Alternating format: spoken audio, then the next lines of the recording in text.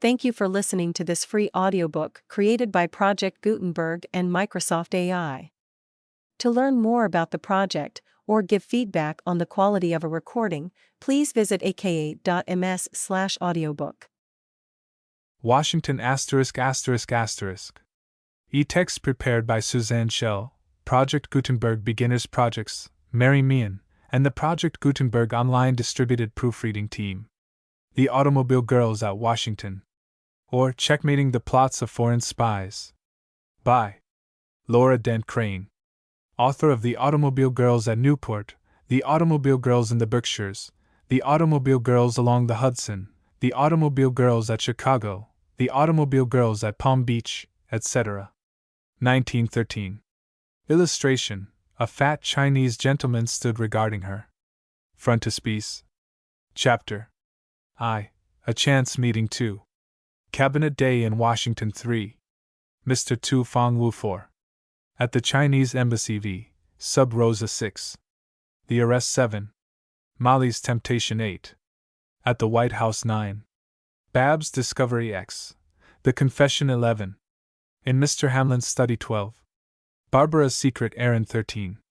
A Foolish Girl 14. Grant no favors 15. Bab refuses to grant a favor 16. Barbara's Unexpected Good Luck 17. The White Veil 18. A Tangled Web or Circumstance 19. Harriet in Danger XX. Foiled 21. The Discovery 22. Oil on the Troubled Waters 23. Suspense and the Reward 24. Home at Laurel Cottage. Chapter 1. A Chance Meeting. Barbara Thurston stood at the window of a large old-fashioned house, looking out into Connecticut Avenue. It was almost dark. An occasional light twinkled outside in the street, but the room in which Barbara was stationed was still shrouded in twilight. Suddenly she heard a curtain at the farther end of the drawing-room rustle faintly. Bab turned and saw a young man standing between the curtains, peering into the shadows with a pair of nearsighted eyes. Barbara started. The stranger had entered the room through a small study that adjoined it. He seemed totally unaware of any other presence, for he was whistling softly. "Kathleen Mavourneen." "I beg your pardon," Bab began impulsively. "But are you looking for someone?" The newcomer flashed a charming smile at Barbara. He did not seem in the least surprised at her appearance. "No," he declared cheerfully. "I was not looking for anyone or anything. The butler told me Mr. Hamlin and Harriet were both out. But I say, don't you think I am fortunate to have found you quite by accident? I came in here to loaf a few minutes." Barbara frowned slightly. The young man's manner was surprisingly familiar, and she had never seen him before in her life. "I hope I am not disturbing you," he went on gaily. "I am an attaché of the Russian legation, and a friend of Miss Hamlin's. I came with a message for Mr. Hamlin. I was wondering if it were worthwhile to wait for him. But I can go away if I am troublesome."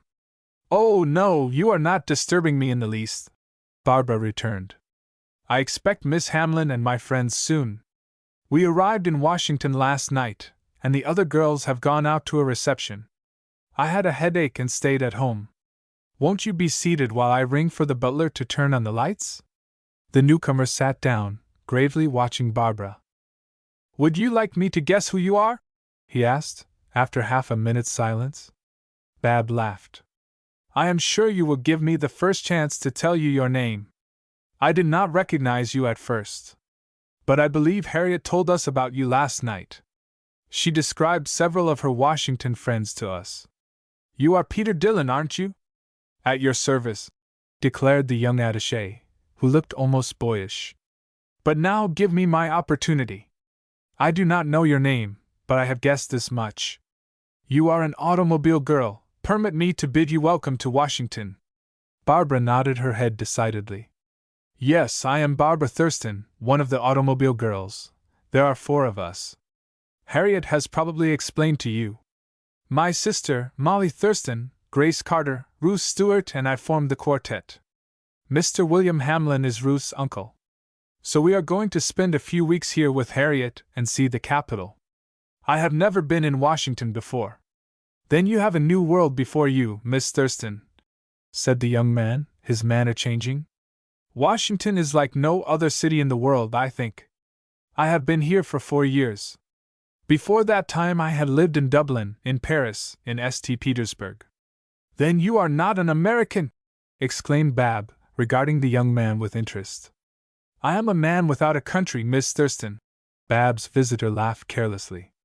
Or perhaps I had better say I am a man of several countries. My father was an Irishman and a soldier of fortune. My mother was a Russian. Therefore, I am a member of the Russian legation in Washington in spite of my half-Irish name. Have you ever been abroad? Oh, no, Bab returned, shaking her head. For the past 2 years, since I have known Ruth Stewart, the automobile girls have traveled about in this country a good deal. But we are only schoolgirls still. We have never really made our debut in society, although we mean to forget this while we are in Washington, and to see as much of the world as we can. I do wish I knew something about politics. It would make our visit in Washington so much more interesting. It is the most interesting game in the world, declared Barbara's companion, dropping for an instant his expression of indifference. His blue eyes flashed. Then he said quickly, Perhaps you will let me teach you something of the political game at Washington. I am sure you will be quick to learn and to enjoy it. Thank you, Bab answered shyly. But I am much too stupid ever to understand. I don't quite believe that. You know you will, of course, hear a great deal about politics while you are the guests of the Assistant Secretary of State. Mr. Hamlin is one of the cleverest men in Washington. I am sure you will be instructing me in diplomacy by the end of a week. But goodbye, I must not keep you any longer. Will you tell Mr. Hamlin that I left the bundle of papers he desired on his study table? And please tell Harriet that I shall hope to be invited very often to see the automobile girls. The young man looked intently at Barbara, as though trying to read her very thoughts while she returned his scrutiny with steady eyes. Then with a courteous bow, he left the room. When Barbara found herself alone, she returned to the window. I do wish the girls would come, she murmured to herself. I am just dying to know what Molly and Grace think of their first reception in Washington. Of course, Ruth has visited Harriet before, so the experience is not new to her. I am sorry I did not go with the girls, in spite of my headache. I wonder if someone is coming in here again. I seem to be giving a reception here myself. By this time the room was lighted, and Barbara saw a young woman of about 25 years of age walk into the drawing room and drop into a big armchair with a little tired sigh. You are Miss Thurston, aren't you? She asked briskly as Bab came forward to speak to her, wondering how on earth this newcomer knew her name, and what could be the reason for this unexpected call. Yes, Barbara returned in a puzzled tone.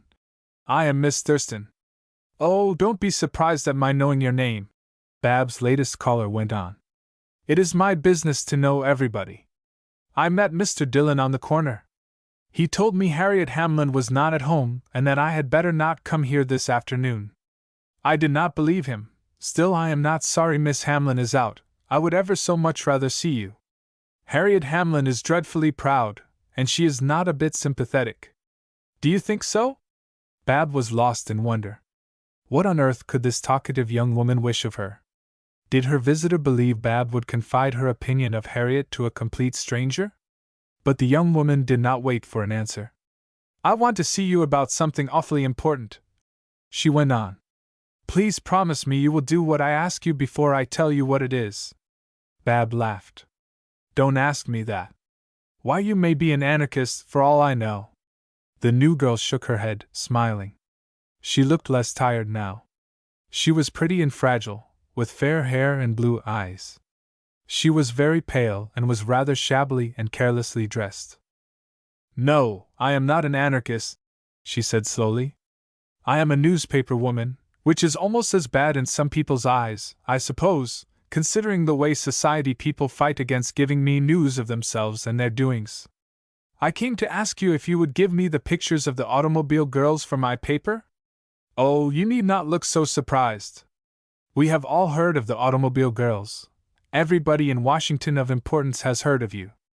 Couldn't you let me write a sketch about you and your adventures, and put your photographs on the society page of our Sunday edition? It would be such a favor to me. Barbara looked distressed. She was beginning to like her visitor. Though Barbara had been associated mainly with wealthy people in the last 2 years of the Automobile Girls' adventures, she could not help feeling interested in a girl who was evidently trying to make her own way in the world. "I am awfully sorry," Bab declared almost regretfully, but before she finished speaking the drawing-room door opened and Ruth Stewart and Harriet Hamlin entered the room together. "How is your head, Bab, dear?" Ruth cried, before she espied their caller. Harriet Hamlin bowed coldly to the newspaper woman in the big armchair. The young woman had flushed, looked uncomfortable at sight of Harriet, and said almost humbly, "I am sorry to interrupt you, Miss Hamlin, but my paper sent me to ask you for the pictures of your guests. May I have them?" "Most certainly not, Miss Moore," Harriet answered scornfully. "My friends would not dream of allowing you to publish their pictures. And my father would not consent to it either. Just because he is Assistant Secretary of State, I do not see why my visitors should be annoyed in this way. I hope you don't mind, Ruth and Barbara." Harriet's voice changed when she turned to address her cousin and friend. "Forgive my refusing Miss Moore for you. But it is out of the question." Ruth and Bab both silently agreed with Harriet. But Barbara could not help feeling sorry for the other girl, who flushed painfully at Harriet's tone and turned to go without another word. Bab followed the girl out into the hall. "I am so sorry not to give you our photographs," Barbara declared. "But of course, we cannot let you have them if Mr. Hamlin would object. And to tell you the honest truth, the Automobile Girls would not like it either." Barbara smiled in such a frank, friendly way that no one could have been vexed with her. The older girl's eyes were full of tears, which she bravely winked out of sight. "Everyone has his picture published in the papers nowadays," she replied. "I am sure I intended no discourtesy to you or to Miss Hamlin." Then the girl's self-control gave way. She was very tired, and Bab's sympathy unnerved her. "I hate Harriet Hamlin," she whispered passionately. "I am as well bred as she is. Because I am poor, and have to support my mother, is no reason why she should treat me as though I were dust under her feet. I shall have a chance to get even with her, some day, just as certainly as I live. Then, won't I take my revenge?" Barbara did not know what to reply, so she went on talking quietly. "I am sure your asking us for our pictures was a very great compliment to us. Only important people and beauties and belles have their pictures in the society papers. It is just because the Automobile Girls are too insignificant to be shown such an honor that we can't consent. But please don't be angry with us. I am sure Harriet did not intend to wound your feelings, and I hope I shall see you soon again." Marjorie Moore shook Barbara's hand impulsively before she went out into the gathering darkness. "I like you," she said warmly. "I wish we might be friends. Good night."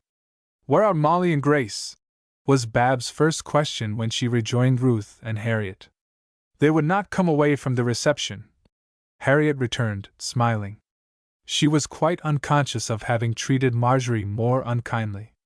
"Ruth and I were worried about your headache, so we did not wish to leave you alone any longer. Strange to relate, Father offered to stay until Molly and Grace were ready to come home. That is a great concession on his part, as he usually runs away from a reception at the first opportunity that offers itself. Mrs. Wilson, a friend of Father's, is helping him to look after Molly and Grace this afternoon. Bab, did some boxes come for me this afternoon? I left orders at the shop to send them when Father would surely be out. Come on upstairs, children, and see my new finery." "Why, Harriet, are you getting more clothes?" Ruth exclaimed. "You are like Miss Flora Flimsy, of Madison Square, who never had anything good enough to wear." "I am no such thing, Ruth Stewart," returned her cousin, a little peevishly. "You don't understand. Does she, Barbara? Ruth has so much money she simply cannot realize what it means to try to make a good appearance on a small allowance, especially here in Washington where one goes out so much." "I was only joking, Harriet." Ruth apologized as she and Barbara obediently followed their hostess upstairs. Bab, however, secretly wondered how she and Molly were to manage in Washington, with their simple wardrobes, if their young hostess thought that clothes were the all-important thing in Washington society. Harriet Hamlin was 20 years of age, but she seemed much older to Bab and Ruth. In the first place, Harriet was an entirely different type of girl. She had been mistress of her father's house in Washington since she was 16. She had received her father's guests and entertained his friends, and at 18 she had made her debut into Washington society, and had taken her position as one of the women of the cabinet. Harriet's mother, Ruth Sant, had died a few months before Mr. Hamlin had received his appointment as Assistant Secretary of State. Since that time Harriet had borne the responsibilities of a grown woman, and being an only child she had to a certain extent done as she pleased, although she was secretly afraid of her cold, dignified father. Mr. William Hamlin was one of the ablest men in Washington. He was a quiet, stern, reserved man, and although he was proud of his daughter, of her beauty and accomplishments, he was also very strict with her. He was a poor man, and it was hard work for Harriet to keep up the appearance necessary to her father's position on his salary as Assistant Secretary of State. Harriet, however, never dared tell her father of this, and Mr. Hamlin never offered Harriet either sympathy or advice.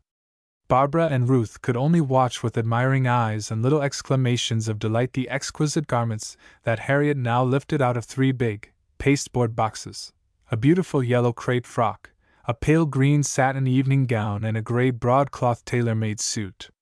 Harriet was tall and dark, with very black hair and large dark eyes. She was considered one of the beauties of the younger set in Washington society. Ruth had not seen her cousin for several years, until she received the invitation to bring the Automobile Girls to Washington. Ruth Stewart and Barbara Thurston had changed very little since their last outing together at Palm Beach. Barbara was now nearly 18. At the close of the school year she was to be graduated from the Kingsbridge High School, and she hoped to be able to enter Vassar College the following fall. Yet the fact that she was in Washington early in December requires an explanation. 2 weeks before Bab had walked slowly home to Laurel Cottage at about 3 o'clock one November afternoon, with a great pile of books under her arm. On the front porch of their little cottage she found her mother and Molly, greatly excited. A telegram had just come from Ruth Stewart. The Automobile Girls were invited to visit Ruth's cousin in Washington, D.C. Ruth wished them to start at the end of the week. Bab's face flushed with pleasure at the news. She had not been with her beloved Ruth since the Easter before. Then the color died out of her face, and her cheeks showed an unaccustomed pallor. "I am so sorry, Mother," Bab responded. "I would give anything in the world to see Ruth. But I simply can't stop school just now, or I shall lose the scholarship. Molly, you can accept Ruth's invitation. You and Grace Carter can go to Washington together. You won't mind going without me. I shall not stir a single step without you," blue-eyed Molly returned firmly. "And Mother thinks you can go." Molly and Mrs. Thurston, aided by Bab's teachers, at last persuaded Barbara to take a few weeks' holiday. Bab could study to make up for lost time during the Christmas holidays. For no one, except the young woman herself, doubted Barbara's ability to win the desired Vassar scholarship. And so it was arranged that Bab and Molly should go with Ruth to Washington. Bab had grown taller and more slender in the past few months. Her brown braids are now always coiled about her graceful head. Her hair was parted in the middle, although a few little curls still escaped in the old, careless fashion. Ruth Stewart, too, was looking sweeter and fresher than ever, and was the same ingenuous, unspoiled girl, whose sunny disposition no amount of wealth and fashion could change. Readers of the first volume in the Automobile Girls series, entitled The Automobile Girls at Newport, will recall how, nearly 2 years ago, Ruth Stewart, with her father and her aunt, Miss Sally Stewart, came from their home in faraway Chicago to spend the summer in Kingsbridge, New Jersey. The day that Barbara Thurston stopped a pair of runaway horses and saved Ruth Stewart from death, she did not dream that she had turned the first page in the history of the Automobile Girls.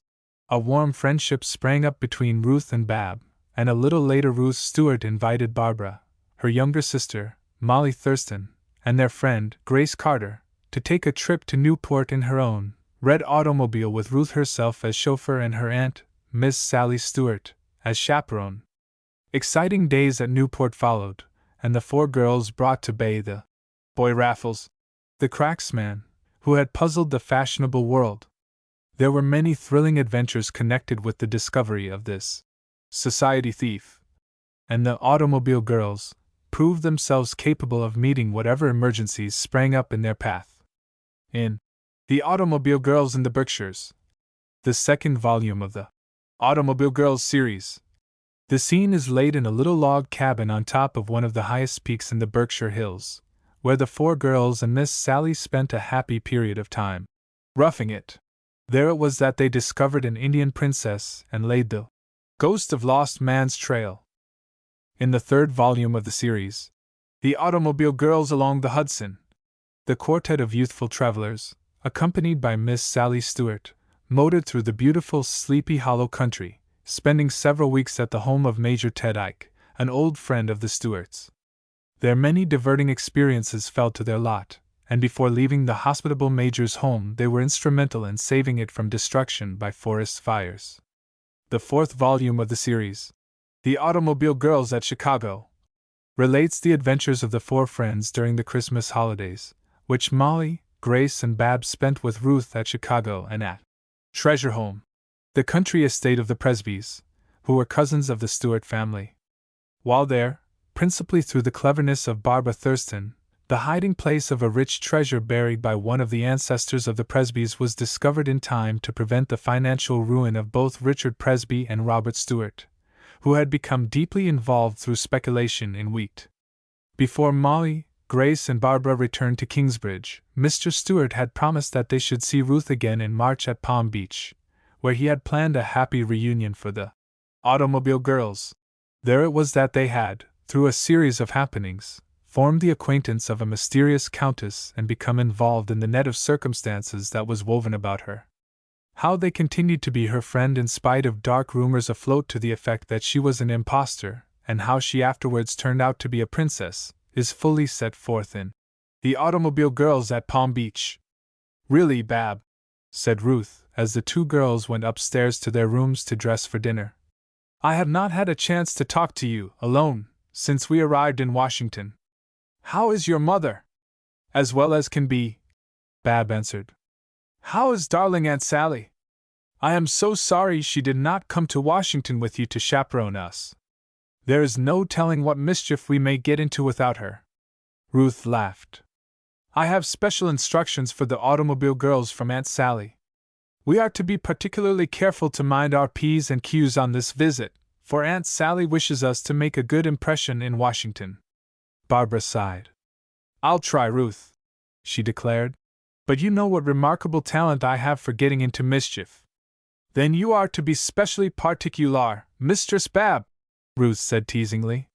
"For Aunt Sally's last words to me were, 'Tell Barbara she is to look before she leaps.'" Barbara shook her brown head vigorously. "I am not the impetuous Bab of other automobile days. But just the same, I wish Aunt Sally had come along with you." "Oh, she may join us later," Ruth returned. "To tell you the truth, Bab, Aunt Sally is not fond of Harriet. She thinks Harriet is clever and pretty, but vain and spoiled. Here come Molly and Grace. Home from that reception at last." The other two girls burst into Ruth's room at this moment. "Whom do you think we have seen?" called out Miss Molly rapturously. "Oh, Washington is the greatest fun!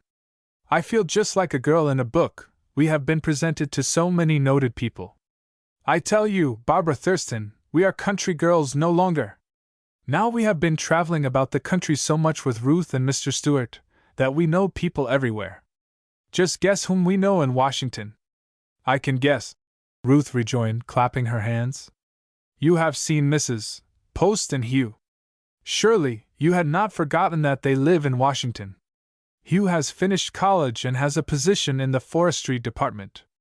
I had a note from him this morning." "And didn't tell?" "Oh, Ruth!" teased Grace Carter. "But Bab, what about our Lennox friends, who spend their winters in Washington?"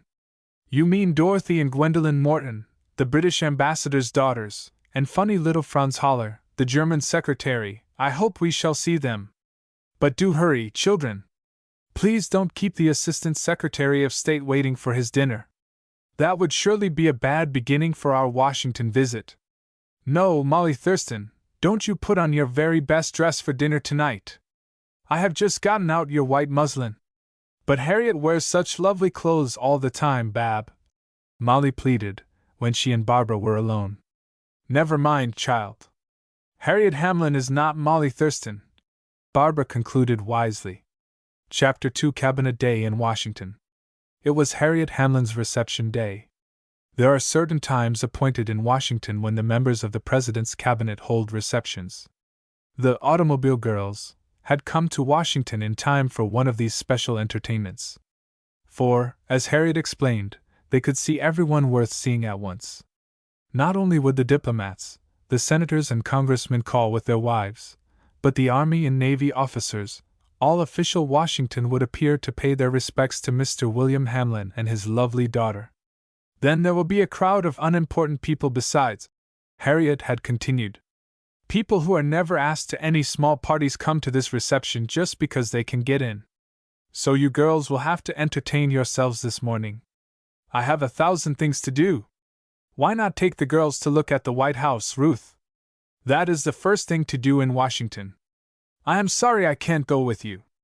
But you just walk straight down Connecticut Avenue and you can't miss it. It was a perfect day. Although it was early in December, the atmosphere was like Indian summer. Washington shone sparkling white through a dim veil of haze. The Automobile Girls walked briskly along toward the White House, chatting every step of the way. Where are the poplar trees planted along this avenue by Thomas Jefferson, Ruth? Grace Carter demanded. I read somewhere that Jefferson meant to make this avenue look like the famous street called Unter den Linden in Berlin. He did, child, but most of the poplar trees died, Ruth rejoined. And someone else planted these oaks and elms. Why are you so silent, Barbara? Are you tired? I think Washington is the most beautiful city in the whole world, Bab answered with sudden enthusiasm. Wait until you have seen it, Ruth teased. Uncle William wants to take us through the Capitol. But I suppose there is no harm in our looking at the outside of the White House. Later on, when we go to one of the President's receptions, we can see the inside of it. Shall we ever see the President? Molly asked breathlessly. Won't it be wonderful? I never dreamed that even Mr. Hamlin could take us to the President's home. Here we are at the White House, said Ruth. The Automobile Girls stood silent for a moment, looking in through the autumn foliage at the simple colonial mansion, which is the historic White House.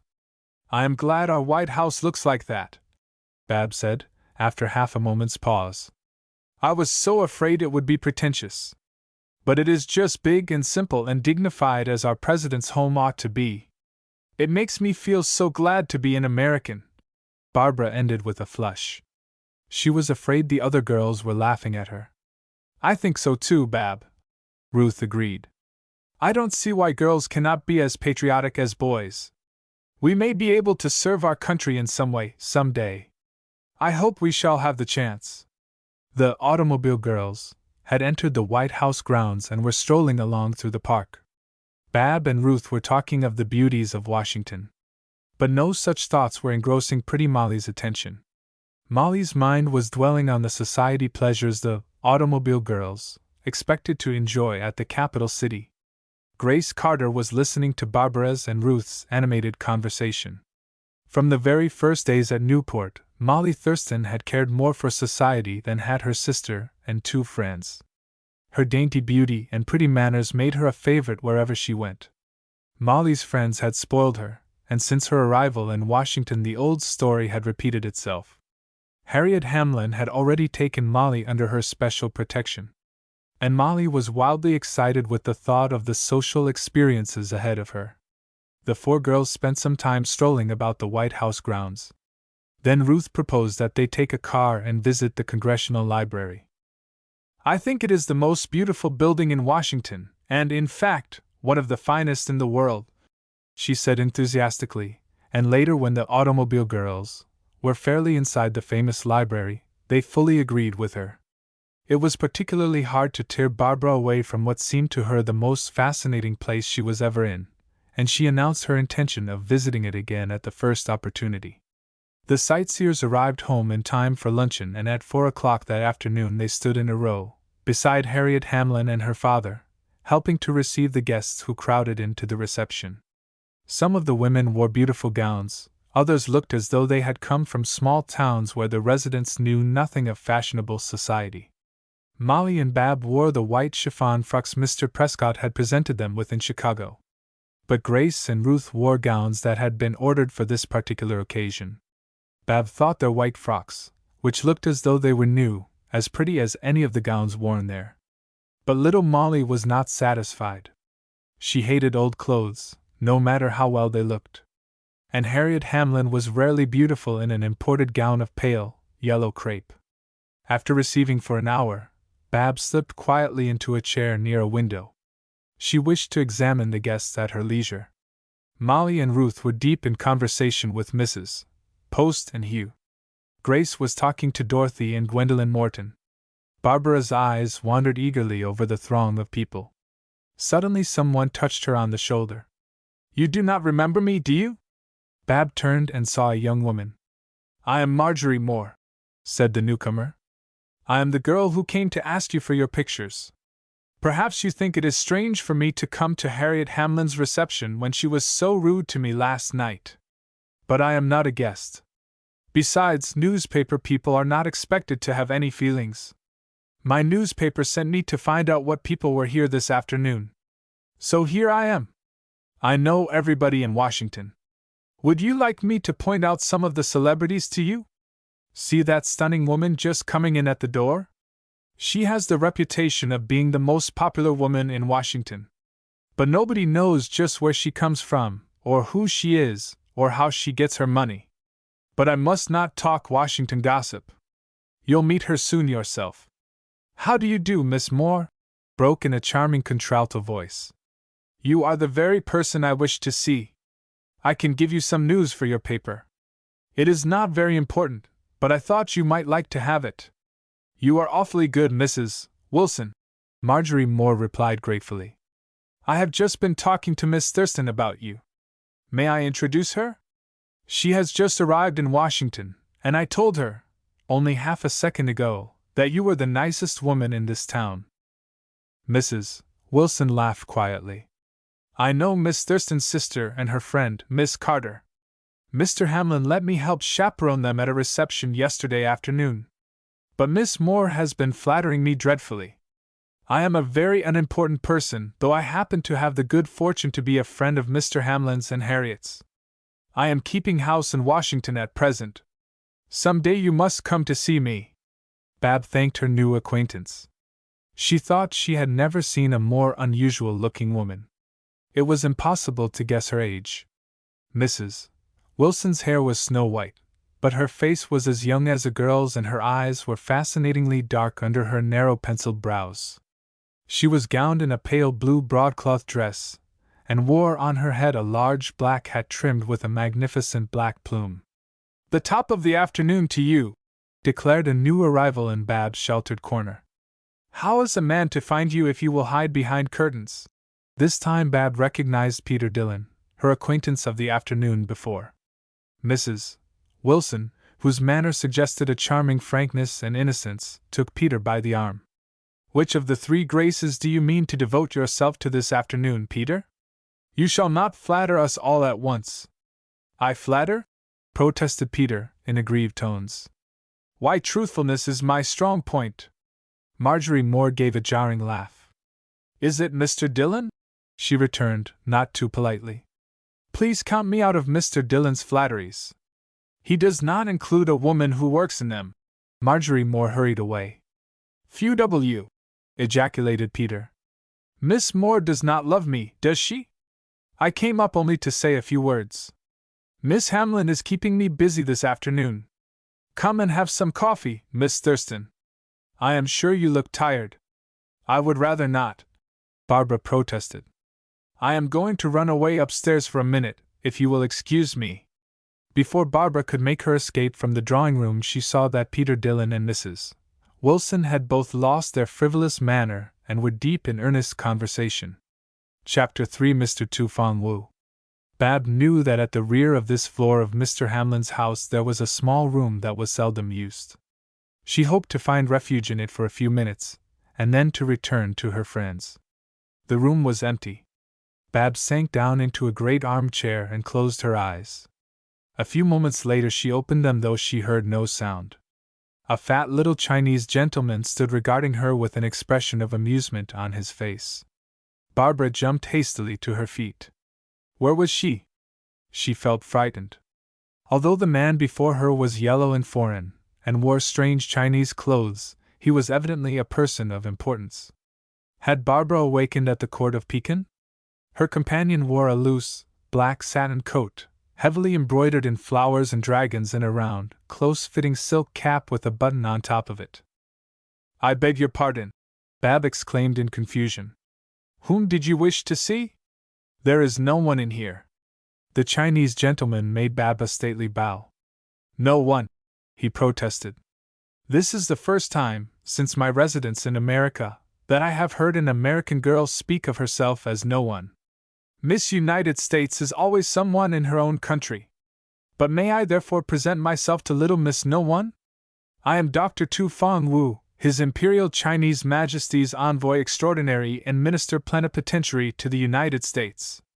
I am very proud to meet you, Mr. Minister," Barbara returned, wondering if Mr. Minister was the proper way to address a foreign ambassador. She thought Mr. Hamlin had told her so, only the night before. Bab did not know in the least what she should do or say to such a distinguished Oriental. She might make a mistake at any minute. For Bab had been learning, every hour since her arrival in Washington, that in no place is social etiquette more important than in the capital city. "May I find Mr. Hamlin for you?" Bab suggested, hoping to make her escape. The Chinese minister shook his head slowly. "Mr. Hamlin is engaged with his other guests." "Then won't you be seated?" Bab asked in desperation. Really, she and this strange yellow gentleman could not stand staring at each other the whole afternoon. It made Bab feel creepy to have a Chinaman regard her so steadfastly and without the slightest change of expression, even if he were a foreign minister. Bab felt this meeting to be one of the strangest experiences of her whole life. She had never seen a Chinaman before, except on the street carrying a basket of laundry. But here she was forced into a tête-à-tête with one in the highest social position. "Have you any daughters?" Barbara asked in her effort to break the awful silence. Mr. Tu Fong Wu again bowed gravely. "I have one daughter and one small son. My daughter is not here with me this afternoon. Chinese girls do not go to entertainments where there are young men.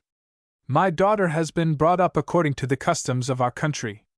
But she has been in Washington for several years. I fear she, too, would like to be emancipated, like the American girl. It is not possible, although she enjoys many privileges she will not have when she returns to China. My daughter is betrothed to a nobleman in her own country. Perhaps you would like to meet my daughter, we too? She is 15 years old. I shall ask Miss Hamlin to bring you to luncheon at the embassy." To Barbara's relief, Mr. William Hamlin now appeared at the door. The Chinese minister again bowed profoundly to Barbara. "I was looking for your smoking room," he laughed, "but I found this young woman instead." As the two men went out of the room, Bab had difficulty in making sure that she had not been dreaming of this fat, yellow gentleman. "Barbara Thurston, what do you mean by running away by yourself?" exclaimed Grace Carter, a moment later. "We have been looking for you for 10 minutes. Hugh Post, Molly, and a strange young man were close behind Grace. "I want to present my friend, Lieutenant Elmer Wilson," Hugh announced. "He is a very important person in Washington." "Not a bit of it," laughed the young man. "I am one of the president's aides. I try to make myself generally useful." "Your work must be very interesting," Barbara said quickly. "Do you—" Just then a soft contralto voice interrupted her. "Are you ready to go with me, Elmer?" it said. Barbara recognized the voice as belonging to the Mrs. Wilson whom she had met in the drawing-room not an hour before. Could it be that this young and lovely-looking woman was the mother of Elmer Wilson? Surely the young man was at least 22 years old. "Coming in a moment, Mother," Elmer replied. "Have you said goodbye to Harriet?" Harriet is not in the reception room now. Nearly all her guests have gone. Mrs. Wilson murmured softly. Mr. Hamlin is angry. But poor Harriet ought to have a chance to talk for a few minutes to the richest young man in Washington.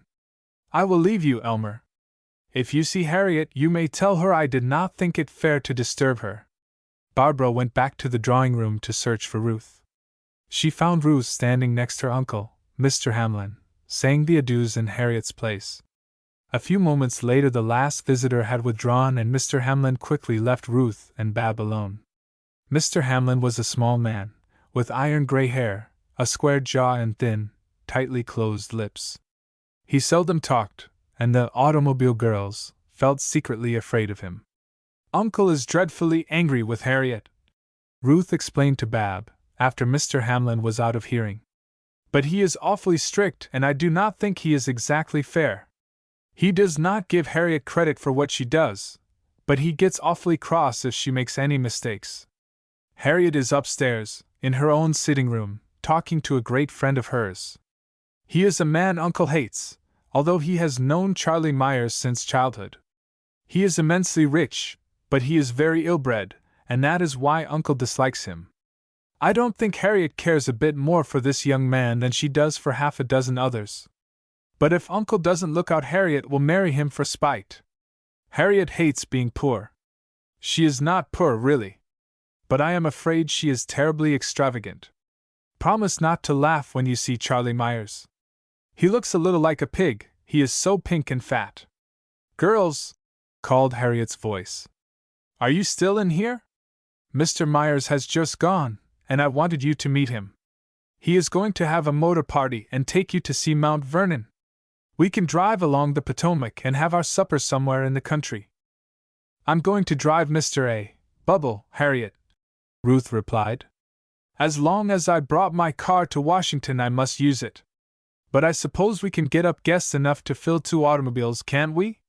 Where's Father? Harriet inquired, trying to conceal a tremor in her voice. Did he know I was upstairs?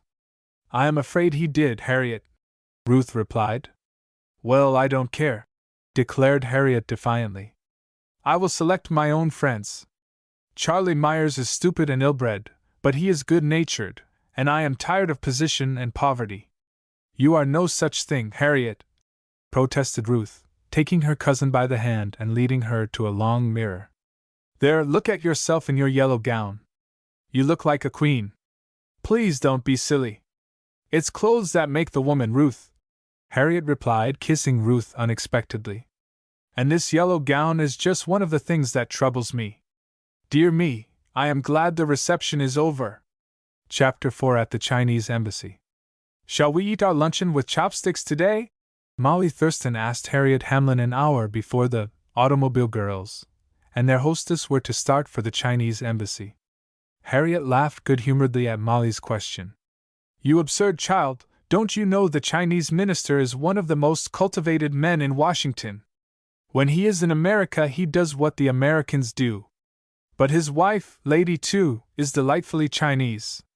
She paints her face in the Chinese fashion and wears beautiful Chinese clothes in her own home. And the little Chinese daughter is a darling. Really, Molly, you will feel as though you had been on a trip to the Orient when you meet dainty little Wee Tu. Oh, I don't believe a Chinese girl can be attractive, Molly argued, her eyes fixed on the pile of pretty gowns which Harriet was laying out on her bed. Do wear the rose-colored gown today, Harriet, Molly pleaded. It is such a love of a frock and so becoming to you with your white skin and dark hair. Dear me, it must be nice to have such lovely clothes. Molly paused for a minute. Harriet turned around to find her little friend blushing. I do hope, Molly went on, that you are not going to feel ashamed of Bab and me while we are your guests in Washington. You can see for yourself that we are poor, and have only a few gowns. Of course it is different with Grace and Ruth. But our father is dead and… Molly stopped. She did not know how to go on with her explanation. Somehow she did not feel that Barbara or her mother would approve of her apologizing to Harriet for their simple wardrobes. Molly! Harriet exclaimed reproachfully. You know I think you and Barbara are so pretty and clever that it does not matter what your clothes are like. Besides, if you should ever want anything special to wear while you are here, why, I have a host of gowns. Molly shook her head. Of course she could not borrow Harriet's gowns. And though Harriet was trying to comfort her, her tone showed very plainly that she had noticed the slimness of the Thurston girls' preparations in the matter of wardrobe for several weeks of gaiety in Washington. At a little before 1 o'clock the automobile girls and Harriet were ushered into the reception room of the Chinese embassy by a grave Chinese servant clad in immaculate white and wearing his long pigtail curled on top of his head. The minister and his wife came forward. Lady Tu wore a dress of heavy Chinese embroidery with a long skirt and a short full coat.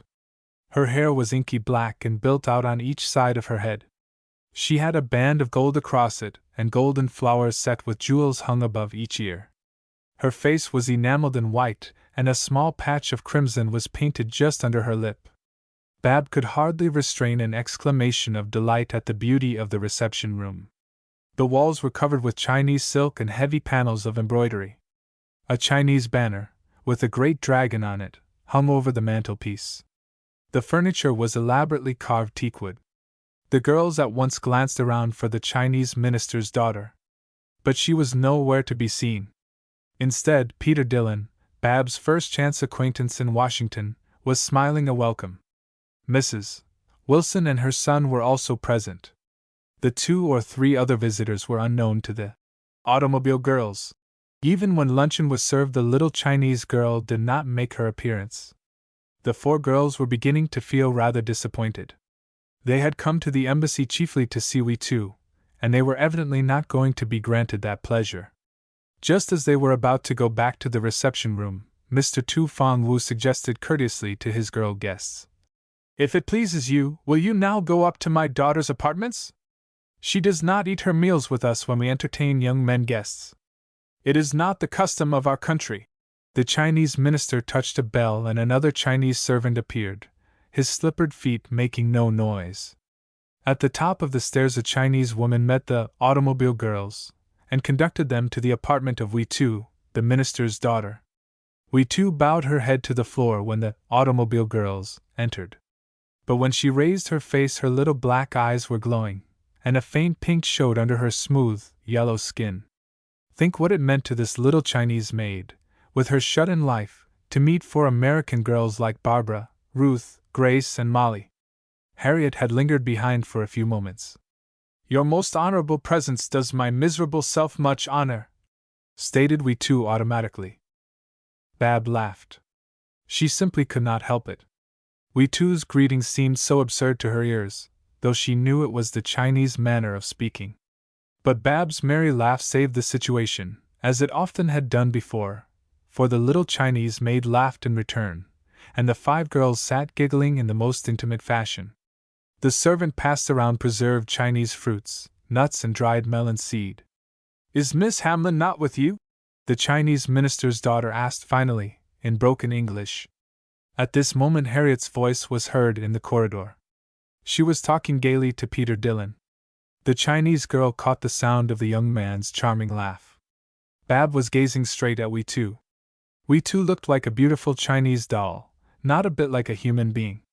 At the entrance to Wee Tu's apartment Peter bowed gracefully. He waited until Harriet entered. "Your most honorable ladyship," he inquired, "have I your permission to enter your divine apartment? Your most noble father has waived ceremony in my favor and says I may be allowed to see you in company with your other guests. You are to pretend you are an American girl today." Wee Tu again made a low bow, almost touching the soft Chinese rug with her crown of black hair. Her mantle was of blue silk crepe embroidered in lotus flowers, and she wore artificial lotus blossoms drooping on either side of her head. After Peter's entrance, Wee Tu did not speak nor smile. She sat with her slender yellow hands clasped together, her nails so long they were tipped with gold to prevent their breaking. Her tiny feet in their embroidered slippers looked much too small for walking. Peter made himself agreeable to all the girls. He chatted with Harriet, joked with Bab and Ruth. Now and then he spoke to the Chinese girl in some simple, gentle fashion that she could understand. "Peter Dillon is awfully attractive," Bab thought. I wonder why I was prejudiced against him at first because of what that newspaper girl said. Peter walked with Barbara back to Mr. Hamlin's house. Would you mind my asking you a question? Bab demanded when they were fairly on the way. Peter laughed. It's a woman's privilege, isn't it? Well, how do you happen to be so intimate at the Chinese minister's? Was Barbara's direct question. They seemed so formal, and then all of a sudden Mr. Tu Fang will let you come up to see his daughter. I know them very well, Peter returned simply. I often dine at the Chinese minister's with his family, so I have met his daughter several times before. I have made myself useful to Mr. Tu Fang Wu once or twice, and my legation likes me to keep in touch with the people in authority. Oh! Exclaimed Barbara. She remembered that Peter was equally intimate at Mr. Hamlin's, and she wondered how he managed to keep up such a variety of acquaintances. I wonder if you would do a fellow a favor some day? Peter asked. I'll bet you have lots of nerve. Harriet is apt to get frightened at the critical minute. It would all depend on what you asked me to do. Bab returned, puzzled by Peter's remark. Oh, I won't ask you until I have managed to do something for you first. It is only that I think you can see a joke, and I have a good one that I mean to try some day, Peter replied. Chapter 5 Sub Rosa. The next morning, Peter Dillon was lounging in Mrs. Wilson's library, chatting with her on apparently easy terms. I think it is a special dispensation of Providence that sent the automobile girls to Washington to visit Harriet Hamlin just at this particular time, Mrs. Wilson, declared Peter Dillon. Mrs. Wilson walked back and forth across her drawing-room floor several times before she answered. She looked older in the early morning light. But her restlessness did not disturb Peter, who was reclining gracefully in a chair, smoking a cigarette. I am not sure you have reason to bless Providence, Peter Dillon, Mrs. Wilson protested. What a man you are! You simply cannot judge all girls by the same standard. Some day you are going to meet a girl who is cleverer than you are. And then, where will you be? Oh, I'll go slowly, Peter argued. I know I am taking chances in making friends with the clever one. But she has more nerve and courage than the others. I am sure it will be much better to leave Harriet out of the whole business, if possible. All right, Peter, Mrs. Wilson agreed. Manage your own affairs, since this happens to be your own special joke. But you had much better have left the whole matter to me. And spoil my good time with 5 charming girls? Peter protested, smiling. No, Mrs. Wilson, that is too much to ask of me. If I can't carry the thing off successfully, you will come to the rescue and help me. You've promised that. We have had our little jokes together before. But this strikes me as being about the best of the whole lot. We will have everybody in Washington laughing up his sleeve pretty soon. There will be a few people who won't laugh, but so long as we keep quiet we need not worry about them. Has Elmer gone to work? I know I have made you a dreadfully early visit. It is very charming of you to be up in time to see me. Don't flatter me, Peter, it is not worthwhile, Mrs. Wilson said angrily. Then she smiled. Never mind, Peter, you can no more help flattering than you can help breathing, whether your reason is a good or a bad one. I suppose it is because you are an Irishman. By the way, Elmer admires one of these charming automobile girls. He has talked of no one else except Molly Thurston since Harriet's tea. Be careful what you say or do before him. I shall be careful, Peter returned easily. My attentions are directed toward the other sister. How have you managed to keep that big boy of yours so much in the dark about? Oh, a number of things, finished Peter. It is because Elmer has perfect faith in me, Peter, Mrs. Wilson answered, passing her hand over her eyes to hide their expression. As all other men have had before him, my lady, Peter avowed. Is it true that Mr. William Hamlin is now a worshipper at your shrine? Absurd, protested Mrs. Wilson. Here comes Elmer. Why, Peter Dillon, this is a surprise, exclaimed the young lieutenant, walking into the room in search of his mother. I never knew Mother to get up so early before. I have just been inquiring of your maid, Mother, to know what had become of you. Harriet Hamlin wants you to chaperone us on an automobile ride out to Mt. Vernon and along the Potomac River. Charlie Myers is giving the party, and Harriet thinks her father won't object if you will go along to look after us. That Charlie Myers is an awful bounder. But Harriet wants to show her little Yankee visitors the sights. Do come along with us, Mother. For I have a fancy I should like to stroll through the old Washington garden with Sweet 16. I will chaperone you with pleasure, Elmer. Mrs. Wilson agreed. But what about you, Peter? Are you not invited? Peter looked chagrined. No, I am not invited, and I call it unkind of Harriet. She knows I am dreadfully impressed with the automobile girls. Mrs. Wilson and Elmer both laughed provokingly. That is just what's the trouble with you, Peter. Harriet is accustomed to your devotion to her. Now that you have turned your thoughts in another direction, she may look upon you as a faithless swain. Mrs. Wilson teased. Don't undertake more than you can manage, Peter, teased Elmer Wilson. That is good advice for Peter. Remember, Peter, I have warned you. Some day you will run across a girl who is cleverer than you are. Then look out, young man. Mrs. Wilson repeated. But Peter only laughed cheerfully. What girl isn't cleverer than a man? He protested. Au revoir. I shall do my best to persuade Harriet to let me go along with her party this afternoon. I suppose we shall be starting soon after luncheon, as it is Saturday. Mother, can you let me have some money? Elmer asked, as soon as Peter was out of hearing. I am ashamed to ask you for it. But going out in society does cost a fellow an awful lot. Mrs. Wilson shook her head. I'm sorry, boy, I can't let you have anything just now. I am short of money myself at present. But I expect to have some money coming in, say in about 2 weeks, or even 10 days. Then I can let you have what you like. How shall we divide our party for the motor ride, Ruth? Asked Harriet Hamlin about 2 o'clock on the afternoon of the same day. Ruth's red car was standing in front of Mr. Hamlin's door with another larger one belonging to Harriet's friend, Charlie Myers, waiting behind it. The automobile party stood out on the sidewalk and Peter Dillon had somehow managed to be one of them. Suppose Barbara, Grace, and Hugh Post go along with me, Harriet? Ruth proposed. Mr. Myers' car is larger than mine. He can take the rest of the party. What a division! Protested Peter Dillon, as he climbed into Ruth's automobile and took his seat next Bab. Do you suppose, for one instant, that we are going to see Hugh Post drive off, the only man among 3 girls? Not if I can help it. The 2 automobiles traveled swiftly through Washington, allowing the 4 automobile girls only tantalizing glimpses of the executive buildings which they passed on the way. In about an hour the cars covered the 16 miles that lay between the capital city and the home of its first president. Such a deep and abiding tranquility pervaded the atmosphere of Mt. Vernon that the noisy chatter of the young people was, for an instant, hushed into silence, as they drove through the great iron gates at the entrance to Mt. Vernon, and on up the elm-shaded lawn to the house. Although it was December, the fall had been unusually warm and the trees were not yet bare of their autumn foliage. The grass still looked smooth and green underfoot.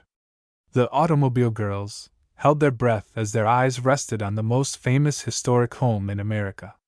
"Oh, Ruth!" exclaimed Bab. But when she saw Peter's eyes smiling at her enthusiasm, she stopped, and would not say another word. Of course, Mt. Vernon was an old story to Mrs. Wilson, to Harriet, and indeed to the entire party except the 4 girls.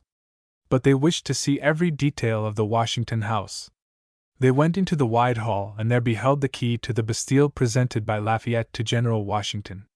They examined the music room, with its queer, old-fashioned musical instruments, went up to Martha Washington's bedroom and even looked upon the white canopied bed where George Washington died.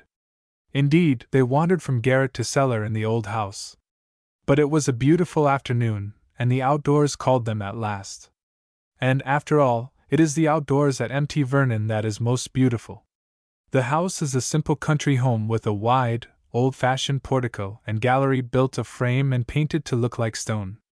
But there is no palace on the Rhine, no castle in Spain, that has a more beautiful natural situation than Mt. Vernon.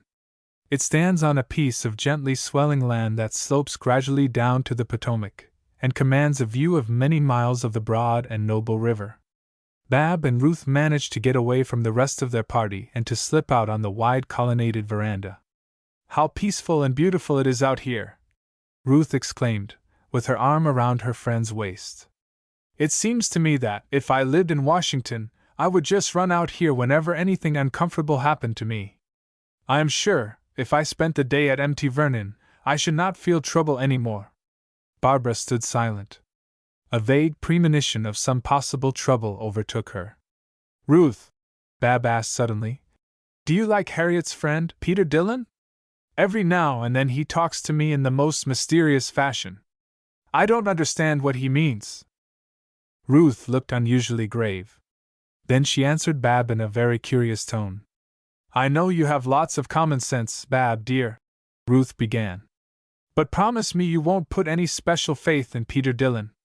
He is not one bit like you, or Ralph Ewing, or the boys we met at the Major's house party. When I meet anyone who is such a favorite with everyone, I always wonder whether he has any real feelings or whether he is trying to accomplish some end. I suppose Peter Dillon can't help striving to be agreeable to everyone." Bab laughed a little. "Why, Ruth," she protested, "that idea does not sound a bit like you. You are sweet to everyone yourself, dear, and everyone loves you. But I do know what you mean about Peter Dillon. Hello?" cried Molly's sweet voice. She waved a long blue scarf toward Ruth and Bab. Molly and Elmer Wilson were standing on the lawn, examining the motto on the sundial. It read, "I record none but sunny hours." "Let me write down that motto for you, Miss Thurston," Elmer Wilson suggested. "I hope you may follow the old sundial's example and record none but sunny hours yourself." "Ruth!" called Hugh, coming around from the other side of the porch with Peter Dillon. "Well, here you are, at last. It is not fair for you two girls to run off together like this. Harriet has disappeared, and Mrs. Wilson is hiding somewhere. Do you remember, Ruth, you promised to go with me to see the old Washington Deer Park? It has just been restocked with deer. Won't you come too, Bab?" Barbara shook her head as Hugh and Ruth walked off together.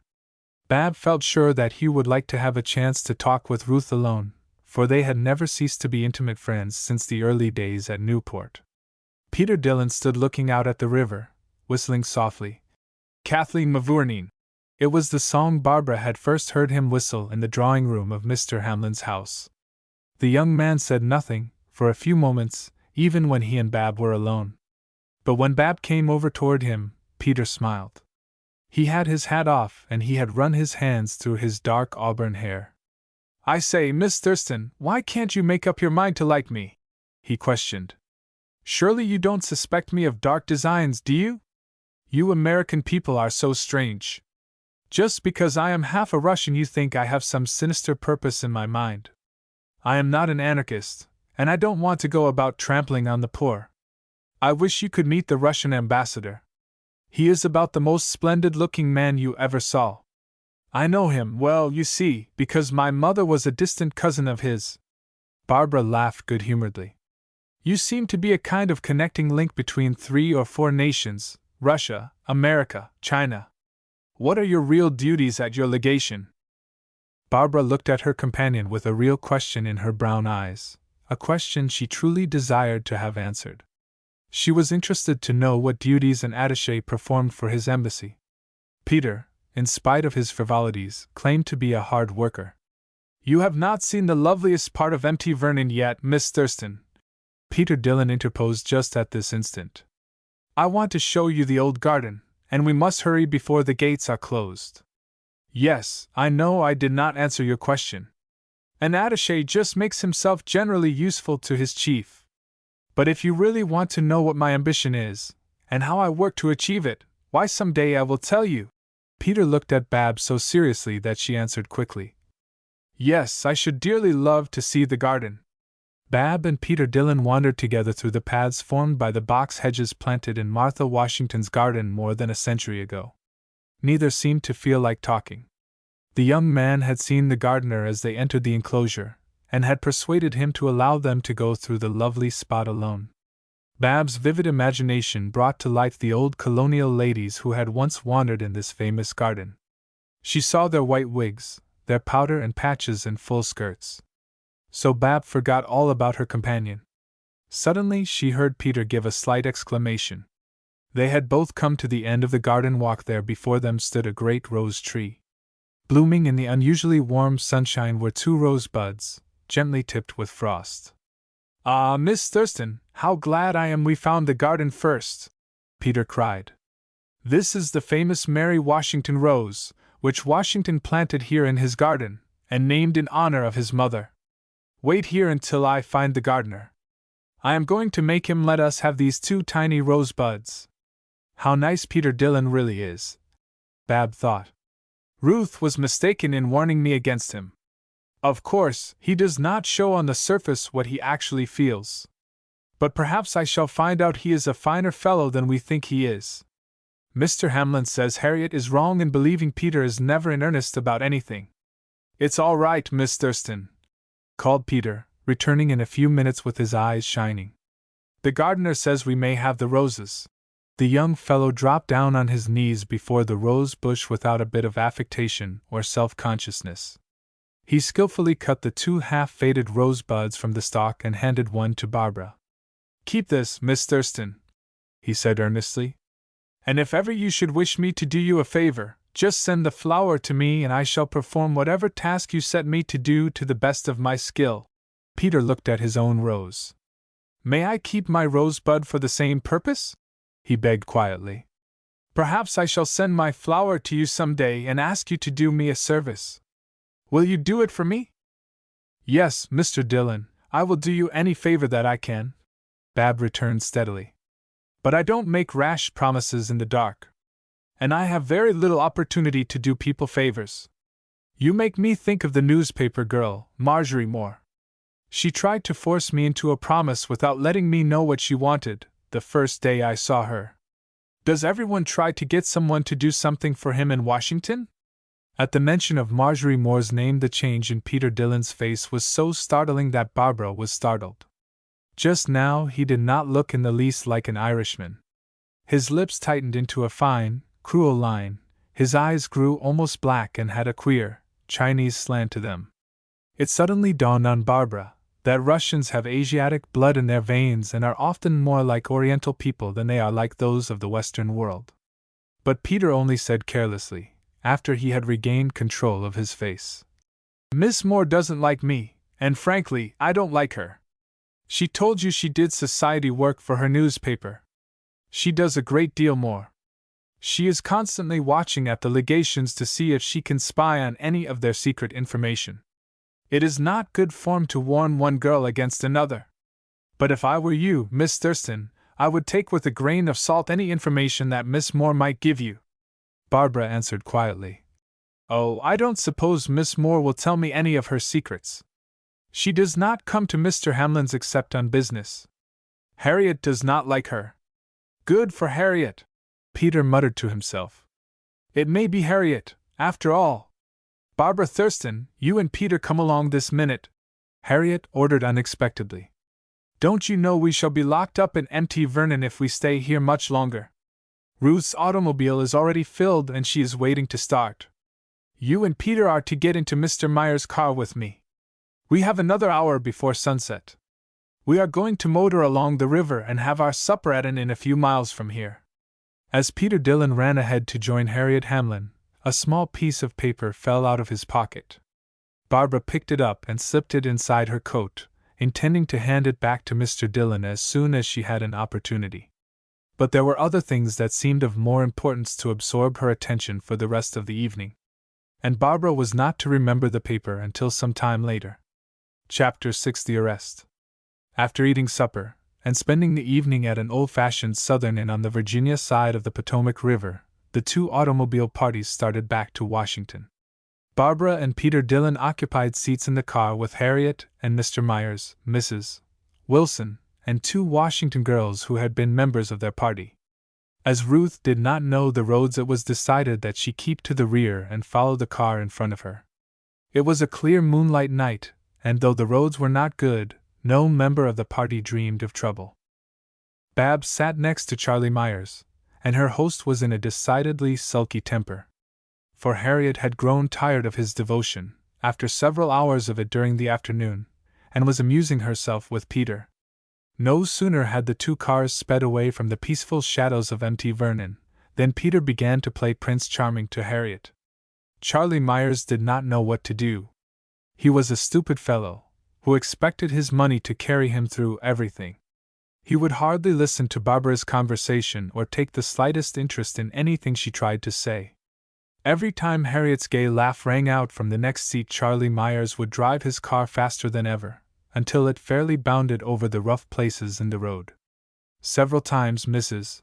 Wilson remonstrated with him. "You are going too fast, Mr. Myers. It is dark, and I am afraid we shall have an accident if you are not more careful. Please go slower." For an instant, Mr. Myers would obey Mrs. Wilson's request to lessen the speed of his car. Then he would dash ahead as though the very Furies were after him. As for Ruth, she had to follow the automobile in front in order to find her way, so it was necessary for her to run her car at the same high speed. Neither Ruth nor her companions knew the pitfalls along the road. Hugh did not keep his automobile in Washington, and though he had a general idea of the direction they should take, he had never driven along the particular course selected by Mr. Myers for their return trip. Ruth felt her face flush with temper as her car shook and plunged along the road. In order to keep within a reasonable distance of the heavier car, she had to put on full power and forge blindly ahead. Once or twice Ruth called out, "Won't you go a little slower in front, please? I can't find my way along this road at such a swift pace." But Ruth's voice floated back on the winds, and the leading car paid no heed to her. Then Elmer and Hugh took up the refrain, shouting with all their lung power. They merely wasted their breath. Charlie Myers either did not hear them or pretended not to do so. He never once turned his head, or asked if those back of him were making a safe journey. Barbara was furious. She fully realized Ruth's predicament, although she was not in her chum's car. "Please don't get out of sight of Ruth's car, Mr. Myers," Bab urged her companion. But he paid not the slightest attention to her request. Bab looked anxiously back over the road. Now and then she could see Mr. A. Bubble's lamps. More often Ruth's car was out of sight. Patience was not Barbara's strong point. "Harriet," she protested, "won't you ask Mr. Myers to slow down so that Ruth can follow him? He will not pay the least attention to me." "What is your hurry, Charlie?" asked Harriet, in a most provoking tone. She knew the young fellow was not a gentleman, and that he was showing his anger against her by making them all uncomfortable. But Harriet was in a wicked humor herself, and she would not try to appease their cross host. She was having an extremely pleasant time with Peter Dillon, and really did not realize Ruth's difficulties. The front car slowed imperceptibly, then hurried on again. At about 10:30, Mr. Myers turned into one of the narrow old-fashioned streets of the town of Alexandria, which is just southwest of Washington. The town was only dimly lighted and the roads made winding turns, so that it was impossible to see any great distance ahead. Ruth had managed to keep her car going, though she had long since lost her sweet temper, and the others of her party were very angry. "It serves us right," Hugh Post declared to Ruth. "We ought never to have accepted this fellow's invitation. I knew he wasn't a gentleman, and I know Mr. Hamlin does not wish Harriet to have anything to do with him. Yet, just because the fellow is enormously rich and gives automobile parties, here we have been spending the evening as his guests. Look here, Ruth, do you think I can forget I have enjoyed his hospitality, and punch his head for him when we get back to Washington, for leading you on a chase like this?" Ruth smiled and shook her head. She was seldom nervous about her automobile after all her experiences as chauffeur. Yet this wild ride at night through towns of which she knew little or nothing was not exactly her idea of sport. Mr. Bubble was again outdistanced. As the streets were deserted, Ruth decided to make one more violent spurt in an effort to catch up with the front car. Poor Mr. A. Bubble, who had traveled so far with his carload of happy girls, was shaking from side to side. But Ruth did not think of danger. Alexandria is a sleepy old southern town, and nearly all its inhabitants were in bed. "Aren't there any speed regulations in this part of the world, Hugh?" Ruth suddenly inquired. But she was too late. At this instant, everyone in her car heard a loud shout. "Hold up there! Stop!" A figure on a bicycle darted out of a dark alley in hot pursuit of them. "Go it, Ruth!" Hugh whispered. But Ruth shook her head. "No," she answered. "We must face the music." Ruth put on her stop brake, and her car slowed down. "What do you mean?" cried a wrathful voice. "Tearing through a peaceful town like this, lickety-split, as though there were no folks on earth but you. You just come along to the station with me. You'll find out, pretty quick, what 25 miles an hour means in this here town." "Let me explain matters to you," Hugh protested. "It is all a mistake. I ain't never arrested anybody for speeding yet that they ain't told me it was just a mistake," fumed the policeman. "But you will get a chance to tell your story to the chief of police. You're just wasting good time talking to me. I ain't got a mite of patience with crazy automobilists. Don't take us all to the station house, officer," Hugh pleaded. "Just take me along, and let the rest of the party go on back to Washington. It's awfully late.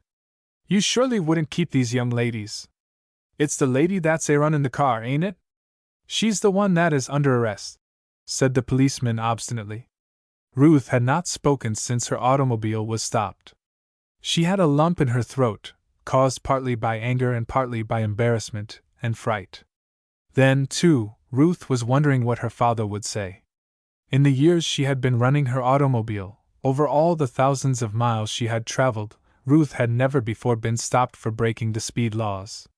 She had always promised Mr. Stewart to be careful. And one cannot have followed the fortunes of Ruth Stewart and her friends in their adventures without realizing Ruth's high and fine regard for her word. Yet here were Ruth and her friends about to be taken to jail for breaking the laws of the little Virginia city. It was small wonder that Ruth found it difficult to speak. "I will go with the policeman," she assented.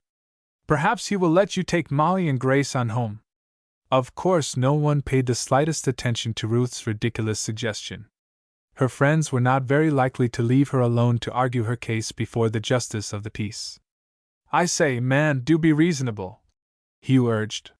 He would not give up. "You can hold me in jail all night if you will just let the others go." "Please don't argue with the policeman, Hugh," Ruth begged. "He is only doing his duty. I am so sorry, Molly darling, for you and Grace. But I know you won't leave me." "Oh, we don't mind," the two girls protested. "I suppose we can pay the fine and they will let us go at once." Hugh said nothing, for he knew that he had only a few dollars in his pocket. When Ruth's car finally reached the station house, it was almost 11 o'clock. The policeman took the automobile party inside the station.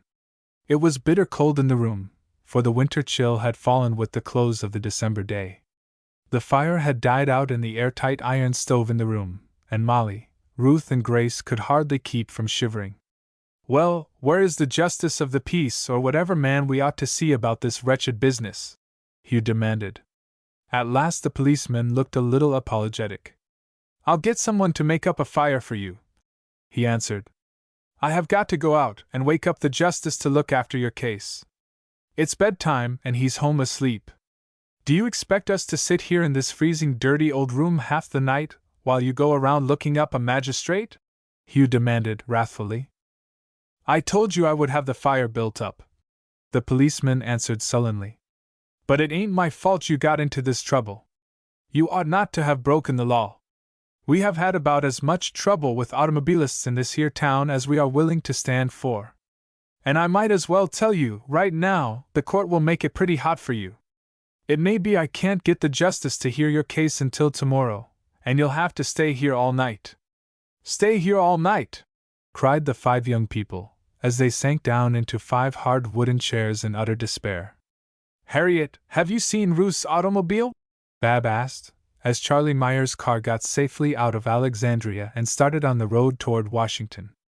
Harriet and Peter both looked around and strained their eyes in the darkness.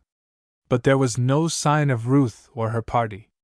"Don't you think we had better go back a little, Charlie?" Harriet now suggested. "I am afraid you have gotten too far ahead of Ruth for her to follow you. What has Miss Stewart got Hugh Post and Elmer Wilson with her for, if they can't show her the way to town?" argued the impolite host of the automobile parties. I think Charlie is right, Harriet. I would not worry, interposed Mrs. Wilson in her soft tones.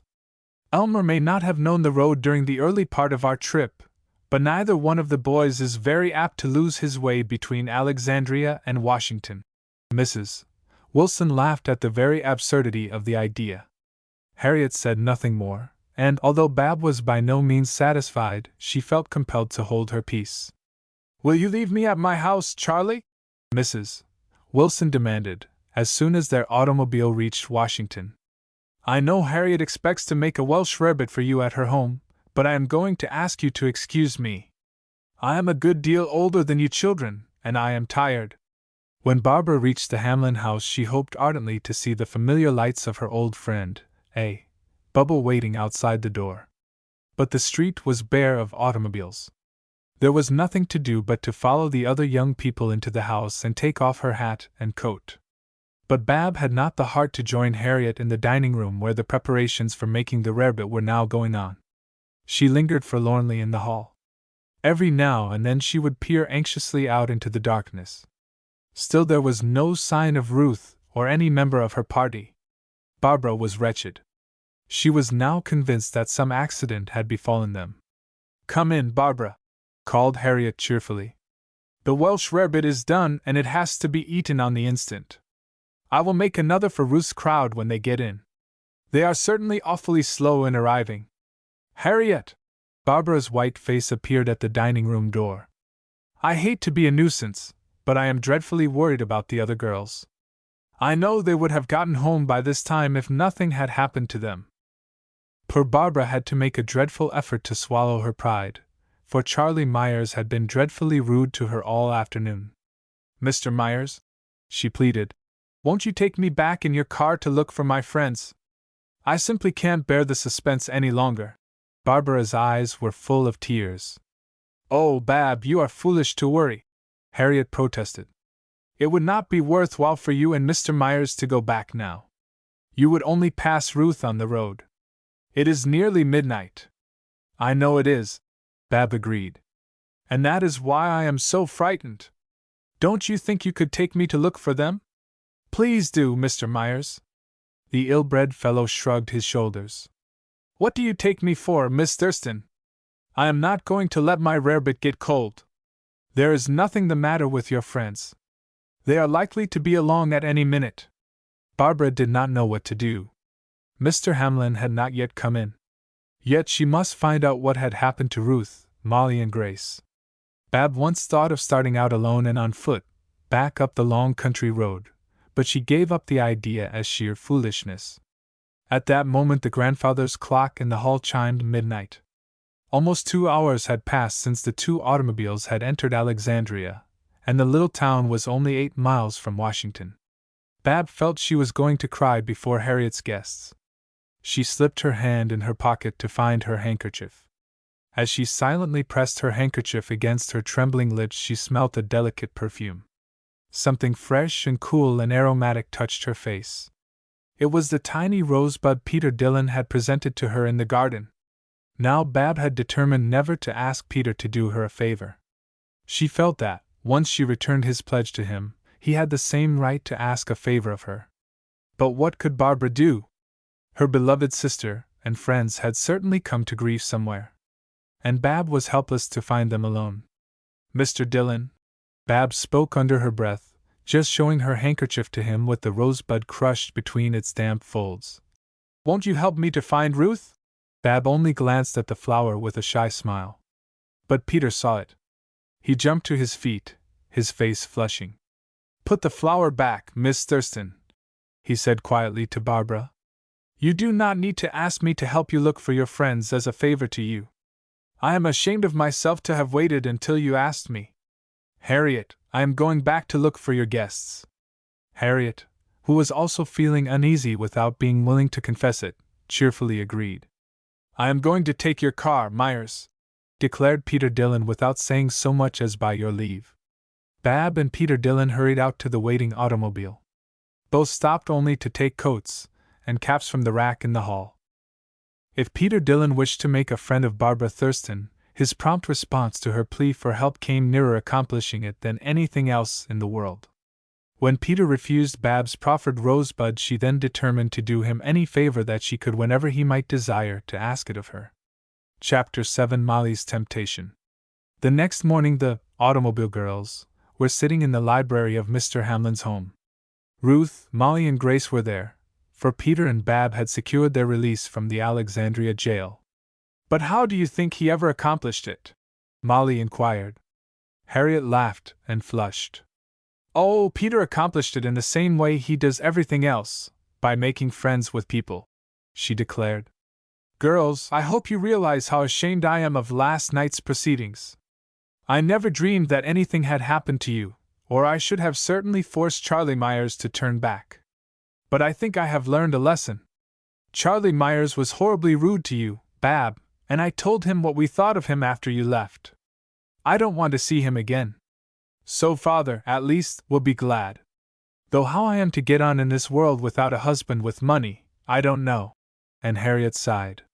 "Still, I would like to have my questions answered," Molly repeated. "How did Peter Dillon get us away from that wretched jail in such a short time when we thought we might have to stay there all night?" "Why, he just found the justice of the peace, arranged about Ruth's fine, mentioned Mr. Hamlin's name, and did a few more things." Bab laughed. "So, at last, you were permitted to come home. Poor Hugh and Elmer were so mortified at not having enough money with them to pay the fine. It was just an accident.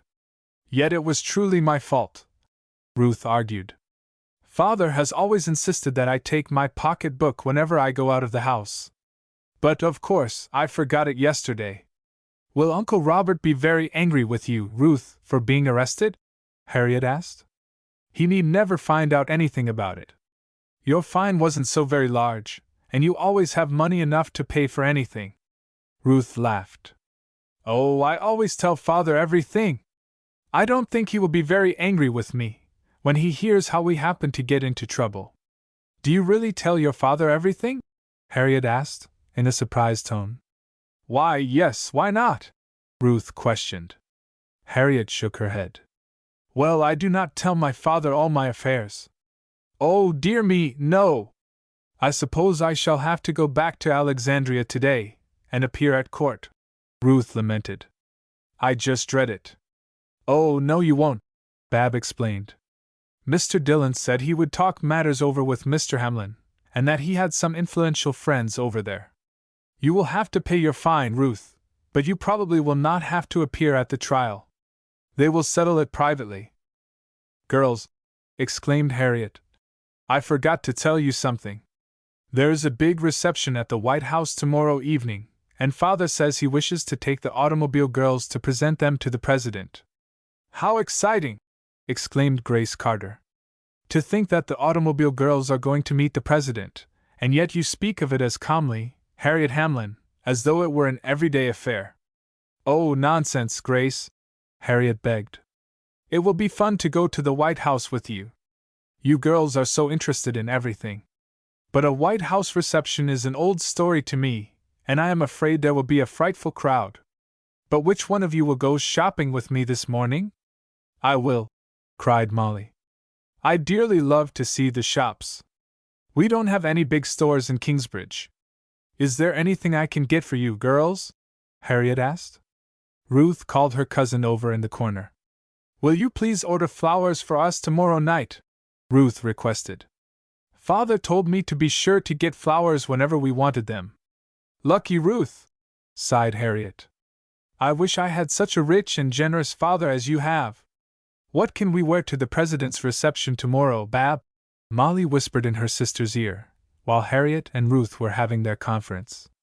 Bab thought for a moment. "You can wear the corn-colored frock you wore to dinner with the Princess Sophia at Palm Beach.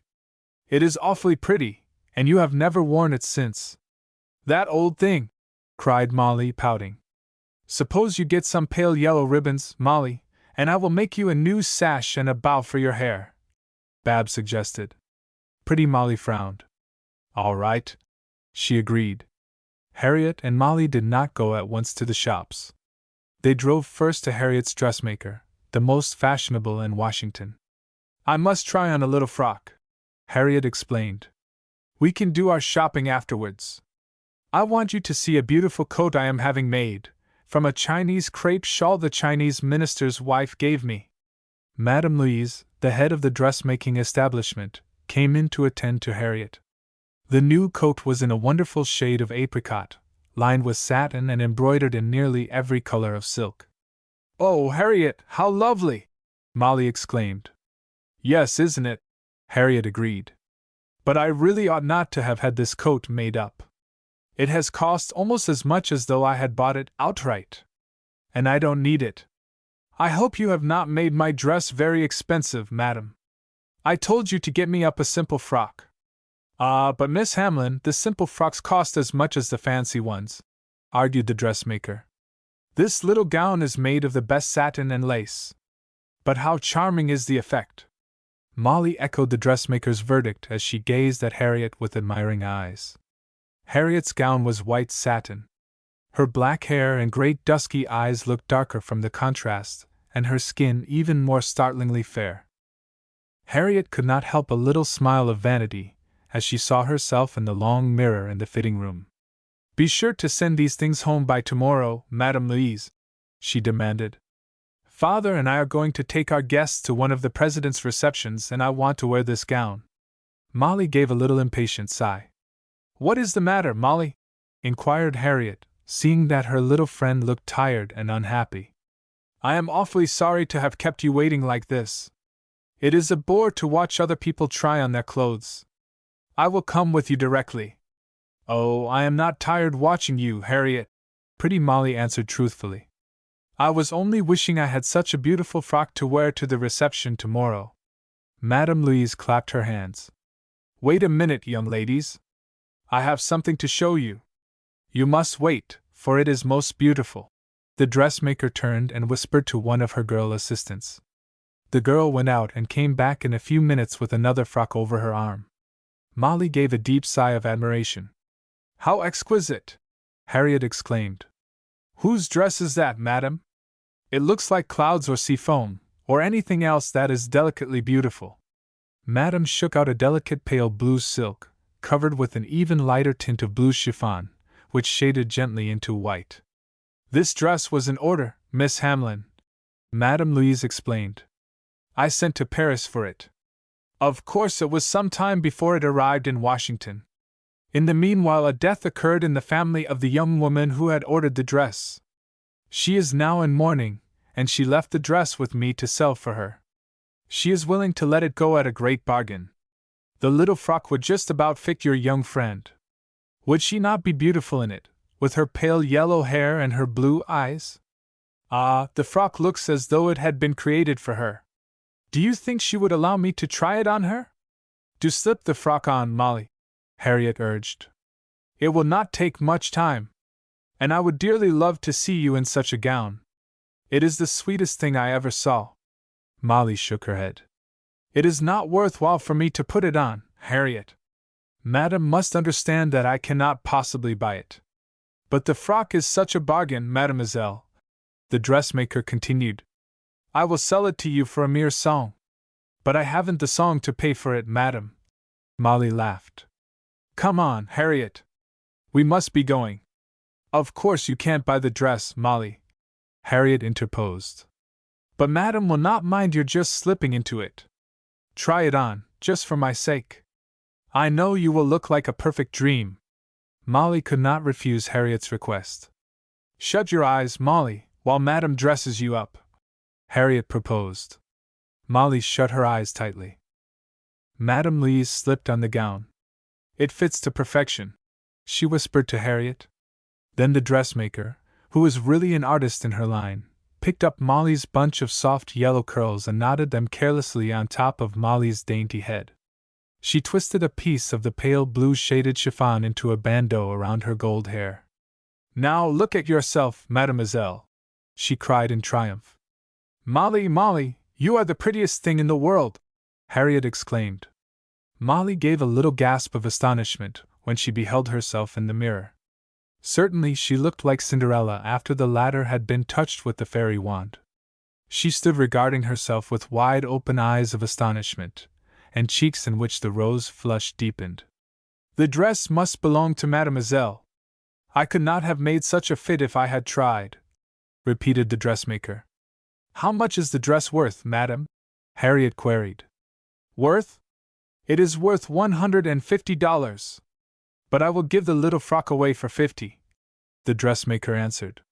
"Can't you possibly buy it, child?" Harriet pleaded with Molly.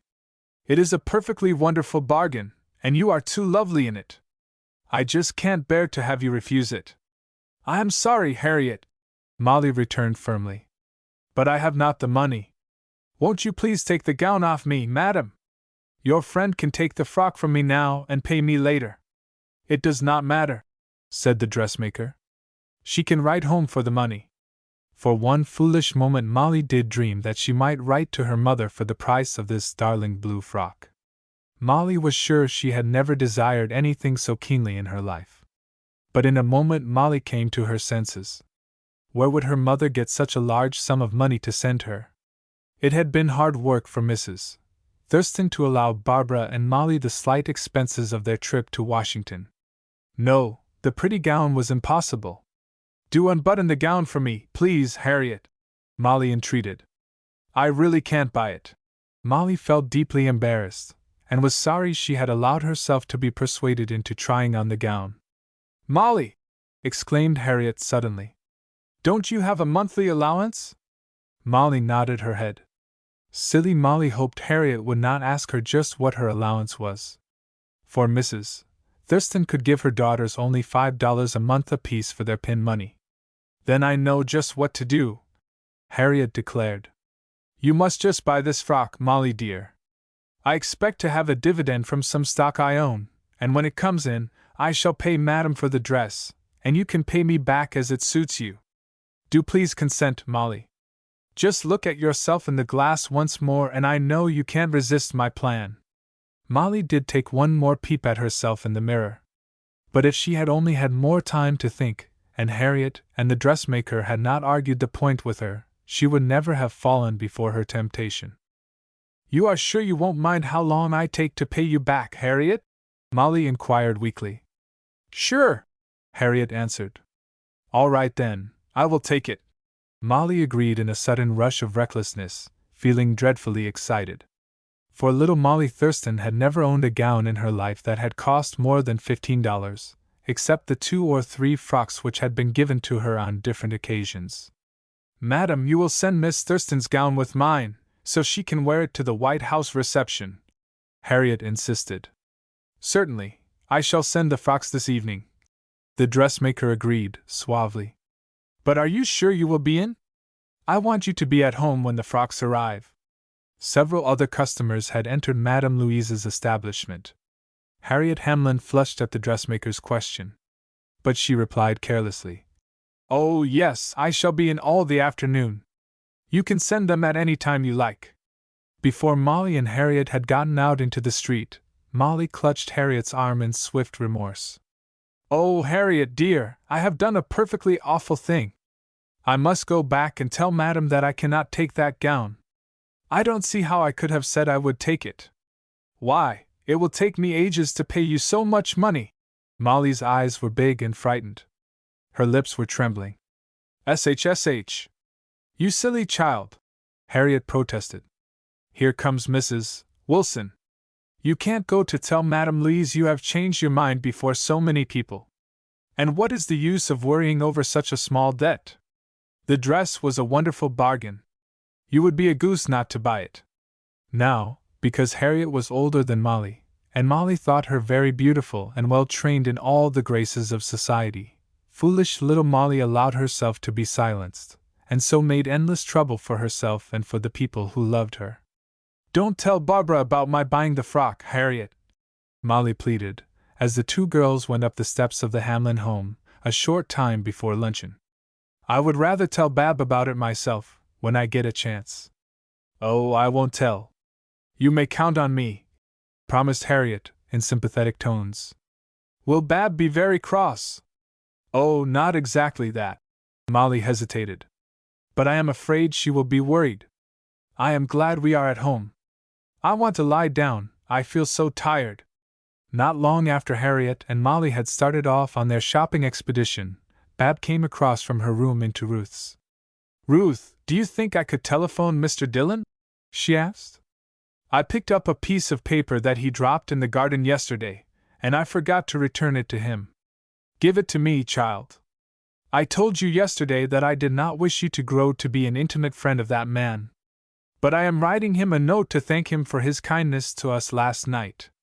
I can just put your paper in my letter and explain matters to him." Bab carelessly tossed the sheet of paper on Ruth's desk. It opened, and Ruth cried out in astonishment. "Oh, Bab, how queer! This note is written in Chinese characters. What do you suppose Peter Dillon is doing with a letter written in Chinese?" "I don't know, I am sure, Ruth," Bab demurred. "It is none of our business." "Did you get the yellow ribbon, Molly?" Barbara asked her sister, 2 hours later, when Molly and Harriet came in from their shopping. "I have been fixing up your dress all morning. It is awfully pretty. Now I want to make the sash."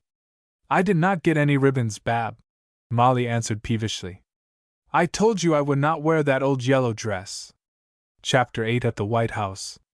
Molly Thurston was not well the next day. She stayed in bed and explained that her head ached. And Harriet Hamlin behaved very strangely. She was shut up in the room with Molly for a long time. When she came out, Molly's eyes were red, and Harriet looked white as a sheet. But neither of the girls would say what was the matter. Just before the hour for starting to the White House reception, Molly got out of bed and insisted on dressing. "I am afraid you are not well enough to go out tonight, Molly," Bab protested. "I hope you won't be too disappointed. Shall I stay at home with you?" Molly shook her head obstinately. "I am quite well now," she insisted. "Bab, would you mind leaving me alone while I dress? I do feel nervous, and I know Ruth and Grace won't care if you go into their room." "All right, Molly," Barbara agreed cheerfully, wondering what had come over her little sister. "Call me when you wish me to button your gown. I have put the yellow one out on the lounge, if you should decide to wear it." When Molly was left alone, 2 large tears rolled down her cheeks. Once she started to crawl back into bed and to give up the reception altogether. But after a while, she walked over to her closet and drew out a great box. With trembling fingers, Molly opened it and gazed in upon the exquisite blue frock that had already caused her so much embarrassment and regret. Should she wear the frock that night? Molly Thurston asked herself. And what would Babs say when she saw it? For Molly had not yet mustered up the courage to make her confession.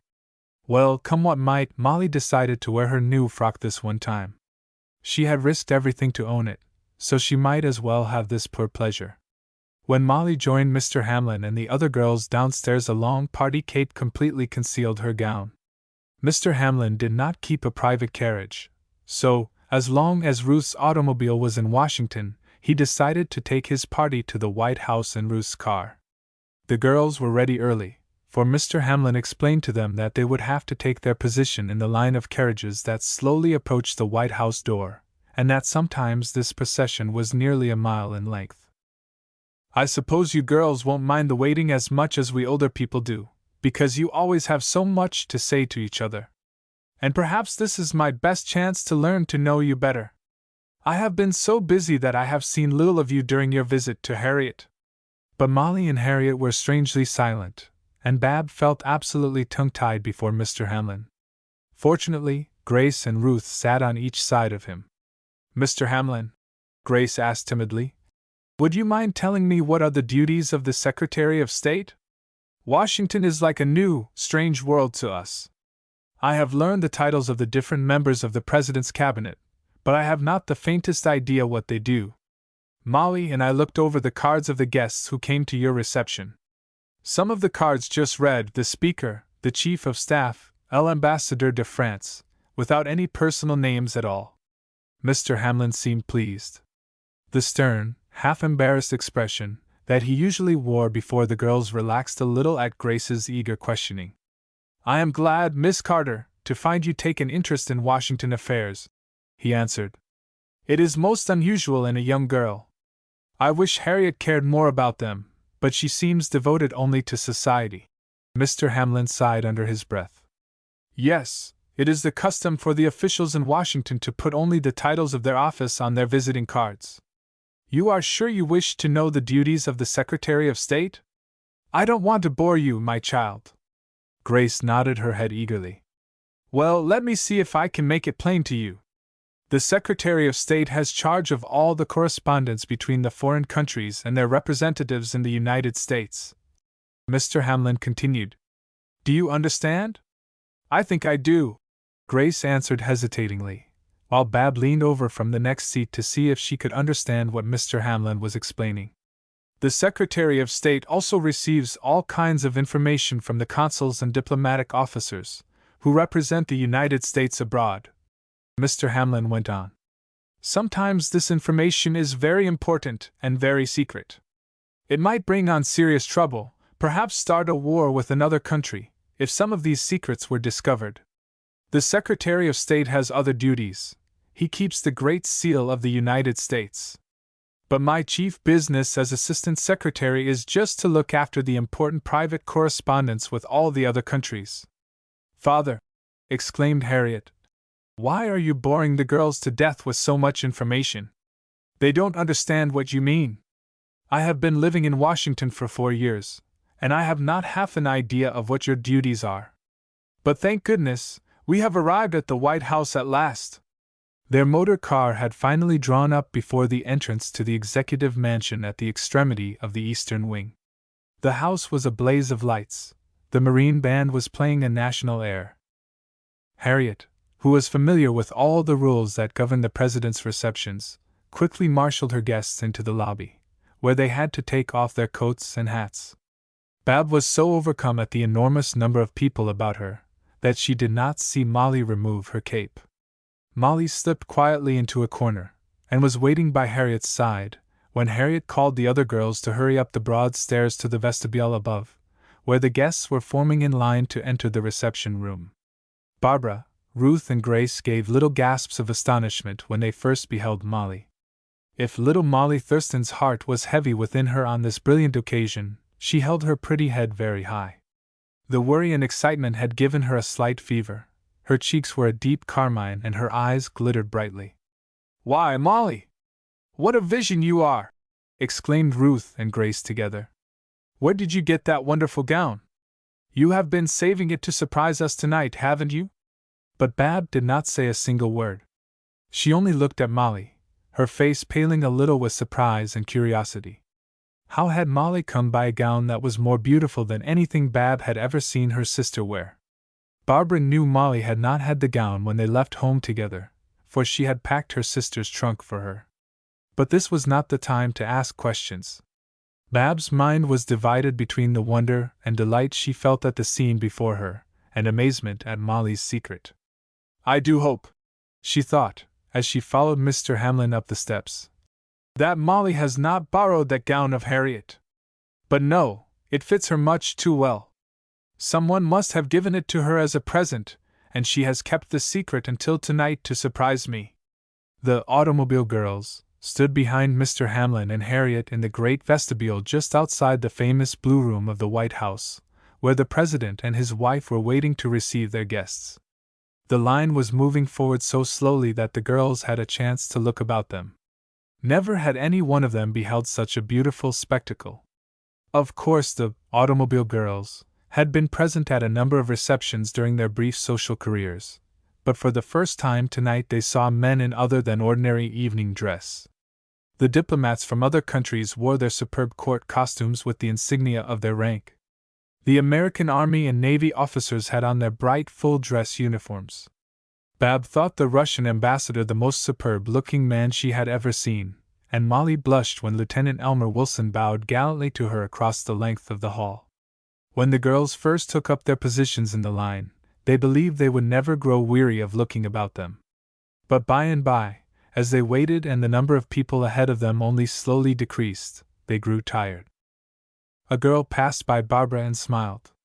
It was Marjorie Moore. She was not going to try to shake hands with the president. She had a notebook and a pencil in her hand and was evidently bent on business.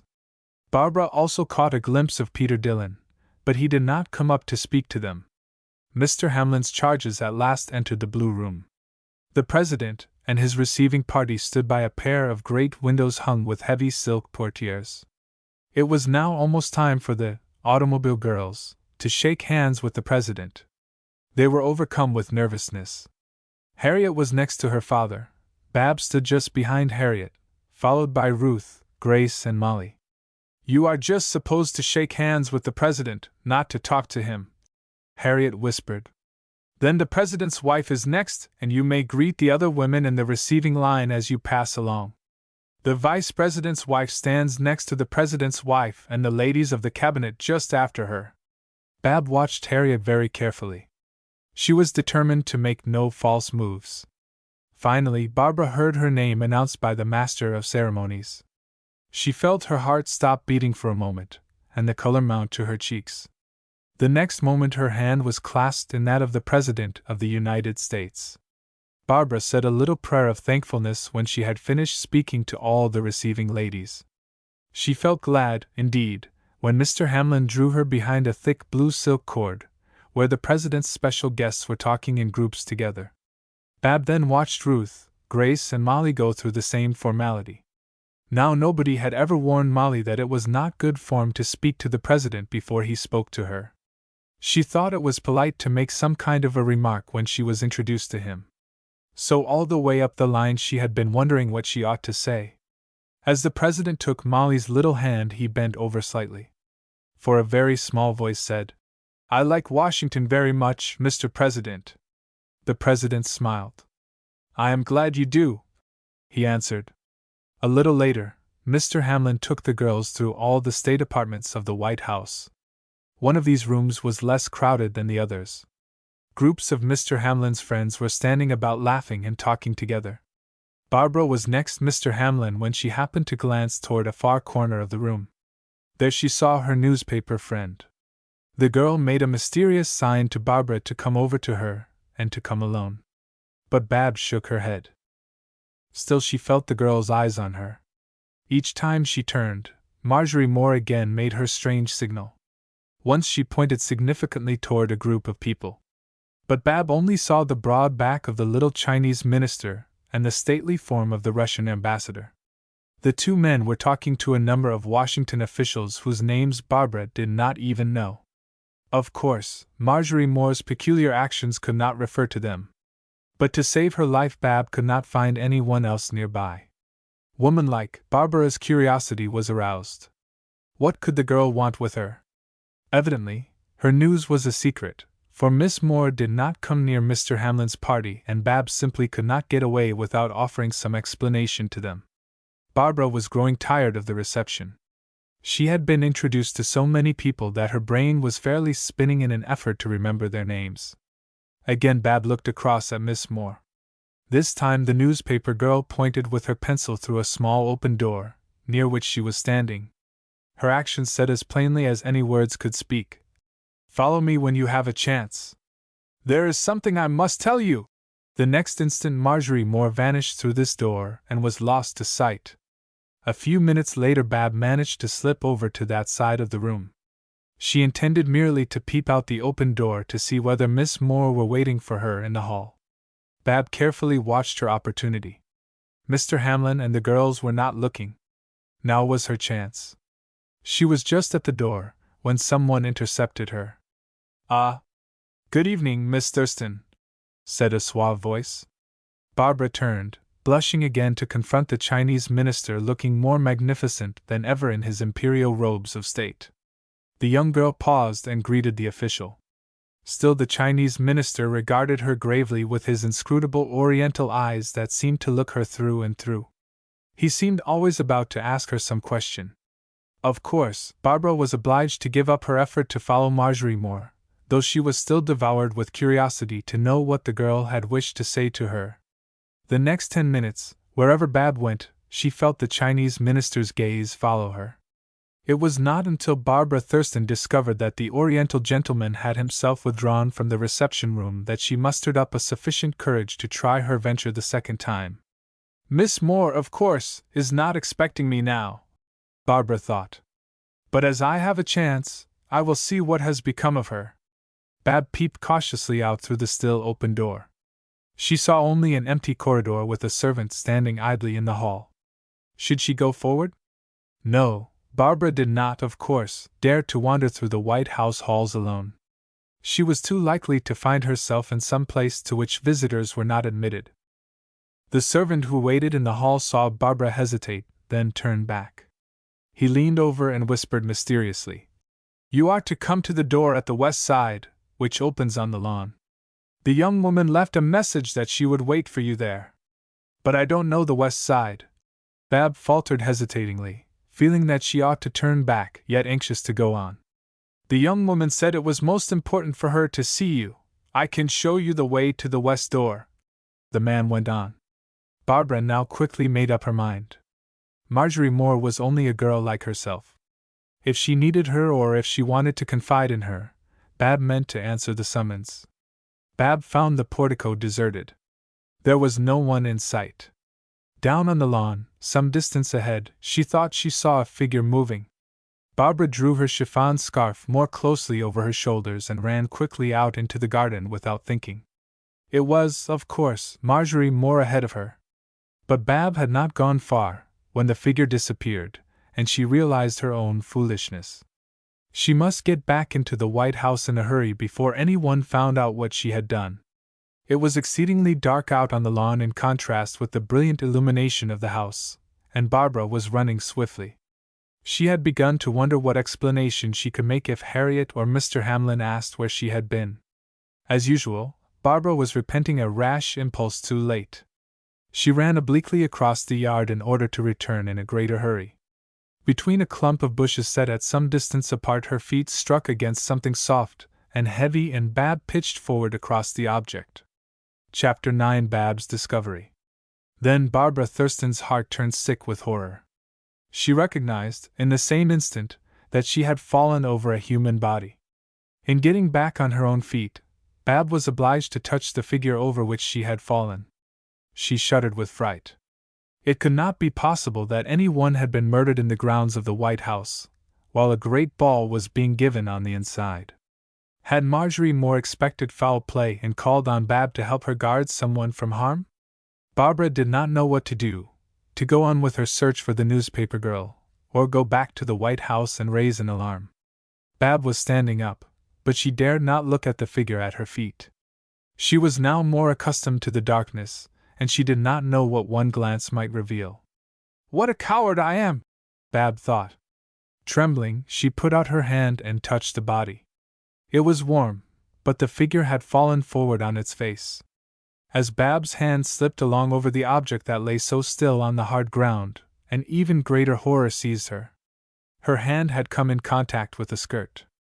The figure was that of a woman. Barbara dropped on her knees beside the figure. She gently turned the body over until it was face upward. One long stare at the face was enough.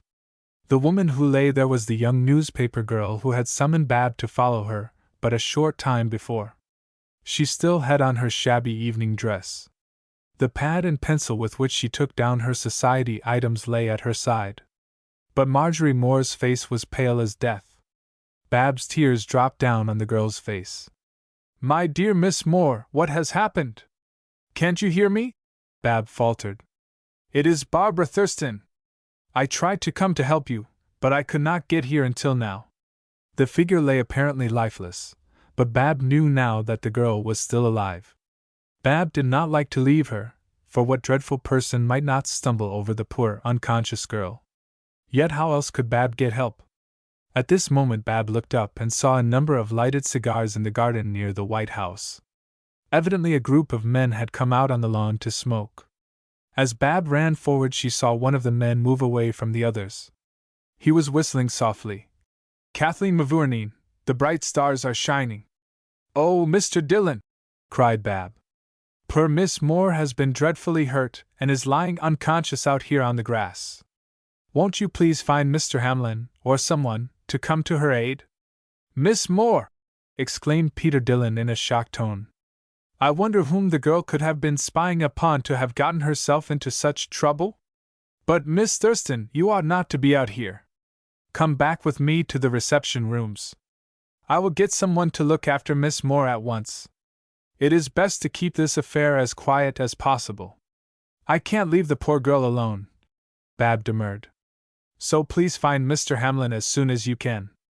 I will ask 2 of these other men to take Miss Moore up on a side porch, out of the way of the guests. The rest of the group of men now came forward. Their uniforms showed they were young Army and Navy officers. One of them was Lieutenant Elmer Wilson. What a dreadful thing! He exclaimed, as he and another officer, under Bab's directions, picked up Marjorie Moore's limp form and carried it into the light. Someone has struck Miss Moore over the temple with a stick. She has a nasty bruise just there. But she is only stunned. She will come to herself presently. Mr. Hamlin now hurried out with Peter Dillon, followed by Ruth and Harriet. Find our automobile. Have it brought as near as possible. We must put the poor girl into it, Mr. Hamlin declared authoritatively. Mr. Dillon is right. This affair must be kept an entire secret. It is incredible. Above all things, the newspapers must not get hold of it. It would be a 9-days wonder. Mr. Dillon, will you go to Miss Moore's paper? Say you feel sure the President himself would not wish this story to be published. Then you can find out where Miss Moore's mother lives, and see that she is told. The girl is not seriously injured, but she must be seen by a physician. But you are not going to take Marjorie Moore to our house, Father, Harriet protested. She is so. Harriet checked herself just in time. She realized it would not be well to express her feeling toward the injured girl before so large a group of listeners. I most certainly do intend to take Miss Moore to our house, interrupted Mr. Hamlin sternly. Her father was an old friend of mine whom changes in politics made poor just before his death. His daughter is a brave girl. I have a great respect for her. In the excitement of helping their wounded visitor to bed, Barbara forgot all about Molly's wonderful gown and the questions she intended asking her. Bab and Ruth undressed Marjorie Moore and stayed with her until the doctor and a nurse arrived. Then Bab went quickly to her own room and undressed by a dim light, so as not to disturb her sister. Molly's face was turned toward the wall, and she seemed to be fast asleep. There was no sign of the blue gown about to reawaken Bab's curiosity. Barbara was too weary from the many impressions of the evening and the fright that succeeded them, and hurriedly undressing she crept quietly to bed and was soon fast asleep. Chapter 10 The Confession. It was almost dawn when Barbara began to dream that she heard low, suppressed sobs. No, she must be wrong, she was not dreaming. The sounds were too real. The sobs were close beside her, and Bab felt Molly's shoulders heaving in an effort to hold them back. Why, little sister, cried Bab in a frightened tone, putting out her hand and taking hold of Molly. What is the matter with you? Are you ill? No, sobbed Molly. There is nothing the matter. Please go to sleep again, Bab, dear. I did not mean to wake you up. You would not cry, Molly, if there was nothing the matter. Tell me at once what troubles you, pleaded Barbara, who was now wide awake. If you are not ill, then something pretty serious is worrying you, and you must tell me what it is. Molly only buried her head in her pillow and sobbed harder than ever. Tell me, Bab commanded. It's the blue gown, whispered Molly under her breath. The gown? Queried Barbara, suddenly recalling Molly's wonderful costume at the President's reception. Oh, yes.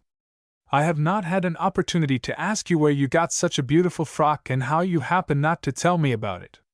I was ashamed, Molly sobbed. Barbara did not understand what Molly meant, but she knew her sister would tell her everything now. I bought the frock, Molly confessed after a moment's hesitation. That is, I did not exactly buy it, for I did not have the money to pay for it. But Harriet was to pay for it, and I was to give her back the money when I could. How much did the gown cost, Molly? Bab inquired quietly, although her heart felt as heavy as lead. It cost $50, Molly returned in a tired, frightened voice. Oh, Molly! Bab exclaimed just at first. Then she repented. Never mind, Mollykins, it can't be helped now. The dress is a beauty, and I suppose Harriet won't mind how long we take to pay her back. We must just save up and do some kind of work when we go home. I can coach some of the girls at school. So please don't cry your pretty eyes out. There is an old story about not crying over spilt milk, kitten. Go to sleep. Perhaps someone will have left us a fortune by morning. Barbara felt more wretched about her sister's confession than she was willing to let Molly know. She thought if Molly could once get to sleep, she could then puzzle out some method by which they could meet this debt. For $50 did look like an immense sum to the two poor Thurston girls. But Bab dear, I have not told you the worst, Molly added in tones of despair. Molly, what do you mean? Poor Bab asked, really frightened this time. Harriet can't let me owe the money to her. Something perfectly awful has happened to Harriet, too. Promise me you will never tell, not even Ruth. Well, Harriet thought she could lend me the money. But the day after we got home from the dressmaker's, that deceitful Madame Louise wrote poor Harriet the most awful note. She said that Harriet owed her such a dreadfully big bill, that she simply would not wait for her money any longer. She declared if Harriet did not pay her at once she would take her bill straight to Mr. Hamlin and demand the money. Now Harriet is almost frightened to death. She says her father will never forgive her, if he finds out how deeply in debt she is, and that he would not let her go out into society again this winter. Of course, Harriet went to see Madame Louise. She begged her for a little more time, and the dressmaker consented to let us have a week. But she says that at the end of that time she must have the money from me and from Harriet. Harriet is dreadfully distressed. She simply can't advance the money to me for, even if the dividend she expects comes in time, she will have to pay the money on her own account. Oh, Bab, what can we do? I just can't have Mr. Hamlin find out what I have done. He is so stern. He would just send me home in disgrace, and then what would Mother and Aunt Sally and Mr. Stewart say? I shall just die of shame. Mr. Hamlin must not know, Barbara answered, when she could find her breath. Somehow her own voice sounded unfamiliar, it was so hoarse and strained. Yet Bab knew she must save Molly. How was she to do it? Do you think, Bab, Molly asked, that we could ask Ruth to lend us the money? I should be horribly ashamed to tell her what I have done. But Ruth is so sweet, and she could lend us the money without any trouble. I have thought of that, Molly, Barbara answered. But oh, we could not ask Ruth for the money. It is because she has been so awfully good to us that I can't ask her. She has already done so much for us, and she would be so pleased to help us now that somehow I would rather do most anything than ask her. Don't you feel the same way, Molly? Yes, I do, Molly agreed. Only I just can't think what else we can do, Bab. I have worried and worried until I am nearly desperate. We have only 1 week in which to get hold of the money, Bab.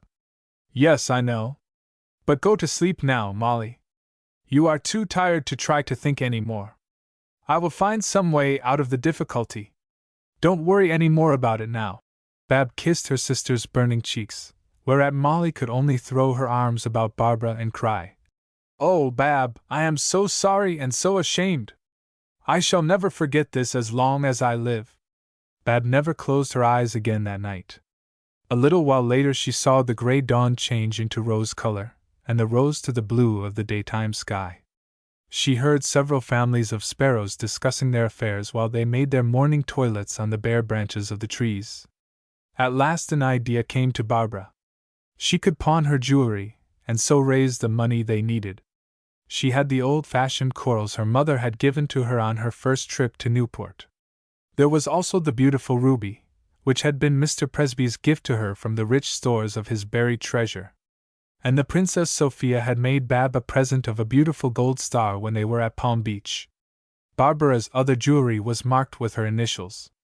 Now Bab had very little knowledge of the real value of her jewelry, and she had an equally dim notion of what a pawn shop was. But she did know that at pawn shops people were able to borrow money at a high rate of interest on their valuable possessions, and this seemed to be the only way out of their embarrassment. But how was Barbara to locate a pawn shop in Washington?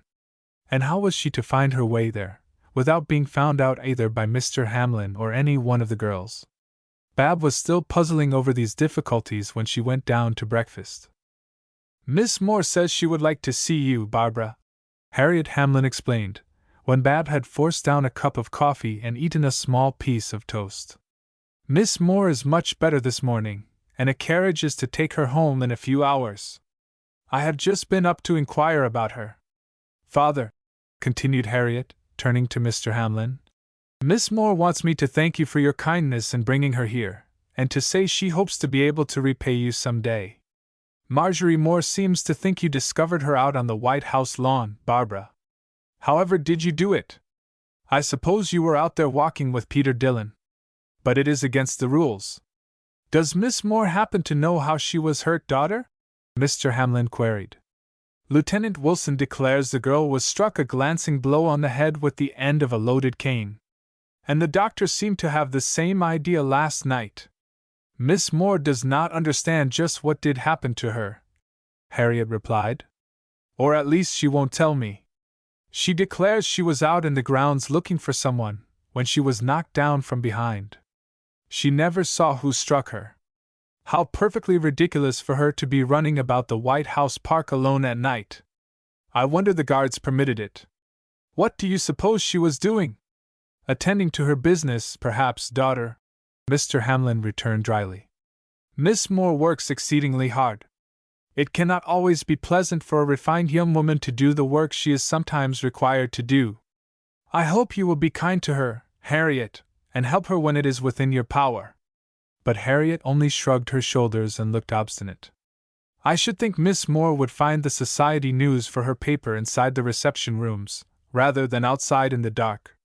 It looks to me as though she went out into the grounds either to meet someone, or to find out what someone else was doing." None of the automobile girls or Mr. Hamlin made response to Harriet's unkind remark, and they were all glad when breakfast was over and the discussion ended. Barbara at once went upstairs to the room that had been allotted to their wounded guests the night before. She found Marjorie Moore dressed in a shabby serge suit, lying on the bed looking pale and weak. A refined, middle-aged woman, with a sad face, sat by her daughter holding her hand. She was Marjorie's mother. The two women were waiting for the carriage to take them home. "I want to thank you, Miss Thurston," Marjorie Moore spoke weakly. "I believe it was you who found me.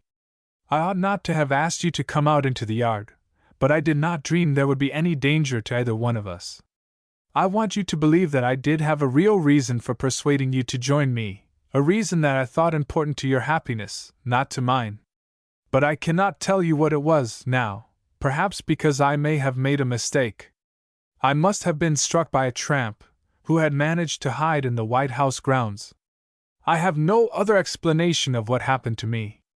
But," Miss Moore stopped and hesitated, "I have an explanation of the reason I wanted to talk to you alone.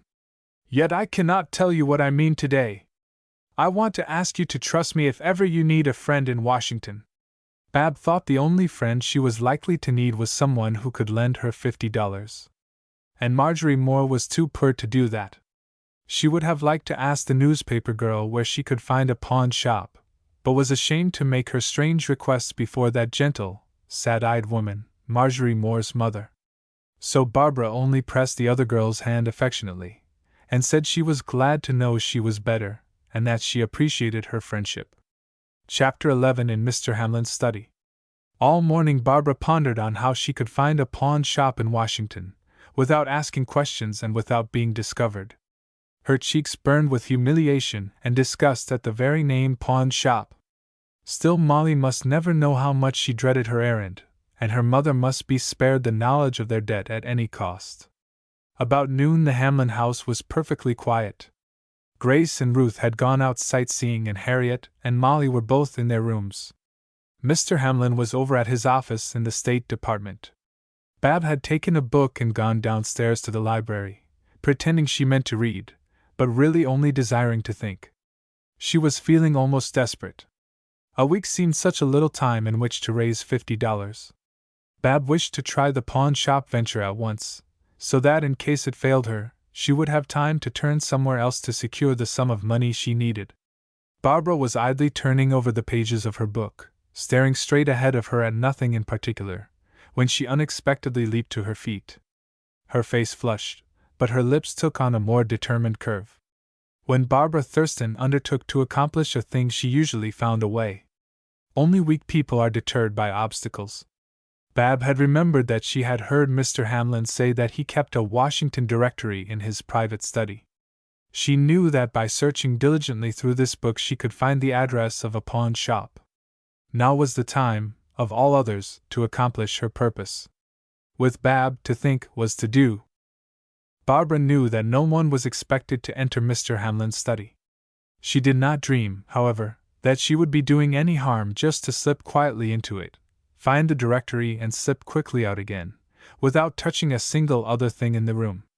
As has already been explained, Mr. Hamlin's study was a small room adjoining the drawing room, and separated from it by a pair of heavy curtains and folding doors, which were occasionally left open, when Mr. Hamlin was not in the house, so that the room could be aired and at the same time shut it off from public view. Bab went straight through the hall and entered Mr. Hamlin's study through a small back door. The room was dark, and Bab thought empty when she entered it. The inside blinds were closed, but there was sufficient light through the openings for Barbara to see her way about perfectly. She was bent upon business and went straight to her task without pausing to open the window, for she wished to take no liberties with Mr. Hamlin's apartment. The four walls of the study were lined with books, reports from Congress, everything pertaining to the business of the government at Washington.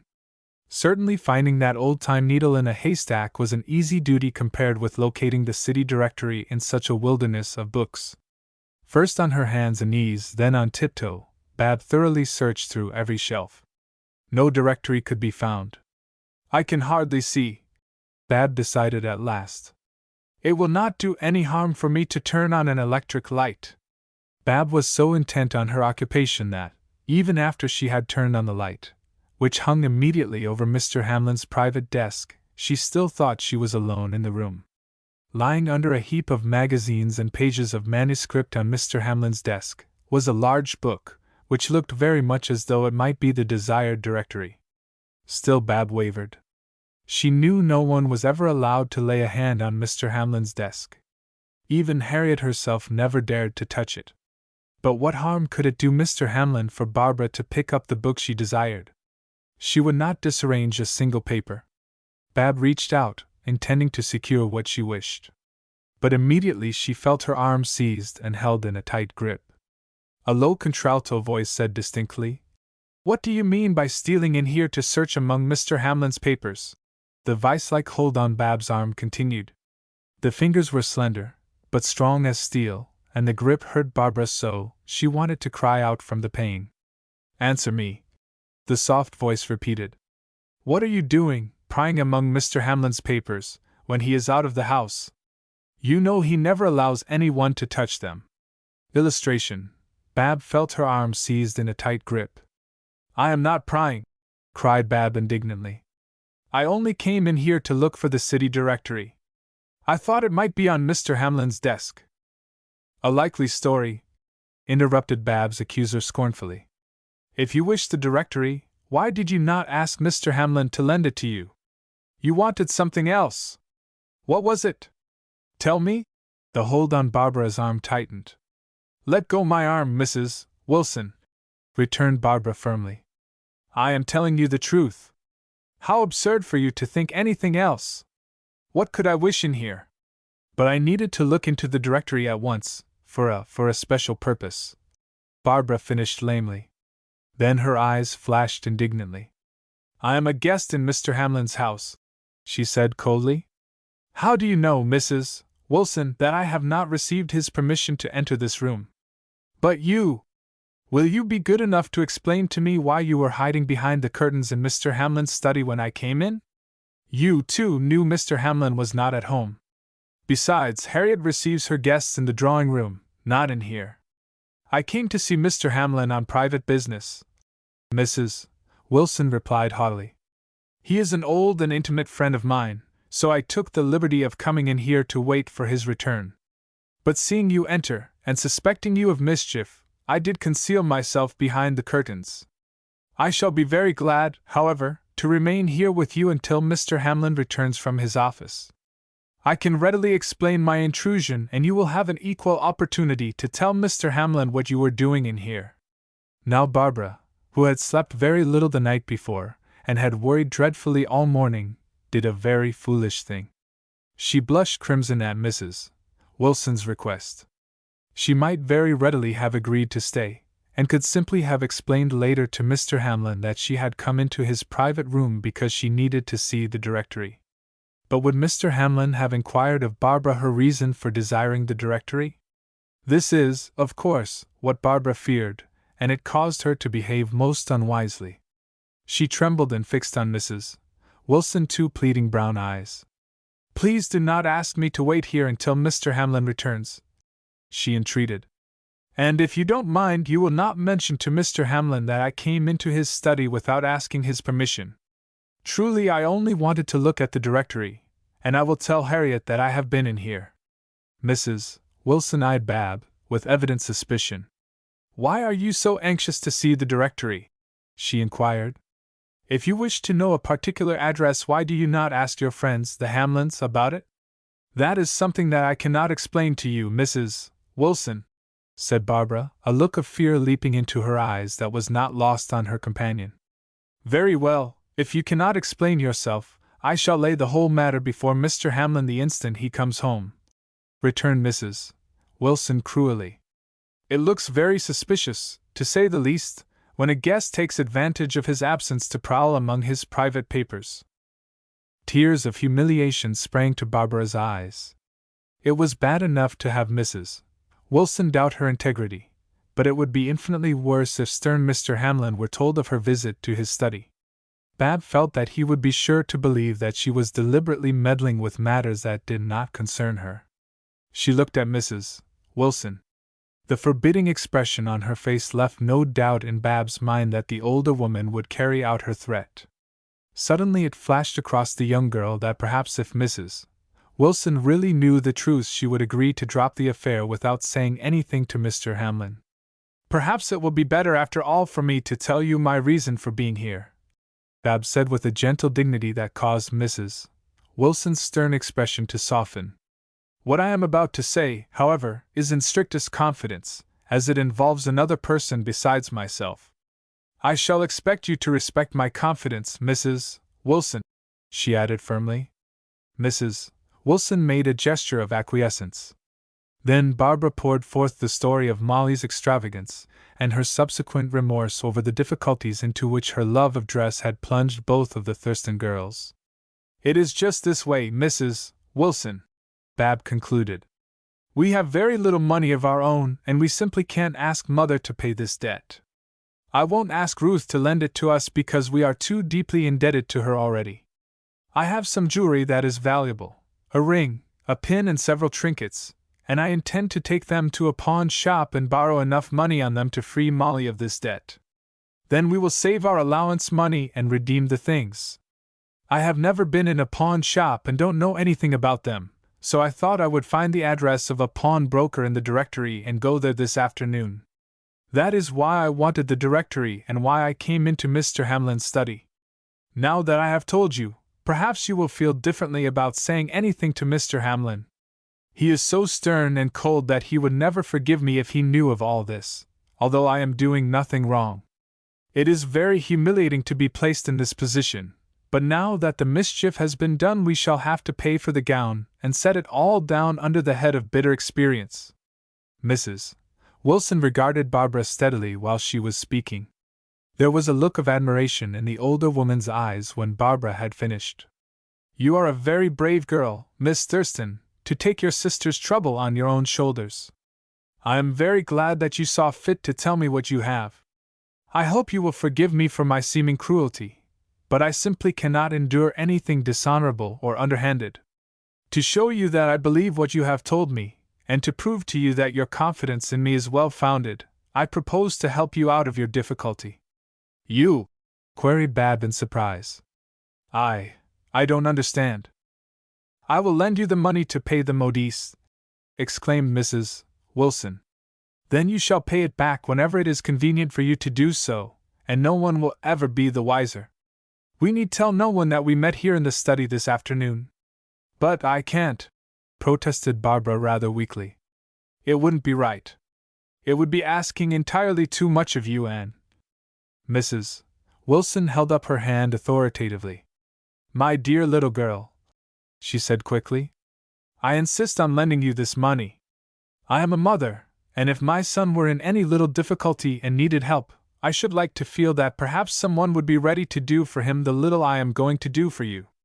Come to my house this afternoon, and I will have the money ready for you. Will you do this, Barbara? She asked, extending her hand to the young girl.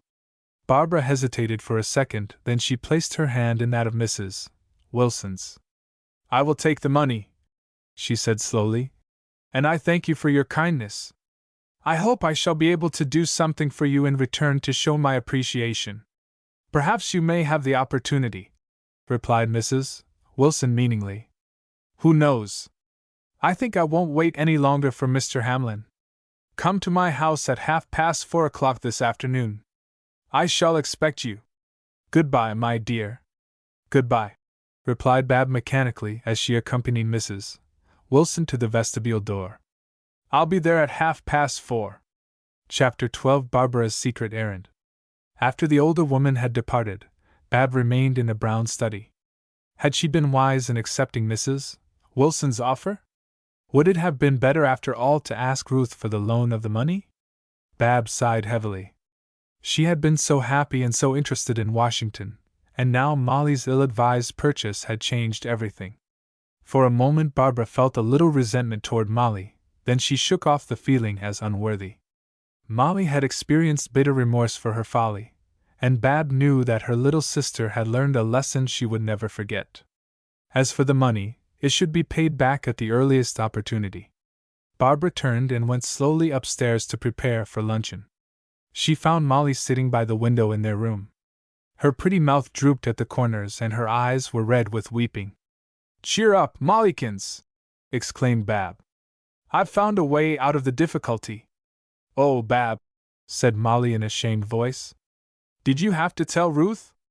No, dear, responded Bab. Ruth knows nothing about it. Bathe your face at once. It is almost time to go down to luncheon, and your eyes are awfully red. While you are fixing up, I'll tell you about it. Oh, Bab, Molly said contritely when her sister had finished her account of what had happened in the study. You're the best sister a girl ever had. I don't believe I'll ever be so silly about my clothes again. This has cured me. I'm so sorry. Of course you are, little sister, soothed Bab. Don't say another word. Here comes Ruth and Grace.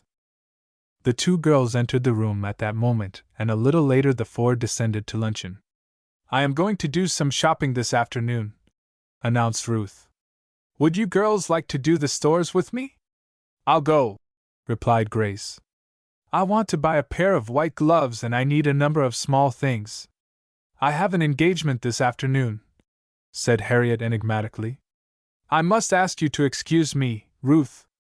Certainly, Harriet, returned Ruth. How about you and Molly, Bab?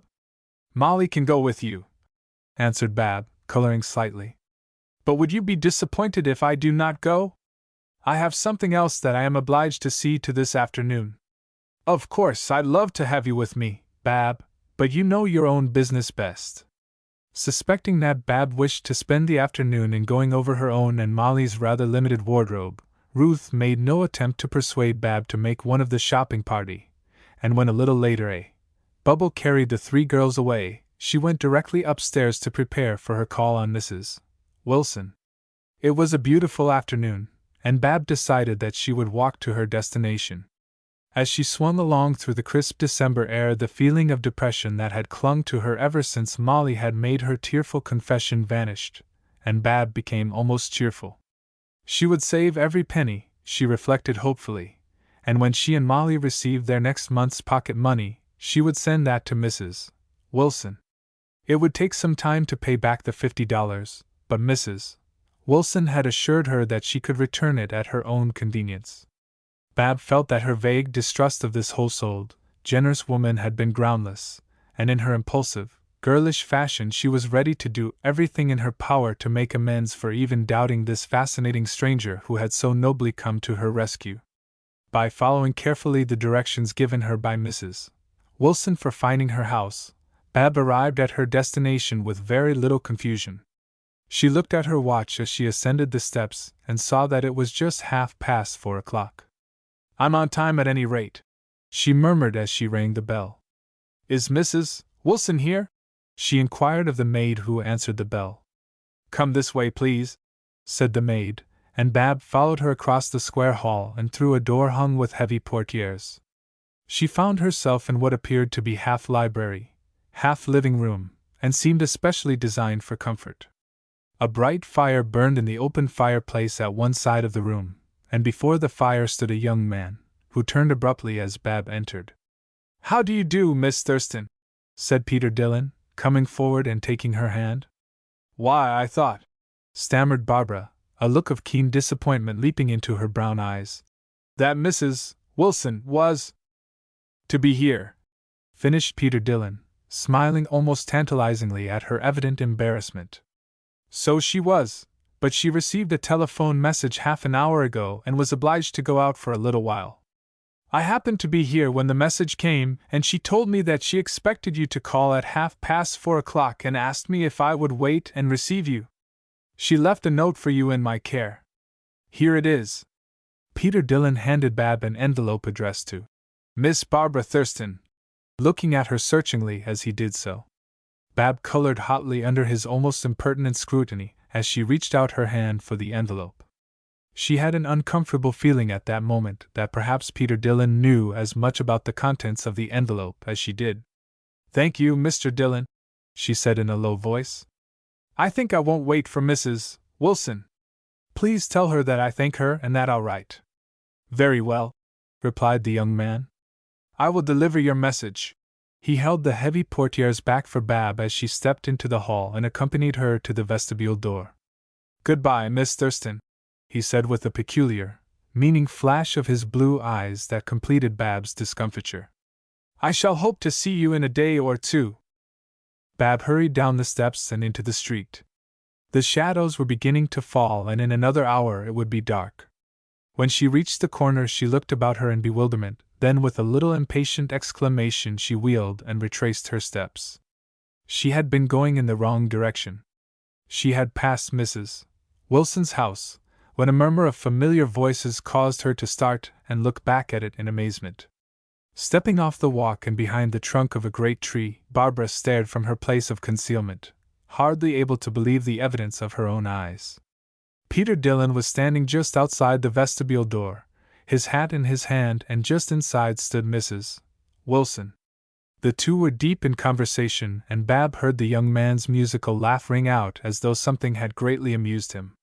Filled with a sickening apprehension that she was the cause of his laughter, Bab stepped from behind the tree unobserved by the two on the step above and walked on down the street, assailed by the disquieting suspicion that Mrs. Wilson had had a motive far from disinterested in lending her the $50. She glanced down at the envelope in her hand. She felt positive that it contained the money, and her woman's intuition told her that Peter Dillon's presence in the house had not been a matter of chance. She experienced a strong desire to run back to the house and return the envelope unopened, and at the same time ask Mrs.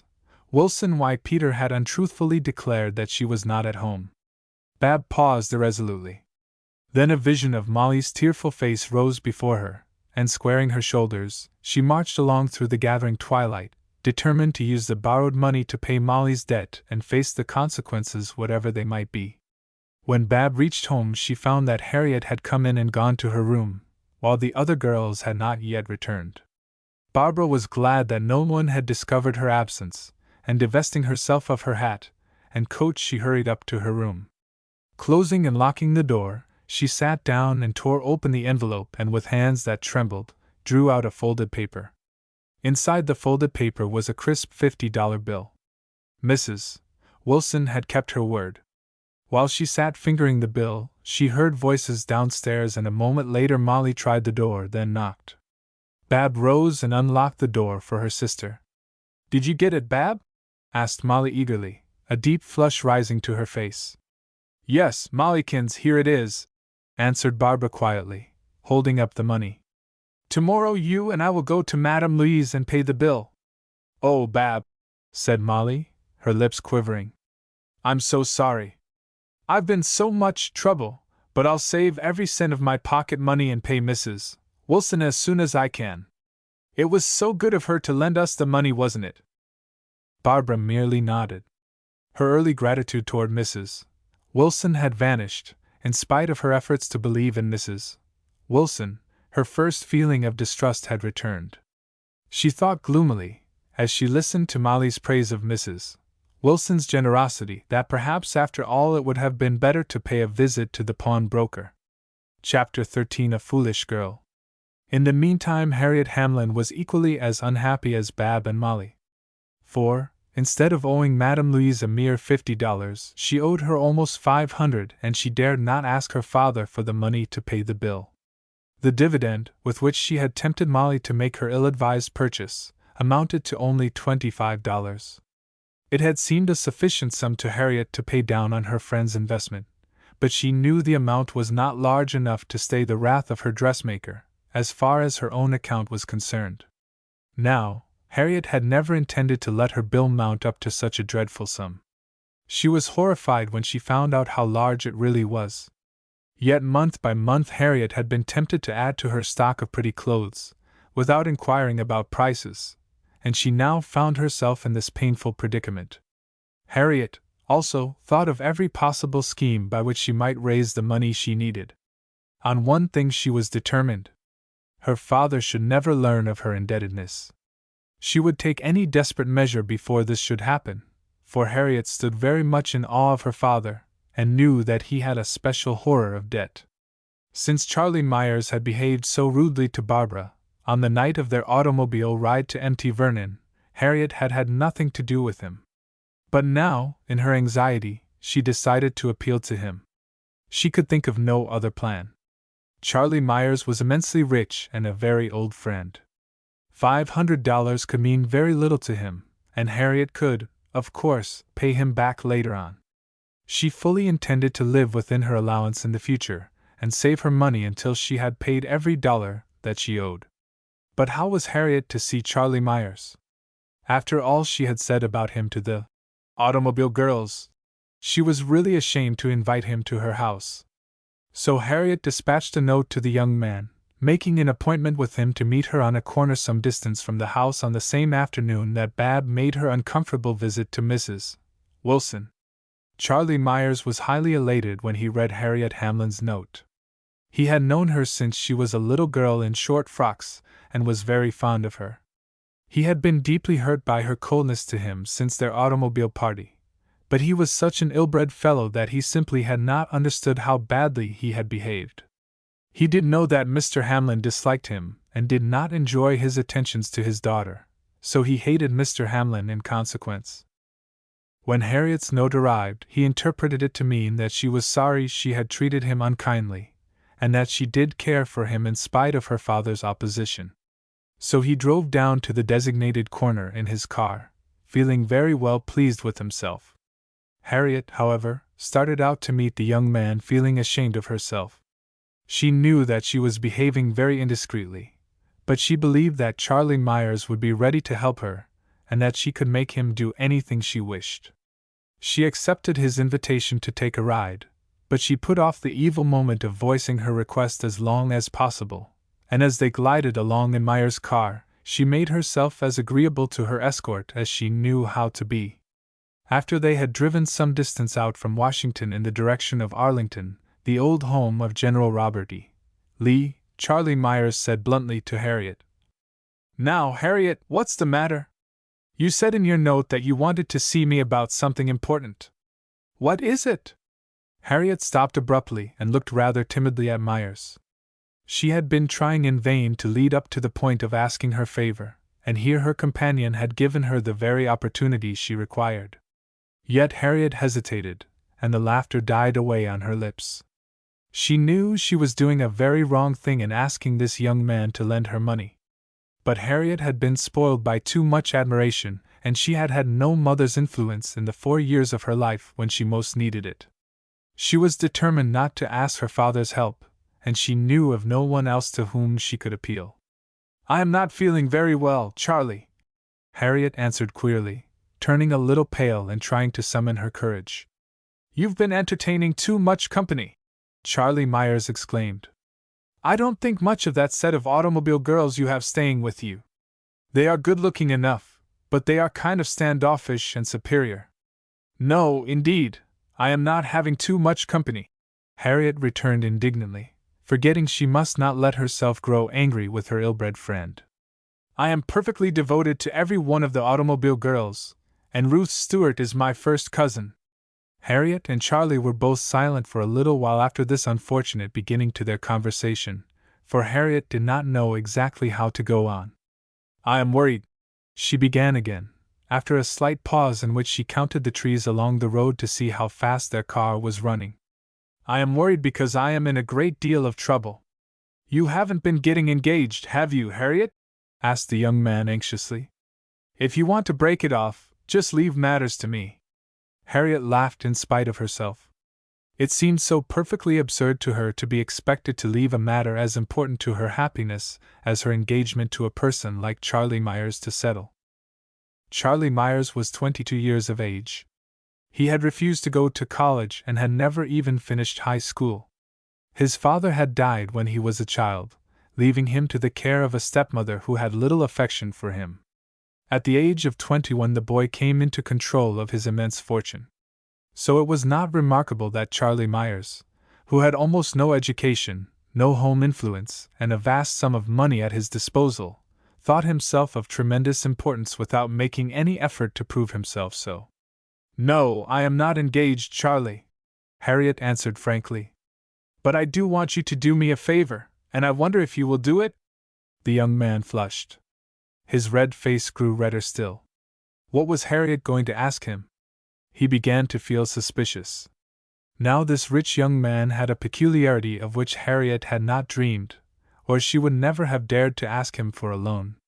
He was very stingy, and he had an abnormal fear that people were going to try to make use of him. Harriet had started with her request, so she went bravely on. I'll just tell you the whole story, Charlie, she declared, so you will see what an awful predicament I am in. I know you won't tell Father, and you may be able to help me out. I owe Madame Louise, my dressmaker, $500. She has threatened to bring suit against me at the end of a week unless I pay her what I owe before that time. Would you lend me the money, Charlie? I am awfully ashamed to ask you, but I could pay you back in a little while. Harriet's voice dropped almost to a whisper, she was so embarrassed. Her companion must have heard her, for he was sitting beside her in the automobile, but he made no answer. Poor Harriet sat very still for a moment, overcome with humiliation. She had trampled upon her pride and self-respect in making her request, and she had begun to realize more fully how very unwise she had been in asking such a favor of this young man. Yet it had really never dawned on the girl that Charlie Myers could refuse her request.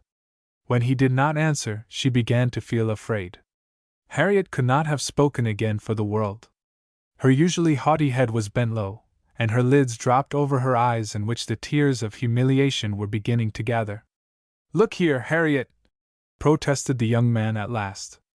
$500 is a good deal of money even for me to lend. What arrangements do you want to make about paying it back? Why, Charlie, Harriet exclaimed. You can have the interest on the money if you like. I never thought of that. You can pay me back the interest if you wish, Charlie replied sullenly. But you know, Harriet, that I like you an awful lot, and for a long time I've been wanting you to marry me. But you've always refused me. Now if you'll promise to marry me, I'll let you have the money. But if you won't, why you can't have it, that's all. I am not going to lend my good money to you, and then have you go your way and perhaps not have anything more to do with me for weeks. I tell you, Harriet, I like you an awful lot and you know it, but I am not going to be made a fool of, and you might as well find it out right now. Harriet was so angry she simply could not speak for a few minutes. The enormity of her mistake swept over her. But silence was her best weapon, for Charlie Myers began to feel ashamed. He was dimly aware that he had insulted Harriet, and he really did care for her as much as he was capable of caring for anyone. I didn't mean to make you angry, Harriet, he apologized in a half-frightened voice. I don't see why you can't care for me anyhow. I've asked you to marry me over and over again. And I can just tell you, you won't have to worry over debts to dressmakers ever again, if you marry me. I've got an awful lot of money. I am very glad you have, Mr. Myers, Harriet answered coldly, with a slight catch in her voice. But I am certainly sorry I asked you to lend any of it to me. Will you never refer to this conversation again, and take me home as soon as you can? I don't think it is worthwhile for me even to refuse your offer. But please remember that my affection is something that mere money cannot buy. Harriet's tone was so scornful that the young man winced. He could think of nothing to reply, and turned his car around in shamefaced silence. Harriet, too, was very quiet. She would have liked to tell her companion what she truly thought of him, how coarse and ill-bred he was, but she set her lips and remained silent. She did not wish to make an enemy of Charlie Myers. After that day's experience, she would simply drop him from her list of acquaintances and have nothing more to do with him. Stupid though he was, the discomfited young man felt Harriet's silent contempt. He wanted to apologize to her, to explain, to say 1,000 things. But he was too dense to know just what he should say. It was better for him that he did wait to make his apology until a later day, when Harriet's anger had in a measure cooled and she was even more miserable and confused than she was at that time. I am awfully sorry, Harriet. Charlie Myers stumbled over his words as he helped her out of his machine. You know I didn't exactly mean to refuse your request. I'll be awfully glad to. But Harriet's curt goodbye checked his apologetic speech, and he turned and drove swiftly away. Chapter 14. Grant no favors. Mrs. Wilson's tea is at 4 o'clock, girls, remember, Harriet announced a day or so later, looking up from the note she was writing. Are you actually going sightseeing again today before the reception? Truly, I never imagined such energy. Oh, come, Harriet Hamlin, don't be sarcastic, Ruth rejoined. If you had not lived so long in Washington, you would be just as much interested in everything as the automobile girls are. But Bab and I are the only ones to go sightseeing today. Molly isn't feeling well, and Grace is staying to console her. We shall be back in plenty of time. Why don't you lie down for a while? You look so tired. Oh, I am all right, Harriet answered gently. Goodbye, children. Be good and remember you have promised not to be late. Ruth and Bab were highly anxious for a walk and talk together, and they had a special enterprise on hand for this afternoon. Bab had received a mysterious summons from her newspaper friend, Marjorie Moore. The note had asked Bab to bring Ruth, and to come to the visitors' gallery in the Senate chamber at an appointed time. Marjorie Moore chose this strange meeting place because she had a special story of the Senate to write for her paper and was obliged to be in the gallery. Barbara was not particularly surprised at the request. She knew that Marjorie Moore had been wishing to make her a confidante ever since the reception at the White House. And she knew that the girl could not come to Mr. Hamlin's house because of Harriet's hostile attitude toward her. So Bab confided the whole story to Ruth, and feeling much mystified and excited, the two girls set out for the Capitol. During the long walk, Barbara thought of her own secret, which she longed to confide to Ruth, but she dared not tell Ruth of the borrowed money for fear Ruth would at once insist on paying her debt. The money had to be paid, of course, and Bab hoped to pay it back at an early date, but she had not yet come to the point where she could bear to ask Ruth for it. When Ruth and Bab finally reached the Capitol building and made their way to the visitors' gallery in the Senate chamber, Marjorie Moore was not there. She had failed to keep her appointment. I am not so very sorry Miss Moore has not come, Barbara remarked to Ruth. She seems to be such a mysterious kind of person, always suggesting something and never really telling you what it is. Ruth laughed. The automobile girls hate mysteries, don't they, Bab? But goodness knows, we are always being involved in them. The two visitors sat down to listen to the speeches of United States senators. There was some excitement in the chamber, Bab decided, but neither she nor Ruth could exactly understand what was going on. Both girls listened and watched the proceedings below them with such intensity that they forgot all about Marjorie Moore and her strange request. A few moments later she dropped down into the vacant seat next to Barbara. She looked more hurried and agitated than ever. Her hat was on one side, and her coat collar was half doubled under. She was a little paler from her trying experience of a few nights before, and an ugly bruise showed over her temple. But she made no reference to her accident. "I am sorry I am late," she whispered. "But come back here in the far corner of the gallery with me. I want to talk with you just half a minute. I am so busy I can't stay with you any longer. I just felt I must see you, Miss Thurston, before you go to tea with Mrs. Wilson this afternoon." "Tea with Mrs. Wilson?" Bab ejaculated. "How did you know we were going to Mrs. Wilson's tea? And has that anything to do with your message to me?" Barbara did not speak in her usual friendly tones. She was getting decidedly cross. It seemed to her that she had been under someone's supervision ever since her arrival in Washington. "Yes, it has, Miss Thurston," the newspaper girl replied quickly. "I want to ask you something. Promise me you will grant no one a favor, no matter who asks it of you today?" Barbara flushed. "Why, how absurd, Miss Moore. I really cannot make you any such promise. It is too foolish." "Foolish or not, you must promise me," Marjorie Moore insisted. Then she turned earnestly to Ruth. "I know you have a great deal of influence with your friend. If she will not agree to what I ask her, won't you make her promise you this: she is not to consent to do a favor for any one this afternoon, no matter how simple the favor seems to be. Do you understand?" Ruth looked at Marjorie Moore blankly, but something in the newspaper girl's earnest expression arrested her attention. "I don't see why you won't make Miss Moore the promise she begs of you, Bab," Ruth argued. "It seems a simple thing she has asked you. And I don't think it is very nice of you, dear, to refuse her, even though her request does seem a little absurd to you. But won't you tell me why you ask me to be so exceedingly unaccommodating, Miss Moore?" Bab retorted. Marjorie Moore shook her head. "That's just the trouble. Again, I can't tell you why I ask this of you. But I want to assure you of one thing. It would mean a great deal more to me, personally, to have you agree to do the favor that may or may not be asked of you this afternoon. I am the only outside person in Washington who knows of a certain game that is to be played. It would mean a big scoop for my paper and a lot of money for me if I would just let things drift. But I like you too well to hold my tongue, though I am not going to tell you anything more. And I certainly won't beg you to do what I ask of you. Of course you may do just as you please. Goodbye, I am too busy to talk any more today." Before Barbara could make up her mind what to answer, the newspaper woman hurried away. Ruth looked decidedly worried after Marjorie Moore's departure. But Barbara was still incredulous and a little bored at being kept so completely in the dark. "Look here, Bab," Ruth advised, as the two girls walked slowly home together. "You did not promise Miss Moore to do what she asked of you. But you must promise me.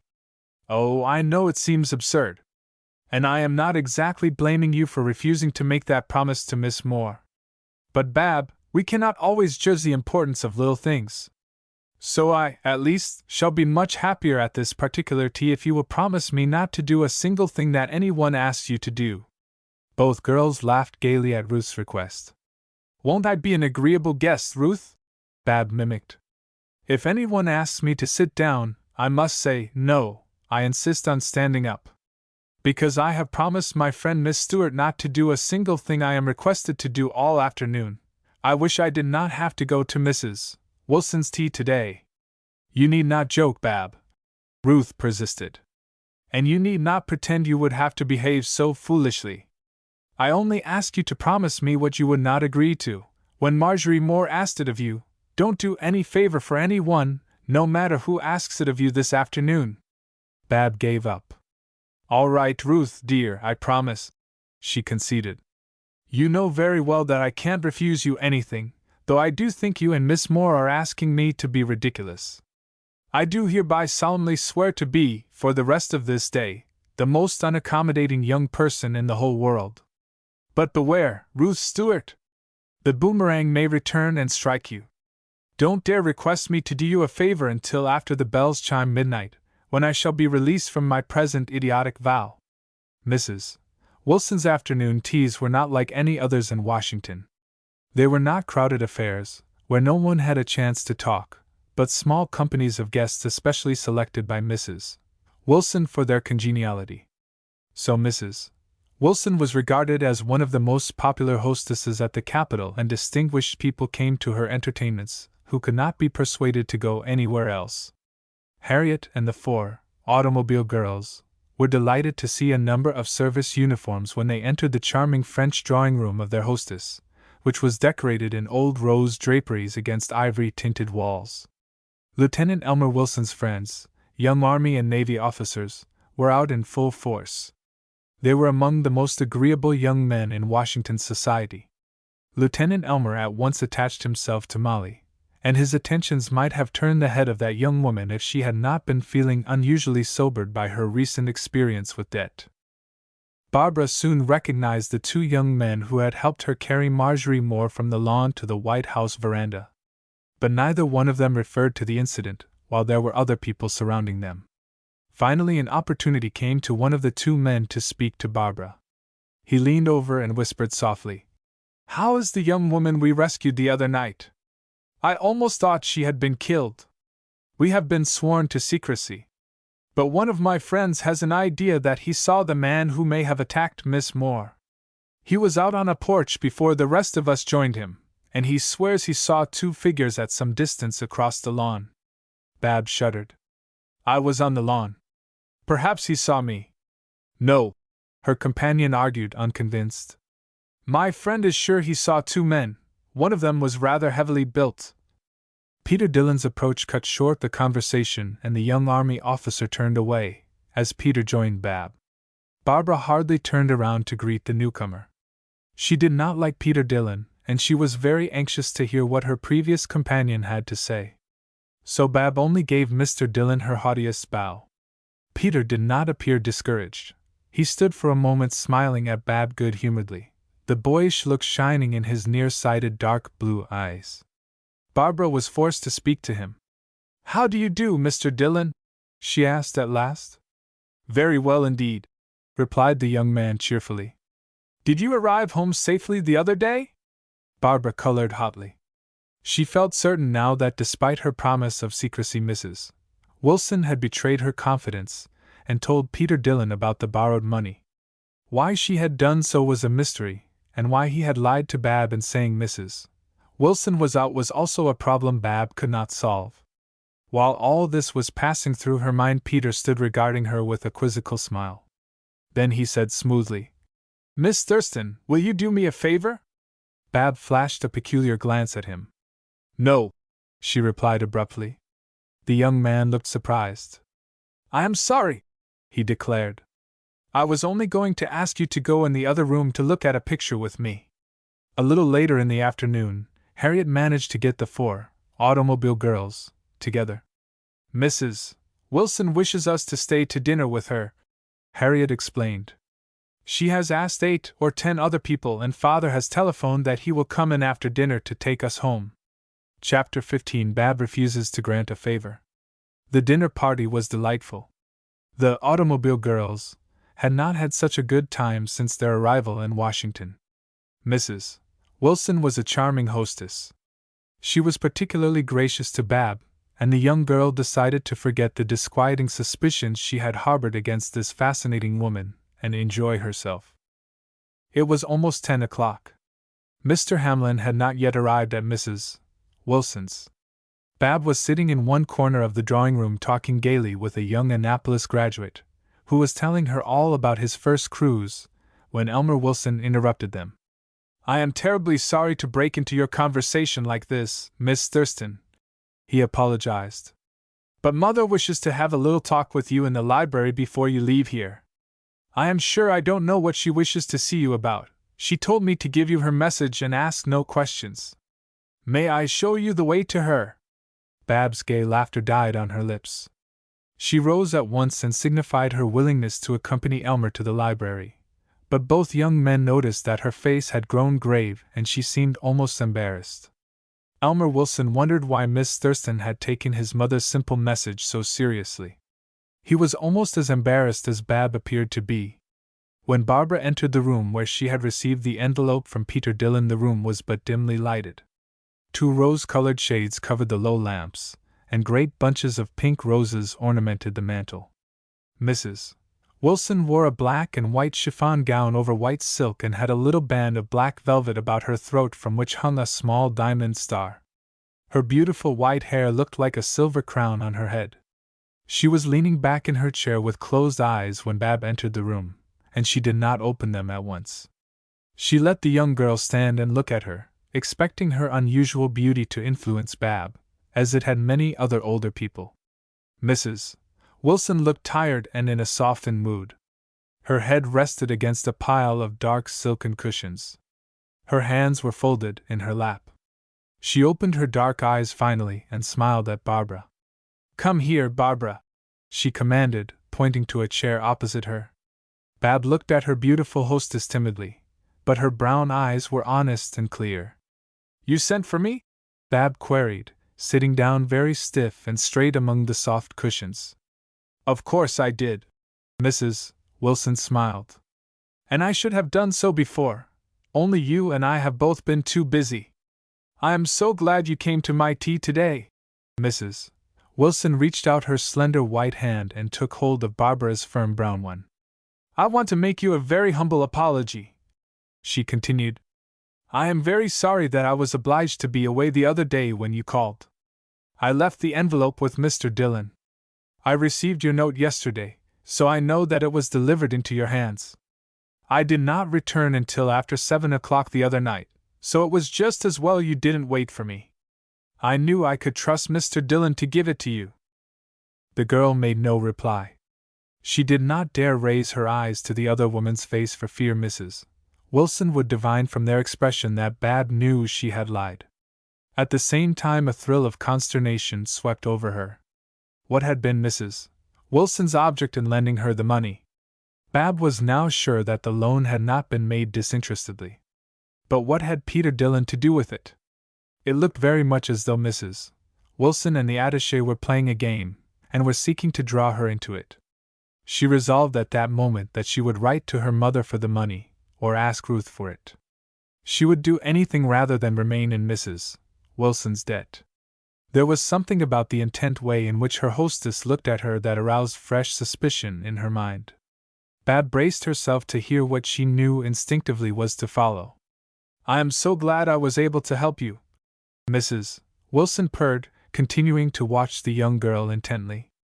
"I know that you meant what you said when you declared that you hoped to some day be able to do some favor for me.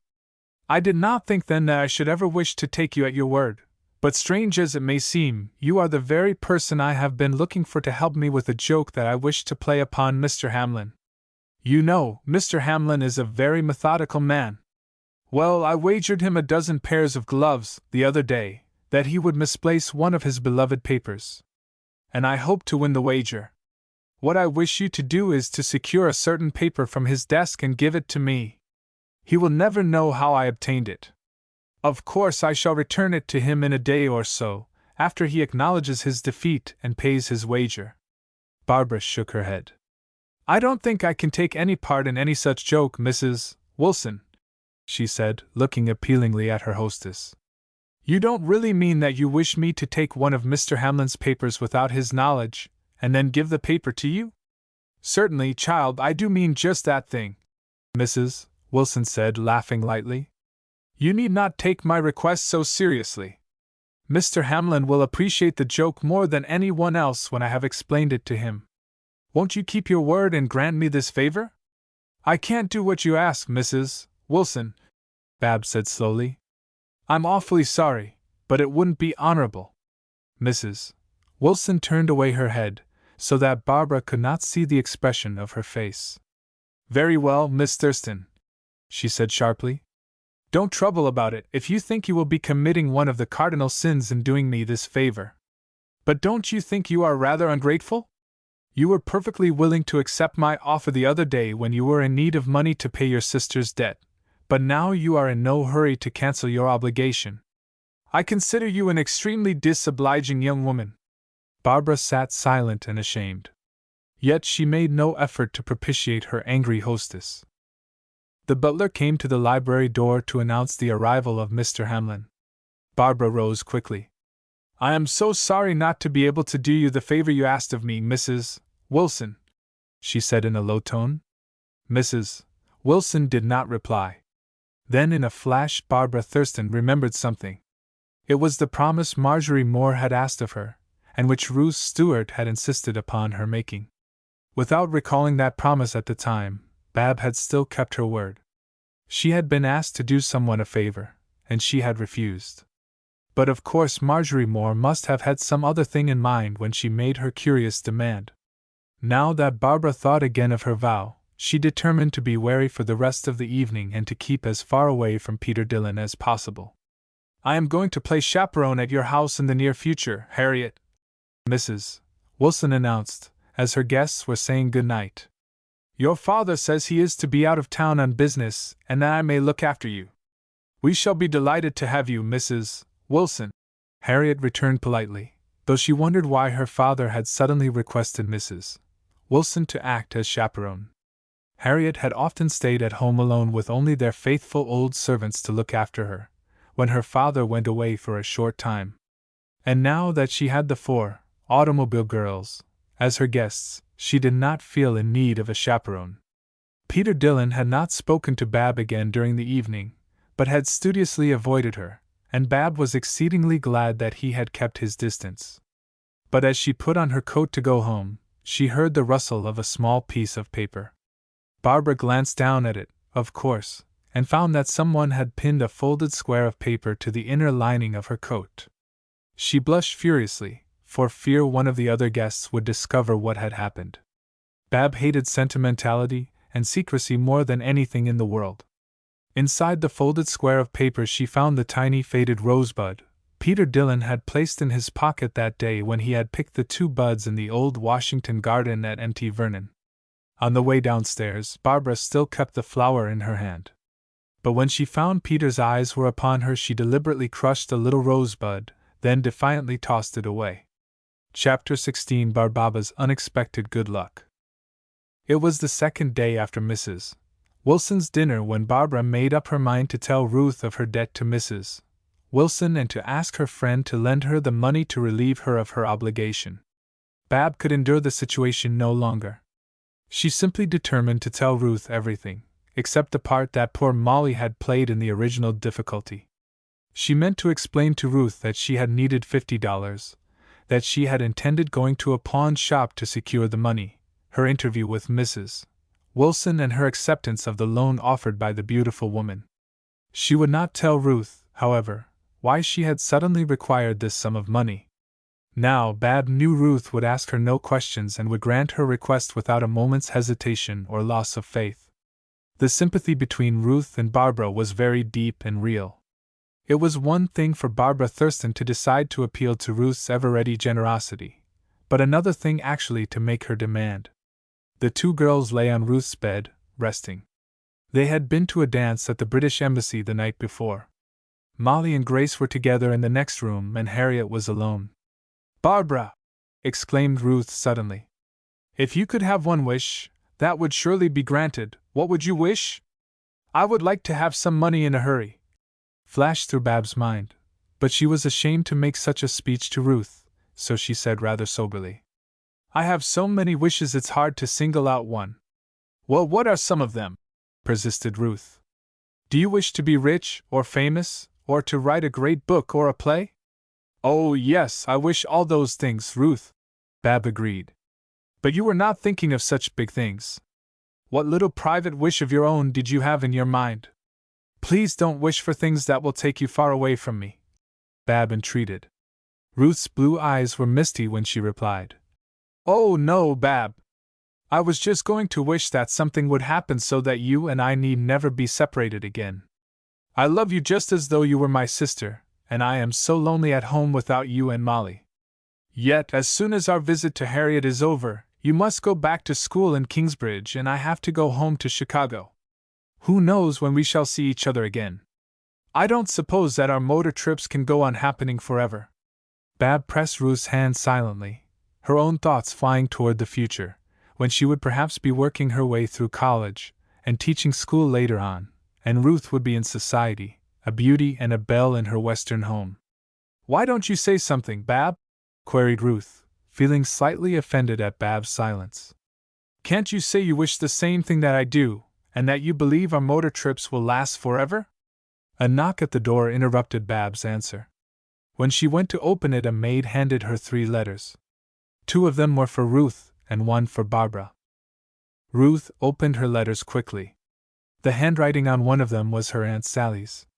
The other was from Ruth's father. The postmark on Bab's letter was unfamiliar, however, so she did not trouble to open it until she heard what Ruth had to say. "Oh, I am so sorry!" Ruth ejaculated. "See here, Bab, Aunt Sally writes us that she cannot come on to Washington. She has rheumatism, or something, in her shoulder and does not want to make the long trip. She says I had better come home in a week or 10 days, and that Father will probably come for me. Of course, Aunt Sally sends love and kisses all around to her automobile girls. She ends by declaring I must bring you home with me." Bab gave a deep sigh. "I do wish Miss Sally had been here with us," she murmured. Ruth looked reflective. "Have you any special reason for needing Aunt Sally, Bab? I have an idea you have something on your mind. Won't I do for your confidant?" "Yes, you will, Ruth," Bab said slowly, turning her face to hide her painful embarrassment. "Ruth, will you?" Bab had picked up her own letter. More to gain time than for any other reason, she opened it idly. A piece of paper fluttered out on the bed, which Ruth picked up. "Why, Bab!" she cried. "Look! Here is a check for $50. And there is some strange name on it that I never heard of before." But Ruth could not speak again, for Bab had thrown her arms about her and was embracing her excitedly. "Oh, Ruth, I am so glad, I am so glad!" Bab exclaimed, half laughing, half crying. "Just think of it, $50! And just now of all times! I never dreamed of such luck coming to me. It is just too wonderful! Barbara Thurston, will you be quiet and tell me what has happened to you?" Ruth insisted. "You haven't lost your wits, have you, child?" "No, I have found them," Bab declared. "More wits than I ever dreamed I had. Now, Ruth, don't be cross with me because I never confided this to you before. But I have not told a single person until today, not even Mother or Molly. Months before I came to Washington, just before school commenced, I saw a notice in a newspaper, saying that a prize would be given for a short story written by a schoolgirl between the ages of 16 and 18. So, up in the little attic at Laurel Cottage, I wrote a story. I worked on it for days and days, and then I sent it off to the publisher. I was ashamed to tell anyone that I had written it, and never dreamed I should hear of it again. But now I have won the prize of $50. Bab stood up on the bed waving her check in one hand and, holding the skirt of her blue kimono in the other, executed a few jubilant dance steps. "Oh, Barbara, I am so proud," Ruth rejoined, looking fully as happy as Bab. "Just think how clever you are. The fame of being an author is more desirable than the money. I must tell Molly and Grace all about it." Illustration. "Oh, Ruth, I am so glad!" But Molly and Grace had been attracted by the excitement in the next room, and now rushed in to hear the news. Molly's eyes filled with tears as she embraced her sister. She knew how Bab's $50 must be used, and why her sister was so delighted with her success. "What are you going to do with the $50, Bab?" Grace inquired. "I suppose you will put it away for your college money." Bab did not reply. She was already longing for a little time to herself, a pen, and ink and note paper. Harriet came in now with a message. "Children," she said, "it is time to dress for dinner. I have just had a telephone call from Father. He is going out of town tonight, but Mrs. Wilson is to stay with us. Father is not going until after dinner, and Mrs. Wilson and Elmer and Peter Dillon will be here to dine with us. So we shall have rather a jolly party. You girls had better dress." Harriet was at once informed of Bab's good luck, and in offering Barbara her congratulations she forgot to tell the rest of her story. Harriet had asked her father to come home half an hour before his guests arrived. She had almost persuaded herself to make a full confession of her fault. But the tangle of circumstance was not to be so easily unraveled. Before Bab went down to dinner, she slipped over to her desk and endorsed the check, put it in an envelope, and hid the envelope inside her dress. Her heart was lighter than it had been in weeks, for she believed her own and Molly's share in the Washington trouble was over. Mr. William Hamlin was late to dinner, and his guests were compelled to hurry through the meal on his account, as he wished to catch a special train out of the city. But they had a gay dinner party nevertheless, and Harriet did not know whether she was sorry or glad that her confession had been delayed. After Mr. Hamlin had said goodbye to his visitors, Harriet followed her father out into the hall. She thought if she told him of her fault just before he went away, his anger would have time to cool before he could have opportunity to do more than reproach her for her extravagance. "Father," Harriet whispered timidly, "can't you wait a few minutes longer? I told you there was something I had to tell you." Mr. Hamlin shook his head impatiently. "No, Harriet, this is not the time nor the place for confidences. I am in far too much of a hurry. If you want to ask me for money, I positively haven't any to give you. Now run on back to your guests." Harriet turned slowly away, and so Mr. Hamlin lost his chance to set matters straight. Just before he went out the door, he called back to his daughter. "Oh, Harriet, I have left the key to my strong box on my study table. Don't forget to put it away for me. It is most important that you do so, for I really have not time to turn back." During the entire evening, Peter Dillon devoted himself exclusively to Harriet, and Bab was vastly relieved that he did not approach her. She decided that he fully understood that she did not consider the pledge of the faded rosebud binding. Mrs. Wilson had apparently forgotten Bab's refusal of her request. She was as cordial to Barbara as she was to Harriet, or to any of the automobile girls. It was after midnight when Mrs. Wilson told Elmer and Peter that they must both go home. Bab's envelope was still tucked inside her dress. She had had no chance so far to give it to Mrs. Wilson. After Peter and Elmer had gone, however, and the girls trooped upstairs to bed, laughing and chatting gaily, Bab found a chance to slip the troublesome envelope into Mrs. Wilson's hand. With a whispered, "In the envelope is a check for the money I borrowed. I thank you so much for your kindness." Bab ran down the hall to her own room, feeling more at ease in her mind than she had since Molly's confession. As for Harriet, she was so fully occupied with her guests that her father's command to secure the key of his strong box, which he had left on his study table, slipped from her mind, and she retired without giving the matter a second thought. Chapter 17: The White Veil. Long after every one had retired, Ruth Stewart lay wide awake. Try as she might, sleep refused to visit her eyelids. At last, after she had counted innumerable sheep and was wider awake than ever, she resolved to go and waken Bab. Ruth moved about in the dark carefully, in order not to arouse Grace, with whom she roomed, found her dressing gown and slippers, and tiptoed softly into Barbara's room. She knew that Barbara would not resent being awakened even at that unseasonable hour. "Barbara, are you awake?" she whispered, coming up to Bab's bed and laying a gentle hand on her friend's face. "I want to talk with you, and I am so thirsty. Won't you come downstairs with me to get a drink of water?" Bab turned over sleepily and yawned. "Isn't there always some water in the hall, Ruth? I am so tired I can't wake up," she declared. But Ruth gave her another shake. Barbara crawled slowly out of bed, while Ruth found her bedroom slippers and wrapped her in her warm bathrobe. Then both girls stole softly out into the dark hall. At the head of the stairs there was a broad landing. On this landing, just under a stained glass window, there was a leather couch and a table, which always held a pitcher of drinking water. On the window ledge the servants were required to keep a candle, so that anyone who wished to do so might find his way downstairs at night, without difficulty. The two girls made their way slowly to this spot, and Bab felt along the sill for the candle.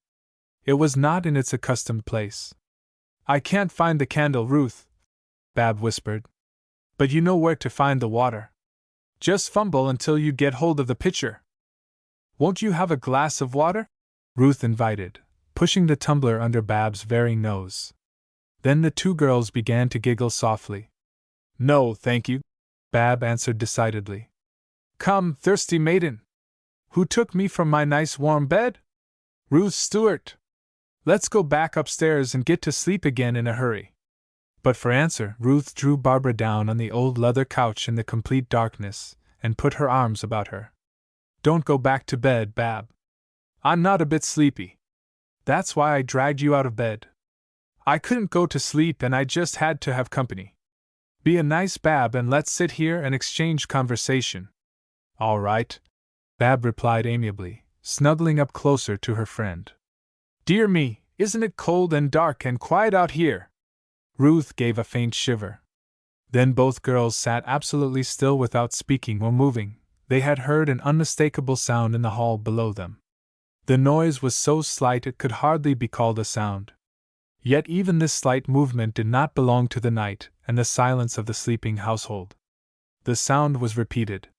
Then a stillness followed, more absolute than before. Is it a burglar, Bab? Ruth breathed. Barbara's hand pressure meant they must listen and wait. It may be possible, Bab thought, that a dog or cat has somehow gotten into the house downstairs.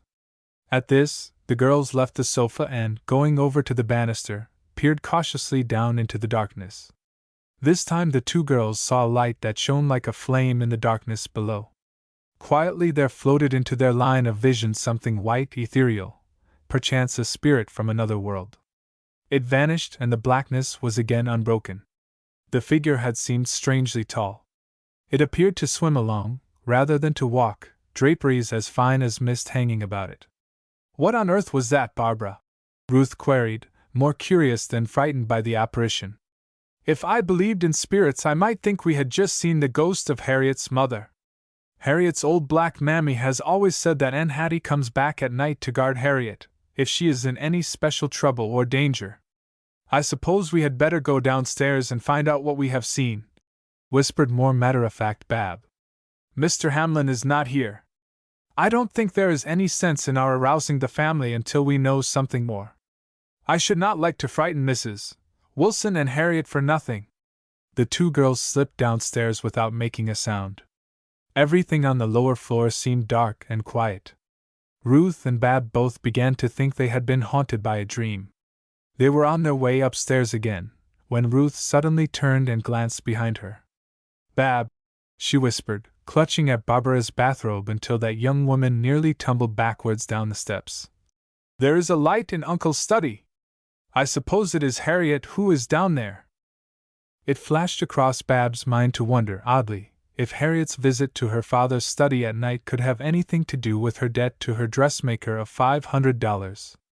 For Molly had reported to her sister that Harriet was feeling desperate over her unpleasant situation. If it is Harriet downstairs, I don't think we ought to go down, Bab objected.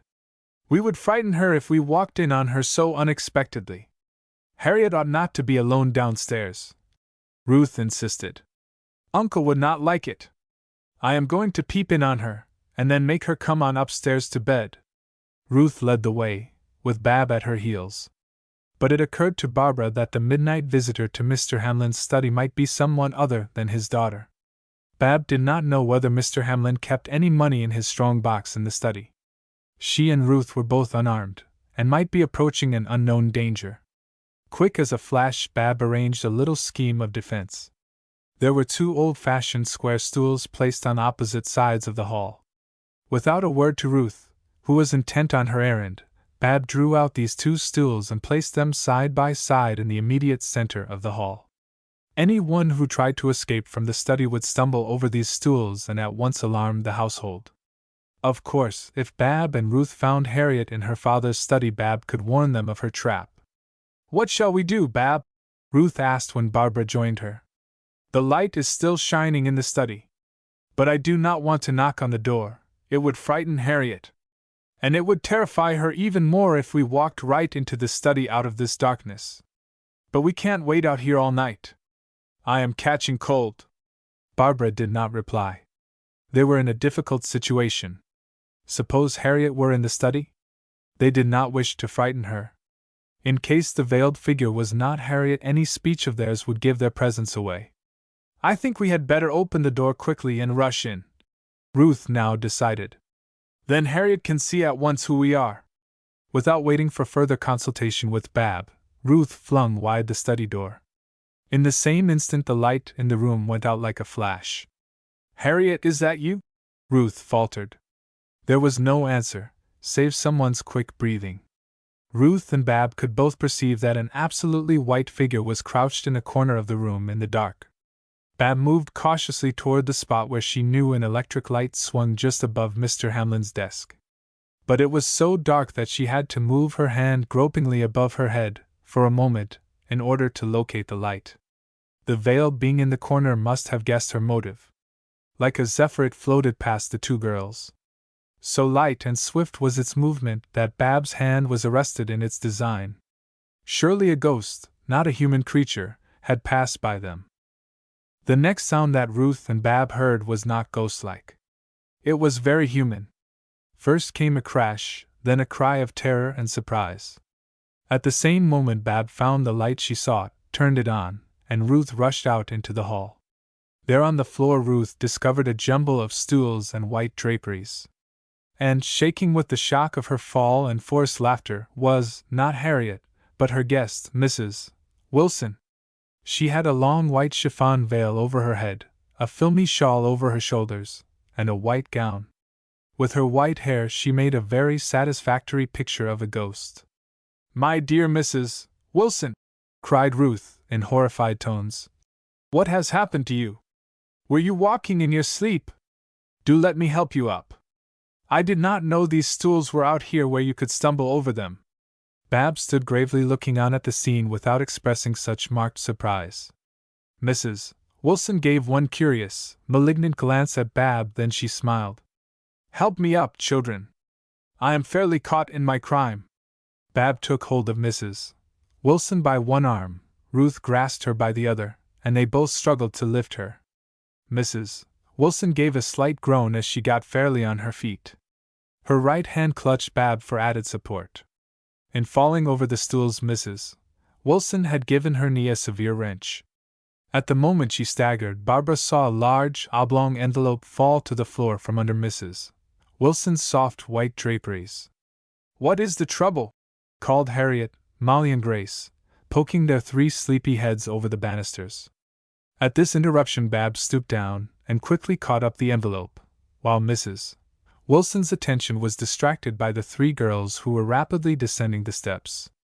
"Mrs. Wilson came downstairs for something," Ruth explained in her quiet, well-bred fashion. "Bab and I heard a noise and, as we did not recognize her, we followed her. We frightened Mrs. Wilson so that she stumbled over these stools out in the hall. I am afraid she is a little hurt. I think you had better call the servants, Harriet." Ruth did not, for an instant, let the surprise she felt at Mrs. Wilson's extraordinary conduct appear in her voice. "No, don't call any of the servants tonight, Harriet," Mrs. Wilson demurred. "I am all right now. I owe you children an apology for my conduct tonight, and also an explanation. But I think I can explain everything much more satisfactorily if we wait until morning. I think Miss Thurston already understands my escapade. I have taken her into my confidence." Mrs. Wilson directed at Barbara a glance so compelling that it was almost hypnotic. Bab did not return her look or make any answer. A little while later Barbara disappeared. She went back alone to Mr. Hamlin's study. On top of his desk she discovered a box about 1.5 feet long. It had been opened and a key was lying beside it on the desk. Barbara could see that there was no money in the box, only a collection of papers. Bab returned the long envelope, which she had found at Mrs.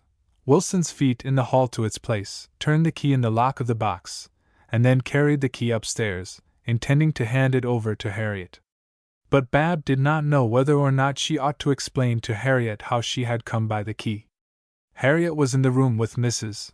Wilson, seeing her guest to bed for the second time, when Barbara went upstairs. Bab had no desire to face Mrs. Wilson again that night. The distrust of the woman that was deepening in the girl's mind was too great to conceal. "Come into my room in the morning before breakfast, Harriet dear," Mrs. Wilson entreated, as she kissed her young hostess good night. "I know you will forgive my foolishness when I have had a little talk with you. It is too late now for explanations." It was between 2 and 3 o'clock in the morning before the household of the Assistant Secretary of State again settled itself to sleep. Under her pillow Barbara Thurston had the key to Mr. William Hamlin's strong box, in which valuable state papers were sometimes temporarily placed. Chapter 18: A Tangled Web of Circumstance. Harriet Hamlin spent half an hour in the room with Mrs. Wilson before she came down to the breakfast table the next morning. "It is all right, girls," she announced promptly, as soon as the maid left the room. "Mrs. Wilson is going to have her breakfast in bed. She is a little upset by the happenings of last night. But she has explained everything to me. For some time Mrs. Wilson has been trying to play a joke on Father, and last night she made another attempt. I promised her none of us would mention to him what had occurred. Will you give me your word, all of you, not to tell?"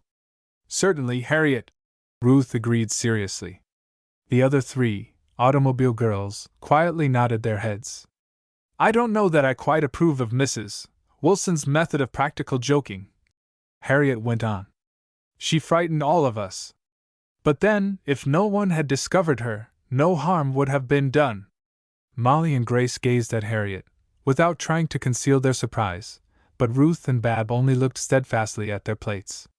"Father is so strict and good all the time, I just wish somebody would play a trick on him," Harriet went on angrily. She was annoyed at the attitude of the automobile girls, and she was still smarting under the hurt of her father's speech the night before. As long as her father had refused her money before she had even asked him for it, Harriet had decided that it would be worse than useless to appeal to him again. She was now waiting for disaster to break over her head. "Mrs. Wilson rather blames you, Barbara," Harriet continued. "She says she did not succeed in her joke, after all, because you came downstairs at the wrong time and foiled the whole thing. She could not find the silly old paper she needed. But do please be quiet as mice about the whole affair. Don't mention it before the servants. Father will be home tonight. Will you girls mind excusing me for the day, and finding some way of amusing yourselves?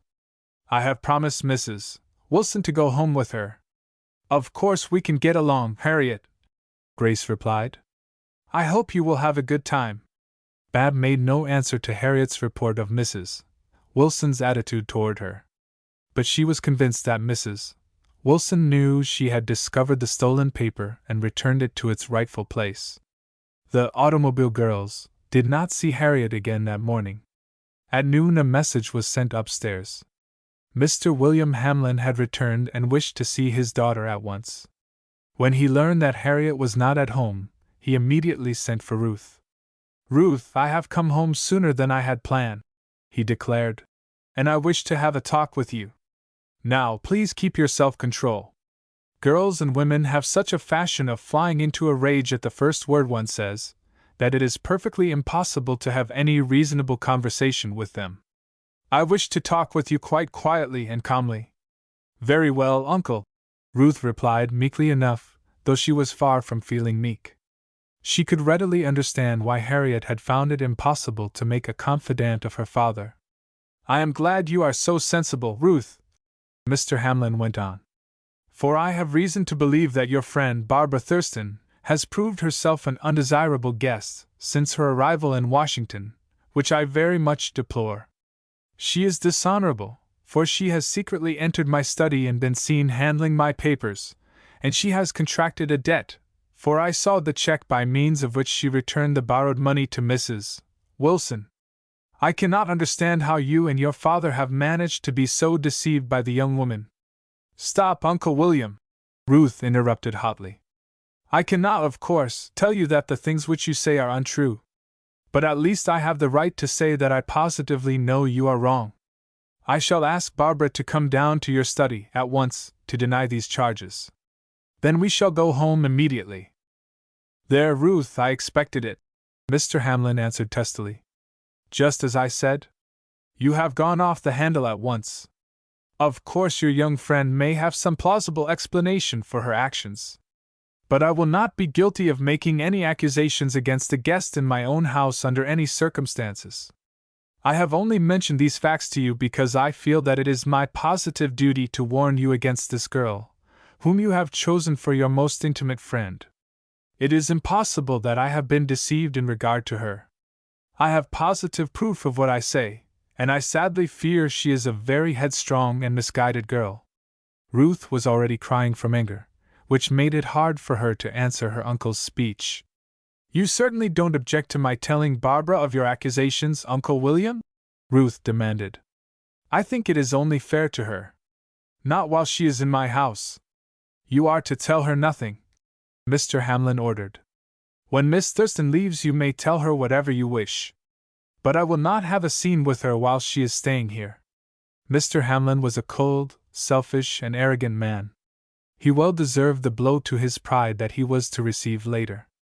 Ruth controlled herself in order to think deeply and quietly. Her father was wise in his trust in her. Ruth had excellent judgment and good sense. She was not particularly impressed by her uncle's command. She felt that she had a perfect right to tell her friend of what she had been accused. Yet would it be a good idea? Barbara would be heartbroken, and nothing would induce her to remain in Mr. Hamlin's house another hour after she learned his opinion of her.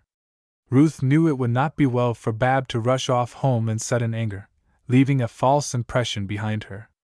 Barbara must stay in Mr. Hamlin's house until he himself apologized to her. Ruth did not dare to go back upstairs to the other girls immediately after her interview with her uncle. She knew her friends would recognize at once, from her red eyes and her excitement, that something was the matter. Yet Ruth longed for a confidant, and she meant to unburden herself to Grace as soon as she had the opportunity. To go upstairs now would reveal everything to Molly and Barbara as well. Ruth seized her coat and hat from a closet in the hall and rushed out into the street. She began walking as rapidly as she could, to let the fresh air cool the tumult of feeling that was surging within her. Ruth must have walked a mile before she determined what to do. Before she returned to Mr. Hamlin's house, she found a telegraph office and went into it. She sent a telegram to her father in Chicago, which read, "Come to Washington as soon as possible. Bab wrongly suspected. She is still in ignorance, but we need you. Ruth Stewart." Little did Ruth yet dream why these toils were being wound about unhappy Barbara. Molly's one act of weakness had involved her sister in a number of actions that did look wrong to an outsider. Yet the explanation of them was so simple, if Bab had only known it were best for her to tell the whole story. But Barbara was trying to shield Molly, and Molly did not dream that Bab would suffer any consequences from her foolish deed.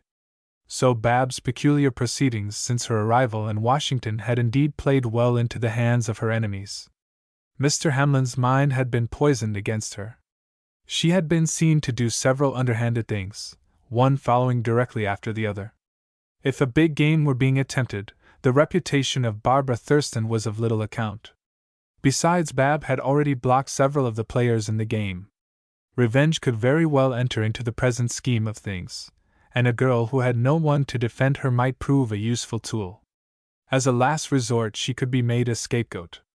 In the meanwhile, Barbara was blissfully unconscious of any trouble, and went singing cheerily about her room that morning. Since the delivery of her check to Mrs. Wilson, it seemed to her that the skies were blue again. During the rest of her stay in Washington, Bab meant just to enjoy the beautiful sights of the wonderful city and not to trouble about the disagreeable people. She did intend to ask Harriet to take her to see the cunning little Chinese girl, Wee too, before she went home, but she had no other very definite desires. As for Mrs. Wilson, Barbara had just wisely decided that the woman belonged to a curious type, which she did not understand and wished to keep away from. Bab did not admire Mrs. Wilson's methods of playing jokes. On the other hand, it was none of Barbara Thurston's business. So long as she had put the paper back in Mr. Hamlin's strong box, no harm had been done. Barbara still had in her possession the key to that strong box. She had neglected to give it to Harriet, because Harriet had left home so soon after breakfast. And now that very terrifying person, Mr. William Hamlin, had returned home, and Barbara Thurston still had the key in her possession. Even Ruth had gone out. What should she do? She decided to keep the key until Harriet came back in the afternoon. Then Harriet could make some sort of explanation to her father. Barbara simply did not have the courage to tell Mr. Hamlin that she had discovered Mrs. Wilson tampering with his papers, and that it was she who had found the stolen paper and locked it up again. However, fate was certainly against Bab at the present time. A servant knocked at the door of the next room, where Grace and Molly were reading. "Please," the maid said, "Mr. Hamlin wants to know if Miss Harriet left a key with you. It is a most important key, and Mr. Hamlin needs it at once." Grace and Molly both shook their heads. No, Harriet had mentioned no such key to them. Barbara was waiting in the next room with the door open. She knew her turn would come next. "Do you know anything of the key, Miss Barbara?" Harriet's maid inquired. Of course, Bab blushed. She always did at the wrong time. "Yes, I have the key, Mary," she replied. "Wait a minute, I will get it for you. Do the young ladies know anything of my key?" Mr. William Hamlin's impatient voice was heard just outside Barbara's door. Innocently, the maid opened it. "Wait a minute, Mr. Hamlin, please. Miss Thurston says she has the key. She is getting it for you now." And Barbara had to come to the door herself to present the key to this dreadful old Bluebeard. "I presume my daughter left my key in your charge?" Mr. Hamlin asked coldly. "No," she declared almost under her breath, hoping her stern host would either not hear her, or at least not heed her. "Harriet did not leave it with me." "Then kindly tell me how my key came into your possession?" Mr. Hamlin inquired, in chilling, even tones. Bab shivered. "I found it," Bab answered lamely, having it in mind to tell the whole strange story of last night's experience. But she was too frightened by Mr. Hamlin's manner and by the fear that she would be regarded as a telltale by Harriet. If Mr. Hamlin's own daughter had not considered her guest's actions unusual, it was not exactly Bab's place to report them. So she remained silent, and her host also turned away in silence. Harriet did not come home until just before dinner time. She told the automobile girls she had spent a delightful day, but her behavior was unusual. She looked frightened, though at the same time happier than she had seemed since the hour she had received the first threatening letter from her dressmaker. Peter Dillon had walked home with Harriet. Barbara, who happened to be standing at the front window, saw them stop to talk for a moment at the door before Peter said goodbye. Peter was making himself very charming to Harriet. He was talking to her in his half-laughing, half-earnest fashion in the very manner that had seemed so attractive to Bab, too, at first. But it was a manner she had learned later on to distrust, and even to fear. When Harriet parted from Peter Dillon, she nodded her head emphatically and apparently made him a promise, and Barbara saw Peter look back at her with a peculiar smile as she ascended the steps. Chapter 19: Harriet in Danger. Harriet Hamlin was restless and nervous all the next day. Even Mr. Hamlin, noticing his daughter's nervous manner at luncheon, suggested that she take her friends out to pay some calls. So Bab put forth her plea that she wished to make another visit to the home of the Chinese minister. As the girls had not yet paid their luncheon call at the embassy, Harriet agreed to take them to see we too. Before she left the house, Harriet called up her dressmaker and had a long confidential talk with her over the telephone. She seemed in better spirits afterwards. The Chinese minister's wife, Lady Tu, was receiving. As there were no men in the drawing room, her daughter, Wee Tu, sat among the young girls as quiet and demure as a picture on a fan. Bab managed to persuade the little girl into a corner to have a quiet chat with her. But Miss Wee Tu was difficult to draw out. Across the room, Harriet Hamlin chanced to mention the name of Peter Dillon. At once the little Chinese girl's expression changed. The change was very slight. Hardly a shade of emotion crossed her unexpressive, oriental face, but curious Barbara was watching for that very change. She remembered the young girl had been affected by Peter's appearance during their former visit. "Do you like Mr. Dillon?" inquired Bab. She had no excuse for her question except her own willful curiosity. But Wee Tu was not to be caught napping. "Legay," she answered, with a soft rising inflection that made the K, in, like sound as G.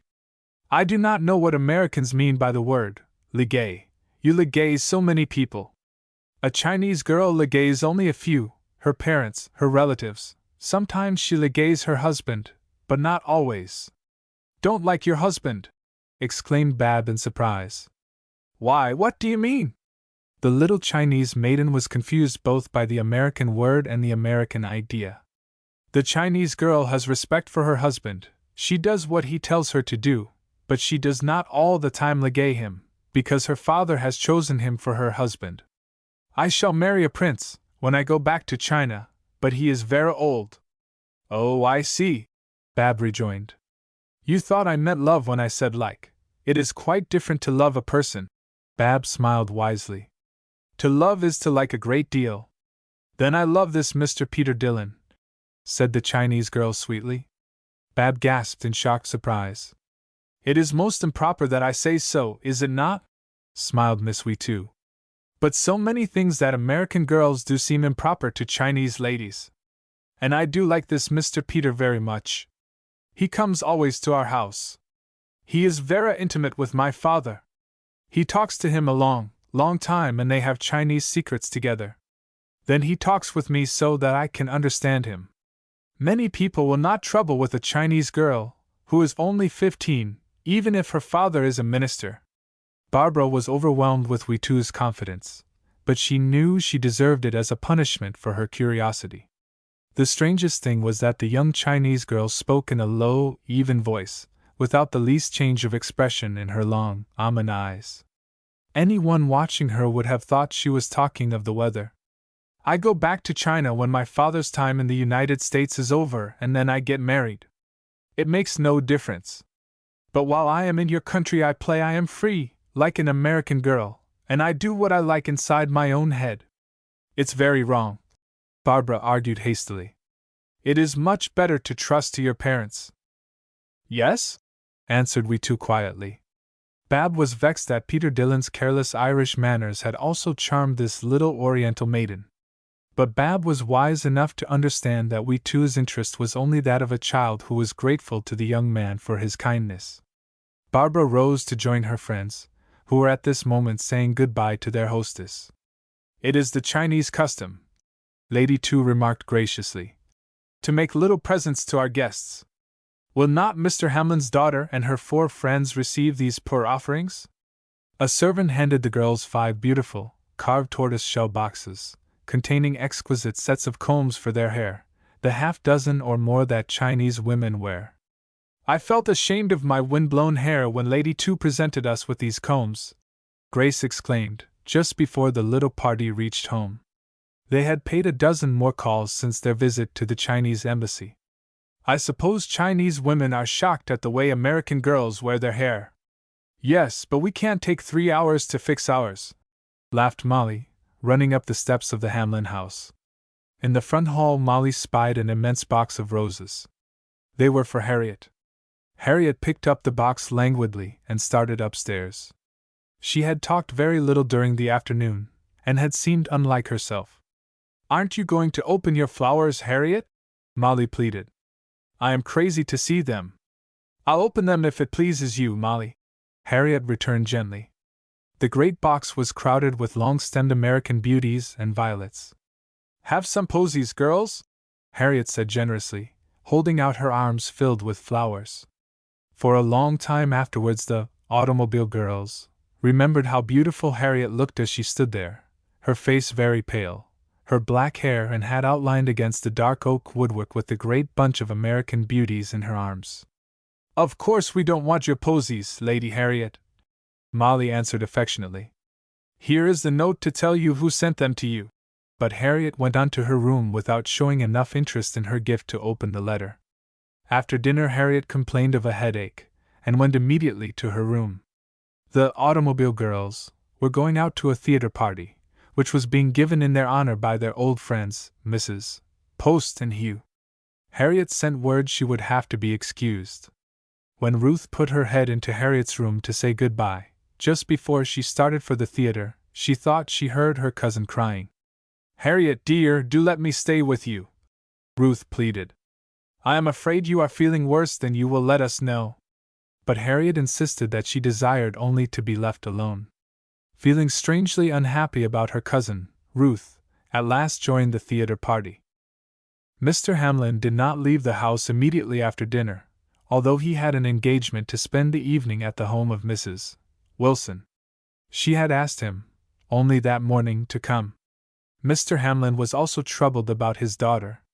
He had not been so unobservant that he had not seen the change in her. She was less animated, less talkative. Mr. Hamlin feared Harriet was not well.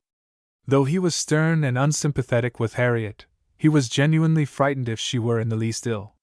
So it was with unusual gentleness that he tapped lightly on Harriet's door. "I am all right, Mary, thank you," Harriet replied, believing her maid to be outside. "Go to bed whenever you please. I shall fall asleep after a while." Mr. Hamlin cleared his throat and Harriet started nervously. Why was her father standing outside her door? Had he learned of her bill to her dressmaker? "I do not wish to disturb you, Harriet," Mr. Hamlin began awkwardly. "I only desired to know if I could do anything for you." "No, father," poor Harriet replied wearily. As Mr. Hamlin turned away, she sprang up and started to run after him. At her own door she stopped. She heard her father's stern voice giving an order to a servant, and her sudden resolution died within her. A few moments later the front door closed behind him and her opportunity had passed. An hour afterwards, when the house was quiet and the servants nowhere about, Harriet Hamlin slipped cautiously downstairs. She was gone only a few minutes. But when she came back to her own room, she opened a private drawer in her bureau and hid something in it. Harriet then threw herself on her bed and lay for a long time with her eyes wide open, staring straight ahead of her. Just before midnight, when she heard the gay voices of her friends returning from the theater, and when Ruth tripped softly to her bedroom, Harriet lay with closed eyes, apparently fast asleep. The next morning Harriet was really ill. Her hand trembled so while she poured the breakfast coffee that she spilled some of it on the tablecloth.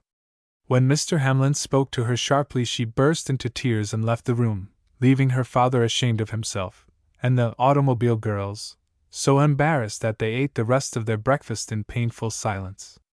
Ruth did dart one indignant glance at her uncle, which Mr. Hamlin saw, but did not in his heart resent.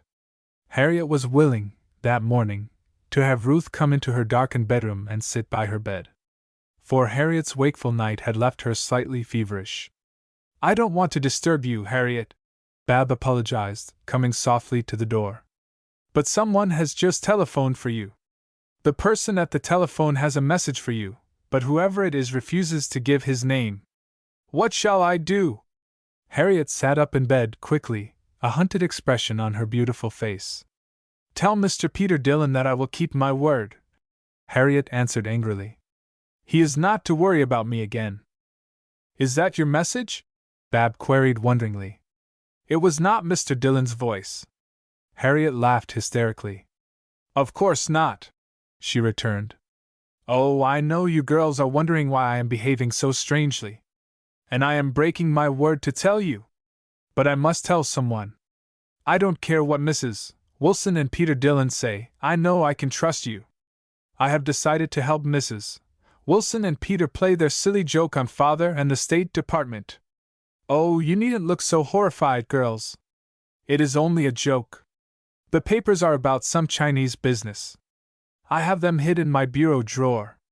Harriet nodded toward her dressing table, while Ruth and Bab stood looking at each other, speechless with horror, the same idea growing in their minds.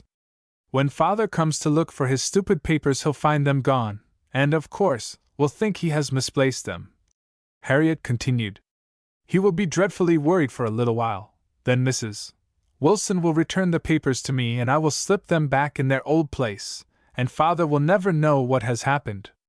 Mrs. Wilson and Peter have vowed they will never betray me, and I have promised not to betray them. If I were to be caught, I suppose Father would never forgive me. But I'll take good care that he doesn't find out about it. Harriet, do please give up this foolish plan," Ruth entreated earnestly. "I know you are doing something wrong. Mrs. Wilson and Mr. Dillon both know that Uncle William's papers are too valuable to be played with. Why, they belong to the United States government, not to him. Harriet, I implore you, do not touch your father's papers." Harriet shook her head obstinately. She was absolutely adamant. Ruth pleaded, scolded, in vain. Bab did not say a word nor enter a protest. She was too frightened. All of a sudden a veil had been rent asunder. Now she believed she understood what Peter Dillon and Mrs. Wilson had planned from the beginning. They were spies in the service of some higher power. The papers that Harriet thought were to be used for a joke on her father were really to be sold. Was not some state secret to be betrayed? Ever since Bab's arrival in Washington, it had looked as though Peter Dillon and Mrs. Wilson had been working toward this very end. Having failed with her, they had turned their attention to poor Harriet. But Mrs. Wilson and Peter Dillon must be only hired tools. Shrewdly, Barbara Thurston recalled her recent conversation with innocent We Two. Mr. Dillon and my father, they have Chinese secrets together. Could a certain distinguished and wisely silent Oriental gentleman be responsible for the thrilling drama about to be enacted? Bab was never to know positively, and she wisely kept her suspicion to herself. I do wish, Ruth, you and Bab would go away and leave me alone, Harriet protested. I shall be well enough to get up for luncheon, if you will let me take a nap. I don't see any harm in playing this joke on Father.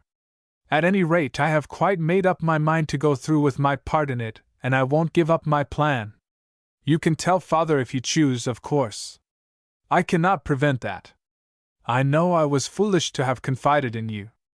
But unless you are despicable tale-bearers, the papers in my bureau drawer will go out of this house in a few hours. I don't see any harm in their disappearing for a little while. Father will have them back in a few days. Please go. Yet with all Harriet's air of bravado, however, there was one point in her story which she did not mention. In return for her delivery of certain of her father's state papers, Mrs. Wilson and Peter Dillon had promised to advance to Harriet the $500 necessary to pay her dressmaker. Harriet had agreed only to receive it as a loan, and she tried to comfort herself with the idea that her friends were only doing her a kindness in exchange for the favor she was to do for them. Still, the thought of the money worried Harriet.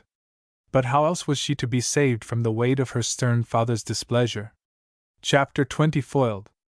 At Harriet's request, Bab and Ruth went silently out of her room, their faces white and frightened. Ruth, is there any place where we can be alone? Barbara whispered faintly. I must talk with you. Ruth nodded, and the two friends found their way into the library, turning the key in the lock. Then they stood facing each other, speechless, for a moment, from the very intensity of their feelings. Ruth, you must do something, Bab entreated. The papers that Mrs. Wilson and Mr. Dillon are making Harriet get for them they do not intend to use for a joke. Oh, Ruth, they are no doubt important state papers. Harriet may be betraying her country and ruining her father by placing these papers in their hands. I think, too, that Mrs. Wilson and Peter Dillon are spies, Ruth returned more quietly.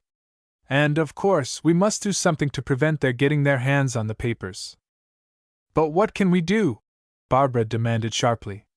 We cannot tell Mr. Hamlin of Harriet's deed. It would be too cruel of us. Nor can we confront Mrs. Wilson and Peter Dillon with the accusation. They would only laugh at us, and declare that we were mad to have imagined any such thing.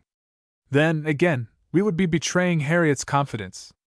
We do not know just what state papers Harriet is to give to them, but they must be very, very valuable. I suppose those dreadful people will have the papers copied, sell our country's secret, and return the papers to Harriet when all the mischief has been done. Ruth, I believe now that Mrs. Wilson and Peter Dillon both meant to make me steal Mr. Hamlin's papers. Then they would have declared I had sold them to someone, and Mr. Hamlin would never have suspected his friends. Now, they think poor Harriet will be too much afraid to betray them. Bab's voice trembled slightly. She realized how nearly she had been the dupe of these two clever schemers. She felt that she and Ruth must save Harriet at all events. Mrs. Wilson tried to steal Mr. Hamlin's papers the night she masqueraded as a ghost, Barbara continued. I picked up the envelope she dropped on the floor in the hall. I know it, Barbara, Ruth answered in her self-controlled fashion, which always had a calming effect on the more impetuous Bab. I also believe Mrs.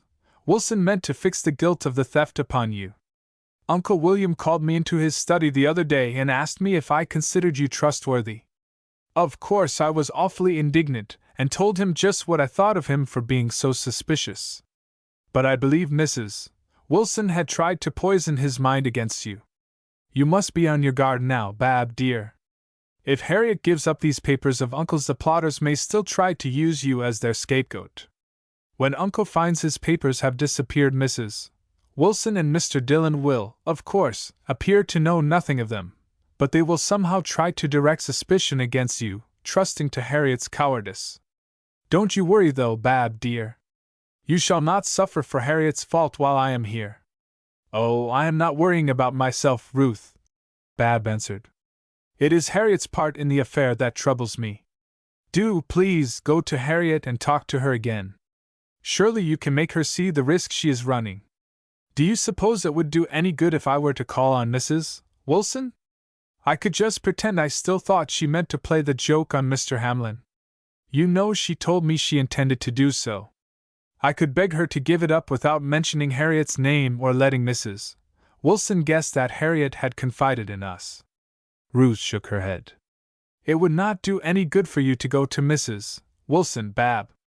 And somehow I am afraid for you. We do not know how much further they intend to involve you in their plot. Oh, they won't do me any harm now, Barbara rejoined. Anyhow, I am willing to take the risk, if Harriet will not give in. Just wait here, Bab, until I have been to see Harriet again, Ruth entreated. I will go down on my knees to her, if I can persuade her to give up this wicked deed. Oh, why is she so determined to be so reckless and so foolish? 15 minutes afterwards Ruth came back from her second interview with Harriet, looking utterly discouraged. Harriet simply won't give up, Ruth reported to Bab. She is absolutely determined to go her own way, and she is angry with me for interfering. Oh, Bab, what will happen? Uncle is so proud. If his daughter is known to have given Mrs. Wilson and Peter Dillon state papers, the report will be circulated that she stole them, and Uncle William will be disgraced. Then, what will become of Harriet? She does not intend to do wrong. But I simply can't make her see this thing as we see it. So what can we do? Unusually self-contained, Ruth broke down, now, weeping on Bab's shoulder. The thought of the dreadful disgrace to her uncle and her cousin was more than she could face. I am going to see Mrs. Wilson, Ruth, Bab declared. You had better stay here and do your best with Harriet. The papers are not to be delivered until for this afternoon, when, I believe, Harriet is to meet Peter Dillon. Of course it was he who telephoned Harriet, only he was clever enough to disguise his voice. So we have until afternoon to work. Don't worry yourself sick. We simply must save Harriet in some way. I don't pretend that I see the way clearly yet, but I have faith that it will come. I cannot do any harm by going to Mrs. Wilson, and I may do some good. I don't like you to go there alone, Bab, Ruth faltered. But I don't dare to leave Harriet by herself. She might find a way to give up the papers while we were out, and then all would be lost. When Bab rang the bell at the door of Mrs. Wilson's home, she did not know that her approach had been watched. She meant to be very careful during her interview, for she realized that she and Ruth were endeavoring to foil two brilliant and unscrupulous enemies. Mrs. Wilson and Peter were in the library, and through the window Mrs. Wilson had watched Bab approaching the house. Here comes that tiresome Thurston girl, whom you were going to use as your tool, Peter, teased Mrs. Wilson. She wasn't so easy to manage as you thought, was she? Never mind, she will still be used as our scapegoat. But I shall not see her this morning. What's the use? Let her come in by all means, Mrs. Wilson, Peter Dillon urged. I shall hide so that she will not see me. What would fall in with our plans better than to have this girl come here today? Who knows how this visit may be made to count against her? Of course, if suspicion never points to us, we had best never mention the name of Barbara Thurston. But if Mr. Hamlin ever questions you, why not say Miss Thurston came here today and betrayed the fact to you that she had stolen Mr. Hamlin's papers? We have circumstantial evidence enough against her. Bab found Mrs. Wilson very much surprised to see her, and looking very languid and bored. Straightforward Barbara rushed headlong into her request. Really, Miss Thurston, don't you think you are rather impertinent? drawled her hostess, when Bab finished. I don't see what business it is of yours whether or not I wish to play a joke on my friend, Mr. Hamlin. Don't try to get out of mischief by reporting to Mr. Hamlin the story of my poor little joke. You can hardly save yourself by any such method. No one will believe you. And I have an idea that you came to my house today for a very different purpose than to persuade me to give up my joke. What was it? Bab was mystified. She had no idea how Mrs.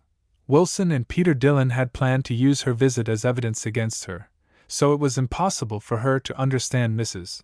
Wilson's insinuation. Barbara did not stay long. She saw Mrs. Wilson had no intention of being persuaded from her design. Even though the woman was beginning to see that Bab and Ruth were a little suspicious of her, she had no idea of being frightened from her deep-laid scheme by two insignificant schoolgirls. Barbara hurried to her car as fast as she could, anxious to get back to Ruth and to devise some other move to checkmate the traitors. She even hoped, against hope, that Harriet had been induced to change her mind and that all would yet be well. But as Bab jumped aboard her car, she saw another girl, running down the street, waving something in the air and evidently trying to induce Bab's street car to wait for her. Barbara begged the conductor to hold the car for a moment, before she recognized the figure, running toward them. But the next second she beheld the ever-present newspaper girl, Marjorie Moore, tablet and pencil in hand, completely out of breath and exhausted. Marjorie Moore could not speak for some time after she had secured a seat next Bab in the car. I have been watching Mrs. Wilson's house since 8 o'clock this morning, she finally gasped. What on earth made you go in there? I can't tell you, Bab returned coldly. Not for anything in the world would she have Marjorie Moore suspect what she and Ruth feared. Miss Moore gave a little, half-amused, half-sarcastic laugh. You can't tell? Oh, never mind, my dear. I know you are all right. You weren't doing anything wrong. I expect you were trying to help set matters straight. You don't need to tell me anything. I think I know all that is necessary. Goodbye now. I must get off this car at the corner. Let me tell you, however, not to worry, whatever happens. I am in possession of all the facts, so there will be no trouble in proving them. But if anything disagreeable happens to you, Marjorie Moore gave Bab a reassuring smile. Telephone me, will you? My number is 1607 Union. Marjorie Moore rushed out of the streetcar as hurriedly as she had entered it, before Bab could take in what she had said. Barbara puzzled all the rest of the way home. Could it be possible that Marjorie Moore had discovered Mrs. Wilson's and Peter's plot? Could she also have guessed Harriet's part in it? Bab shuddered, for she remembered the newspaper girl's words to her on the night of their first meeting. If ever I have a chance to get even with Harriet Hamlin, won't I take my revenge? Did Marjorie Moore also suspect that an effort would be made to draw Barbara into this whirlpool of disgrace? No one ate any luncheon at the home of the Assistant Secretary of State, except Molly and Grace. Fortunately, Mr. Hamlin did not return home. Ruth and Bab had decided not to tell the other two automobile girls of their terrible uneasiness unless they actually needed the help of the younger girls to save the situation. Ruth and Bab did not wish to prejudice Molly and Grace against Harriet if it were possible to spare her. But Ruth had told Bab that, at 4 o'clock, Harriet was determined to deliver the papers to Peter Dillon. At 2 o'clock, however, the two friends had found no way to influence Harriet to give up her mad project. Indeed, Harriet scarcely spoke to either of them. She was so bitterly angry at what she termed their interference. At 3 o'clock, Ruth and Barbara grew desperate. For at 3, Harriet Hamlin closed the door of her bedroom and commenced to dress for her engagement. Try once again, Ruth, Bab pleaded. It is worse even than you know. I believe Marjorie Moore suspects what Harriet is about to do. Suppose she publishes the story in the morning papers. Tell Harriet I have a reason for thinking she knows about the affair. Bab waited apprehensively for Ruth's return. It seemed to her that, for the first time in their adventures, the automobile girls had met with a situation that no amount of pluck or effort on their part could control. This was the most important experience of their whole lives, for their country was about to be betrayed. Once Barbara stamped her foot in her impatience. How dared Harriet Hamlin be so willful, so headstrong. Bab's face was white with anxiety and suspense. Her lips twitched nervously. Then in a flash her whole expression changed. The color came back to her cheeks, the light to her eyes. At the 11th hour the way had been made clear. Ruth had no such look when she returned to Barbara. She flung herself despondently into a chair. "It's no use," she declared despairingly. "Harriet must go her own way. We can do nothing with her." "Yes, we can," Bab whispered. She leaned over and murmured something in Ruth's ear. Ruth sprang to her feet. "Barbara Thurston, you are perfectly wonderful," she cried. "Yes, I do know where it is. Go to my desk and take that blank paper. It is just the right size. Fold it up in 3 parts. There, it will do. Now, give it to me. Now go and command Grace and Molly, if they love us, to call Harriet out of her room for a minute. We can explain to them afterwards." Molly and Grace feared Barbara had gone suddenly mad when she rushed in upon them with her demand. But Molly did manage to persuade Harriet to go into the next room. As Harriet slipped out of her bedroom, her cousin, Ruth Stewart, stole into it, hiding something she held in her hand.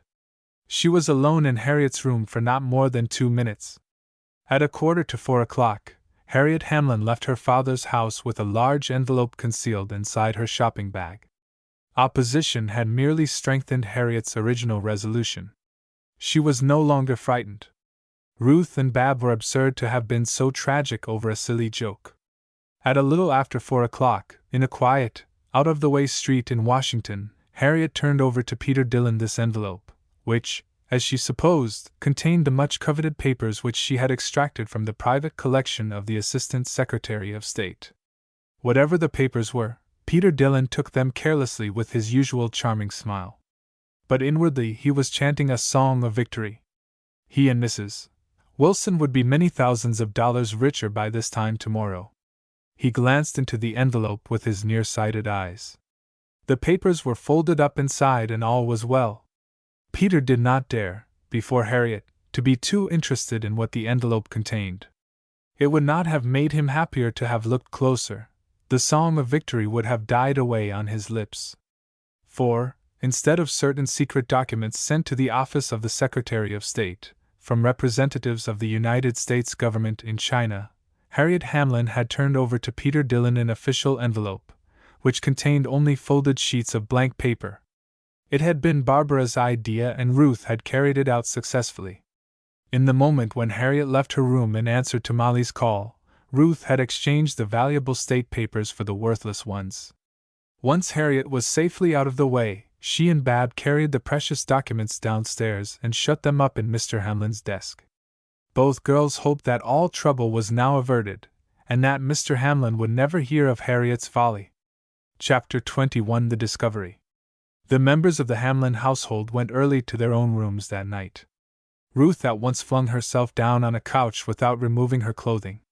In a few minutes she was fast asleep, for she believed their difficulties were over. Bab did not feel as secure. She was still thinking of the speech the newspaper girl had made to her in the car. At 10:00 the Assistant Secretary of State, who was sitting alone in his study, heard a violent ringing of his telephone bell. He did not know that, at this same instant, his daughter Harriet had crept down to his study door intending to make a full confession of her mistakes to him. Mr. Hamlin picked up the receiver. "The Washington News, yes. You have something important to say to me? Well, what is it?" Mr. Hamlin listened quietly for a little while. Then Harriet heard him cry in a hoarse, unnatural voice. "Impossible! The thing is preposterous! Where did you ever get hold of such an absurd idea?" Harriet stopped to listen no longer. She never knew how she got back upstairs to her room. She half staggered, half fell up the steps. Suddenly she realized everything. She had been used as a tool by Mrs. Wilson and Peter Dillon. Ruth and Barbara had been right. She had stolen her father's state papers. A newspaper had gotten hold of the story, and already her father and she were disgraced. In the meantime, Mr. Hamlin continued to talk over the telephone, though his hand shook so he was hardly able to hold the receiver. You say you think it best to warn me that the story of the theft of my papers will be published in the morning paper, that you know that private state documents entrusted to me keeping have been sold to secret spies? What evidence have you? I have missed no such papers. Wait a minute. Mr. Hamlin went to his strong box. Sure enough, certain documents were missing. Ruth and Bab had put the papers in the desk. Have you an idea who stole my papers? Mr. Hamlin called back over the telephone wire, his voice shaken with passion. Evidently the editor who was talking to Mr. Hamlin now lost his courage. He did not dare to tell Mr. Hamlin that his own daughter was suspected of having sold her father's papers. Mr. Hamlin repeated the editor's exact words. You say a young woman sold my papers? You are right. This is not a matter to be discussed over the telephone. Send someone up from your office to see me at once. Mr. Hamlin reeled over to his bell rope and gave it a pull, so that the noise of its ringing sounded like an alarm through the quiet house. A frightened servant answered the bell. Tell Miss Thurston and my niece, Miss Stewart, to come to my study at once, Mr. Hamlin ordered. The manservant obeyed. Ruth, dear, wake up, Bab entreated, giving her friend a shake. Something awful must have happened. Your uncle has sent for us. He must have missed those papers. Illustration. What have you done with my papers? Ruth and Bab, both of them looking unutterably miserable and shaken, entered Mr. Hamlin's study. Their host did not speak as they first approached him. When he did, he turned on them such a haggard, wretched face that they were filled with pity. But the instant Mr. Hamlin caught sight of Barbara, his expression changed. He took her by the arm, and before she could guess what was going to happen, he shook her violently. What have you done with my state papers? He demanded. Tell me quickly. Don't hesitate. There may yet be time to save us both. Oh, I should never have let you stay in this house, he groaned. I suspected you of mischief when I learned of your first visit to my office. But I did not believe such treachery could be found in a young girl. Ruth, can't you make your friend speak? If she will tell me to whom she sold my papers, I will forgive her everything. But I must know where they are at once. I can then force the newspaper to keep silence and force my enemies to return me the documents, if there is only time. Barbara dropped into a chair and covered her face with her hands. She did not utter a word of reproach to Mr. Hamlin for his cruel suspicion of her. She could not tell him that his daughter Harriet was the real thief. Uncle, Ruth entreated, laying a quiet hand on Mr. Hamlin's arm. Listen to me for a moment. Yes, you must listen. You are not disgraced, you are not ruined. Look in your desk. Your papers are still there. Only the old envelope is gone. I put the papers in this drawer only this afternoon, because I did not know in what place you kept them. Some papers were given away, a few hours ago, to two people, whom you believed to be your friends, to Mrs. Wilson and Peter Dillon. But they were not your state papers, they were only blank sheets. Mr. Hamlin looked into his drawer and saw the lost documents, then he passed his hand over his forehead. I don't understand, he muttered. Do you mean that, instead of the actual papers, you saved me by substituting blank papers for these valuable ones? Then your friend did try to sell her country's secrets, and you saved her and me. I shall never cease to be grateful to you to the longest day I live. For your sake I will spare your friend. But she must leave my house in the morning. I do not wish ever to look upon her again. Bab did not sell your papers, Uncle, Ruth protested passionately. You shall not make such accusations against her. It was she who saved you. I did only what she told me to do. I did substitute the papers, but it was Barbara who thought of it. Then who, in heaven's name, is guilty of this dreadful act? Mr. Hamlin cried. Neither Ruth nor Bab answered. Bab still sat with her face covered with her hands, in order to hide her hot tears. She cried partly for poor Harriet, and partly because of her sympathy for Mr. Hamlin. Ruth gazed at her uncle, white, silent, and trembling. Who, Ruth? I demand to know, Mr. Hamlin repeated. I shall not tell you, Ruth returned, with a little gasp. Send for my daughter, Harriet. She may know something, Mr. Hamlin ejaculated. Then he rang for a servant. The 2 girls and the 1 man, who had grown old in the last few minutes, waited in unbroken silence. The girls had a strong desire to scream, to cry out, to warn Harriet. She must not let her father know of her foolish deed while his anger was at its height. It seemed an eternity before the butler returned to Mr. Hamlin's study. "Miss Hamlin is not in her room," he reported respectfully. "Not in her room? Then look for her through the house," Mr. Hamlin repeated more quietly. He had gained greater control of himself. But a new fear was oppressing him, weighing him down. He would not give the idea credence even in his own mind. 3, 4, 5 minutes passed. Still Harriet did not appear. "Let me look for Harriet, Uncle," Ruth implored, unable to control herself any longer. At this moment Molly came innocently down the stairs. "Is Mr. Hamlin looking for Harriet?"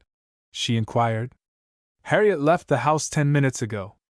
She had on her coat and her hat, but she would not stop to say good-bye. I think her maid went with her. Mary had just a shawl thrown over her head. I am sure they will be back in a few minutes. Harriet must have gone out to post a letter. I thought she would have come back before this." Imagine poor Molly's horror and surprise when Mr. Hamlin dropped into a chair at her news and groaned. "It was Harriet after all. It was my own child." "Uncle, rouse yourself," Ruth implored him. "Harriet thought she was only playing a harmless trick on you. She did not dream that the papers were of any importance. Mrs. Wilson and Peter Dillon deceived her cruelly. You must go and find out what has become of Harriet." Mr. Hamlin shook his head drearily. "You must go," insisted gentle Ruth, bursting into tears. "Harriet does not even know that the papers she gave away were worthless. If she has found out she has been duped, she will be doubly desperate." At this instant the door bell rang loudly. No one in the study appeared to hear it. Molly had crept slowly back upstairs to Grace. Ruth, Mr. Hamlin, and Bab were too wretched to stir. A sound of hasty footsteps came down the hall, followed by a knock at the study door. The door flew open of its own accord. Like a vision straight from heaven appeared the faces of Mr. Robert Stewart and his sister, Miss Sally. Ruth sprang into her father's arms with a cry of joy. And Bab, her eyes still streaming with tears, was caught up in the comforting arms of Miss Sally. Chapter 22 Oil on the Troubled Waters. "What does all this mean, William Hamlin?" Mr. Stewart inquired without ceremony. With bowed head Mr. Hamlin told the whole story, not attempting to excuse himself, for Mr. Hamlin was a just man, though a severe one. He declared that he had been influenced to suspect Barbara ever since her arrival in his home. His enemies had also made a dupe of him, but his punishment had come upon him swiftly. He had just discovered that his own daughter had tried to deliver into the hands of paid spies state papers of the United States government. Mr. Stewart and Aunt Sally looked extremely serious while Mr. Hamlin was telling his story. But when Mr. Hamlin explained how Ruth and Bab had exchanged the valuable political documents for folded sheets of blank paper, Mr. Stewart burst into a loud laugh, and his expression changed as though by a miracle. He patted his daughter's shoulder to express his approval, while Miss Sally kissed Bab with a sigh of relief. Mr. Stewart and his sister had both been extremely uneasy since the arrival of Ruth's singular telegram, not knowing what troubled waters might be surrounding their automobile girls.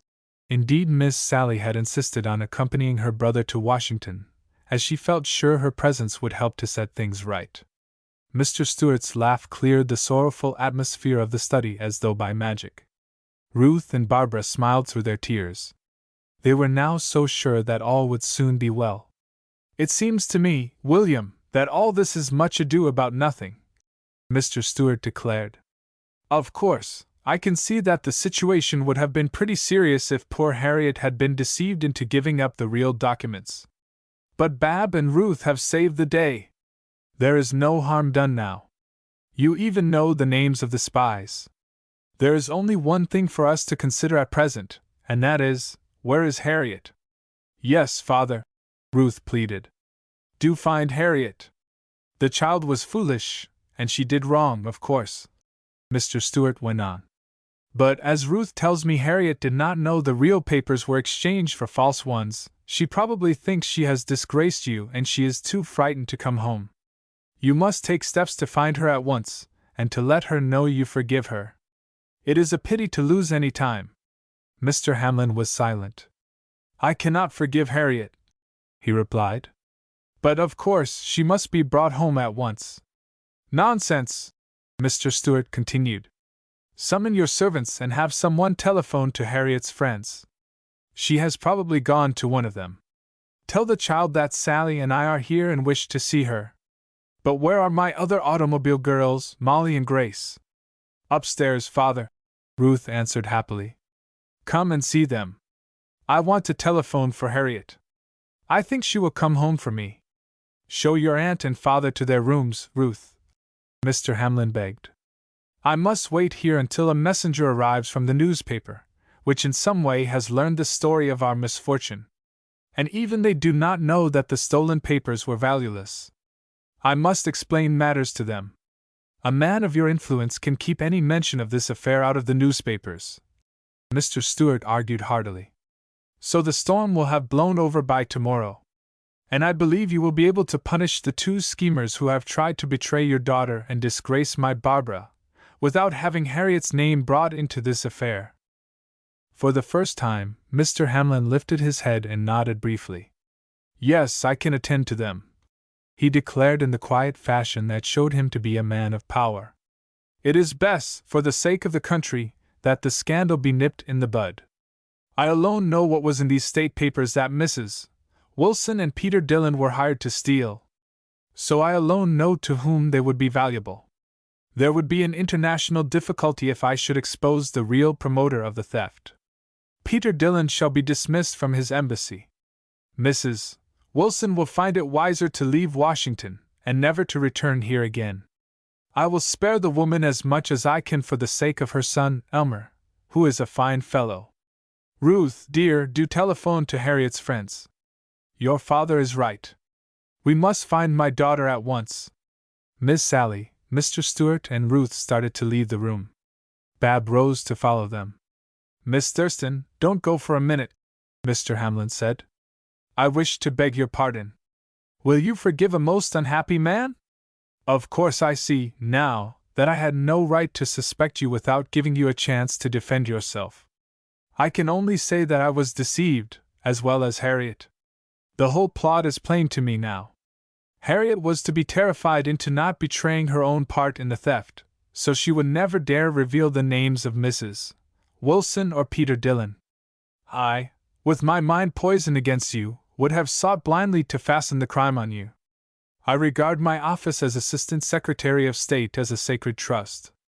If the papers entrusted to my keeping had been delivered into the hands of the enemies of my country through my own daughter's folly, I should never have lifted my head again. I cannot say, I have no words to express, what I owe to you and Ruth. But how do you think a newspaper man could have unearthed this plot? It seems incredible, when you consider how stealthily Peter Dillon and Mrs. Wilson have worked. A man. I don't think a man did unearth it, Bab replied. Just then the bell rang again. The next moment the door opened, and the butler announced, "Miss Marjorie Moore." The newspaper girl gave Bab a friendly smile. Then she turned coldly to Mr. William Hamlin. "Miss Moore!" Mr. Hamlin exclaimed in surprise and in anger. "I wish to see a man from your newspaper. What I have to say cannot possibly concern you."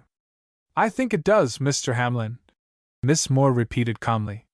"One of the editors from my paper has come here with me. He is waiting in the hall. But it was I who discovered the theft of your state documents. I have been expecting mischief for some time. I am sorry for you, of course, very sorry, but I have all the facts of the case, and as no one else knows of it, it will be a great scoop for me in the morning." "Your newspaper will not publish the story at all, Miss Moore," Mr. Hamlin rejoined, when he had recovered from his astonishment at Miss Moore's appearance. "The stolen papers were not of the least value. Will you explain to Miss Moore exactly what occurred, Miss Thurston?" Mr. Hamlin concluded. When Bab told the story of how she and Ruth had made their lightning substitution of the papers, Marjorie Moore gave a gasp of surprise. Good for you, Miss Thurston, she returned. I knew you were clever, as well as the right sort, the first time I saw you.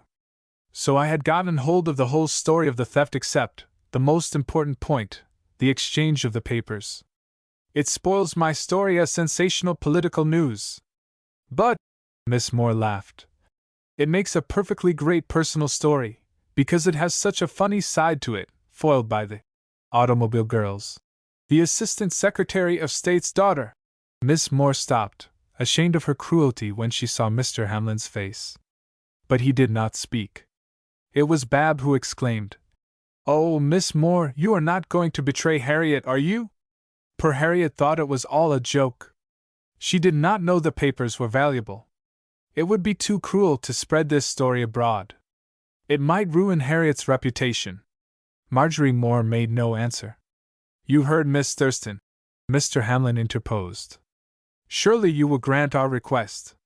Mr. Hamlin, Marjorie Moore protested. I am dreadfully sorry for you. I told you so, but I am going to have this story published in the morning. It is too good to keep and I have worked dreadfully hard on it. Indeed, I almost lost my life because of it. I knew it was Peter Dillon who struck me down on the White House lawn the night of the reception. But I said nothing because I knew that, if I made trouble, I would have been put off the scent of the story somehow. I tried to see Miss Thurston alone, that evening, to warn her that Mrs. Wilson and Peter Dillon were going to try to fasten their crime on her. I am obliged to be frank with you, Mr. Hamlin. I will stick to the facts as you have told them to me, but a full account of the attempted theft will be published in the morning's news. Call the man who is with you, Miss Moore. I prefer to talk with him, Mr. Hamlin commanded. You do not seem to realize the gravity of what you intend to do. It will be a mistake for your newspaper to make an enemy of a man in my official position. Mr. Hamlin talked for some time to one of the editors of the Washington News. He entreated, threatened, and finally made an appeal to him to save his daughter and himself by not making the story public. I am afraid we shall have to let the story go, Miss Moore, the editor remarked regretfully. It was a fine piece of news, but we don't wish to make things too hard for Mr. Hamlin. The man turned to go. Mr. Hughes, Marjorie Moore announced, speaking to her editor. If you do not intend to use this story, which I have worked on so long, in your paper, I warn you, right now, that I shall simply sell it to some other newspaper and take the consequences. All the papers will not be so careful of Mr. Hamlin's feelings. Oh, Miss Moore, you would not be so cruel, Bab cried. Marjorie Moore turned suddenly on Barbara. Why shouldn't I? She returned. Both Harriet Hamlin and Peter Dillon have been hateful and insolent to me ever since I have been making my living in Washington. I told you I meant to get even with them some day. Well, this is my chance, and I intend to take it. Goodbye. There is no reason for me to stay here any longer. Mr. Hamlin, if Miss Moore insists on selling her story on the outside, I cannot see how we would benefit you by failing to print the story, the editor added. Very well, Mr. Hamlin returned coldly. But he sank back into his chair and covered his face with his hands. Harriet's reputation was ruined, for no one would believe she had not tried deliberately to sell her father's honor.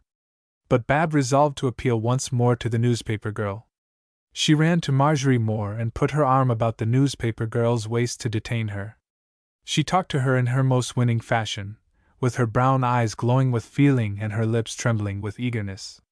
The tears came to Marjorie Moore's eyes as she listened to Bab's pleading for Harriet. But she still obstinately shook her head. Someone came running down the stairs and Ruth entered the study without heeding the strangers in it. Uncle! She exclaimed in a terrified voice. Harriet cannot be found. We have telephoned everywhere for her. No one has seen her or knows anything about her. What shall we do? It is midnight. Mr. Hamlin followed Ruth quickly out of the room, forgetting every other consideration in his fear for his daughter. He looked broken and old. Was Harriet in some worse peril? As Marjorie Moore saw Mr. Hamlin go, she turned swiftly to Barbara and kissed her. It's all right, dear, she said. You were right. Revenge is too little and too mean. Mr. Hughes has said he will not publish the story, and I shall not sell it anywhere else. Indeed, I promise that what I know shall never be spoken of outside this room. Good night." Before Barbara could thank her, she was gone. Chapter 23: Suspense and the Reward. All night long diligent search was made for Harriet Hamlin, but no word was heard of her. The automobile girls telephoned her dearest friends. Mr. Hamlin and Mr. Stewart tramped from one hotel to the other. None of the Hamlin household closed their eyes that night.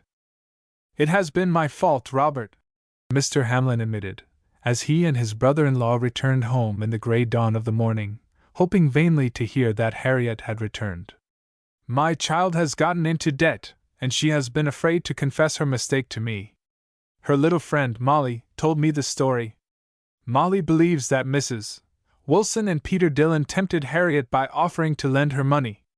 And so she agreed to aid them in what she thought was their joke. I have seen, lately, that Harriet has been so worried she hardly knew what she was doing. Yet, when my poor child tried to confess her fault to me, I would not let her go on. My harshness and lack of sympathy have driven her to I know not what. Oh, Robert, what shall I do? She is the one joy of my life." Mr. Stewart did not try to deny Mr. Hamlin's judgment of himself. He knew Mr. Hamlin had been too severe with his daughter. If only Harriet could be found, she and her father would be closer friends after this experience. Mr. Stewart realized fully what danger Harriet was in with her unusual beauty, with no mother and with a father who did not understand her. "Harriet has done very wrong," Mr. Hamlin added slowly. "It was hard, indeed, for a man of his nature to forgive. But I shall not reproach her when she comes back to me," he said quickly. The fear that Harriet might never return to him at all struck a sudden chill to his soul. "The child has done wrong, William, I admit it," returned good-natured Mr. Stewart. "She has been headstrong and foolish. But we have done worse things in our day, remember." "I will remember," Mr. Hamlin answered drearily, as he shut himself up in his room. Mr. Hamlin would not come down to breakfast. There was still no news of Harriet. While dear, comfortable Aunt Sally and the automobile girls were seated around the table, making a pretense of eating, there came a ring at the front door bell. Ruth jumped up and ran out into the hall. Then followed several moments of awful suspense. Ruth came back slowly, not with Harriet, but with a note in her hand. She opened it with shaking fingers, for she recognized Harriet's handwriting in the address. The note read, "Dearest Ruth, I shall never come home again. I have disgraced my father and myself. I would not listen to you and Bab, and now I know the worst. Mrs. Wilson and Peter Dillon were villains and I was only a foolish dupe. I spent the night in a boarding house with an old friend of my mother's." Ruth stopped reading. Her voice sank so low it was almost impossible to hear her. She had not noticed that her uncle was standing just outside the door, listening, with white lips. "I don't know what else to do," Harriet's note continued, when Ruth had strength to go on. "So early this morning I telegraphed to Charlie Myers. When you receive this note, I shall be married to him. Ask my father to forgive me, for I shall never see him again. Your heartbroken cousin, Harriet." "Absurd child!" Miss Sally ejaculated, trying to hide her tears. But Mr. Stewart stepped to Mr. Hamlin's side as he entered the room, looking conscience-stricken and miserable. Poor Harriet was paying for her folly with a lifetime of wretchedness. She was to marry a man she did not love, and her friends were powerless to save her. Molly slipped quietly away from the table. No one tried to stop her. Every one thought Molly was overcome, because she had been especially devoted to Harriet. "Won't you try to find Mr. Myers, uncle?" Ruth pleaded. "It may not be too late to prevent Harriet's marriage. Oh, do try to find her. She does not care for Charlie Myers in the least. She is only marrying him because she is so wretched she does not know what to do." Mr. Stewart was already getting into his coat and hat. Mr. Hamlin was not far behind him. The two men were just going out the front door, when a cry from Molly interrupted them. The three girls rushed into the hall, not knowing what Molly's cry meant. But when they saw the little golden-haired girl, who sympathized the most deeply with Harriet in her trouble, because of her own recent acquaintance with debt, The automobile girls knew at once that all was well. "Oh, Mr. Hamlin! Oh, Mr. Stewart! Do wait until I get my breath," Molly begged. "Dear, darling Harriet is all right. She will come home if her father will come for her. I telephoned to Mr. Myers and he declares Harriet is safe with his aunt. He says, of course, he is not such a cad as to marry Harriet when she is so miserable and frightened. He went to the boarding house for her, then took her to his aunt's home. Mr. Myers was on his way here to see Mr. Hamlin." 2 hours later, Harriet was at home again and in bed, suffering from nervous shock.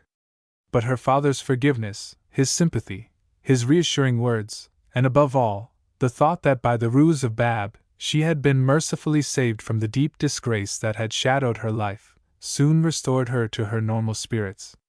There was a speedy investigation by the State Department, the result of which was that Mrs. Wilson disappeared from Washington society. Her son Elmer reported that his mother had grown tired of Washington and was living in New England. As for Peter Dillon, his connection with the Russian embassy was severed at once. No one knew where he went. "The President would like to see the automobile girls at the White House today at 12:30. Mr. William Hamlin announced a few mornings later, looking up from his paper to smile first at his daughter and then at the group of happy faces about his breakfast table, which included Miss Sally Stewart and Mr. Robert Stewart. Harriet was looking very pale. She had been ill for 2 days after her unhappy experience. "What on earth do you mean, Mr. Hamlin?" inquired Grace Carter anxiously, turning to their host. The other girls smiled, thinking Mr. Hamlin was joking. He had been in such different spirits since Harriet's return home. "I mean what I say," Mr. Hamlin returned gravely. "The President wishes to see the automobile girls in order to thank them for their service to their country." Mr. Hamlin allowed an earnest note to creep into his voice. "The story has not been made public. But I myself told the President of my narrow escape from disgrace, and he desires personally to thank the young girls who saved us. I told him that he might rely on your respecting his invitation." "Oh, but we can't go, Mr. Hamlin," Molly expostulated. "Grace and I had nothing to do with saving the papers. It was only Ruth and Bab. It is most unusual to decline an invitation from the President, Molly," Mr. Hamlin continued.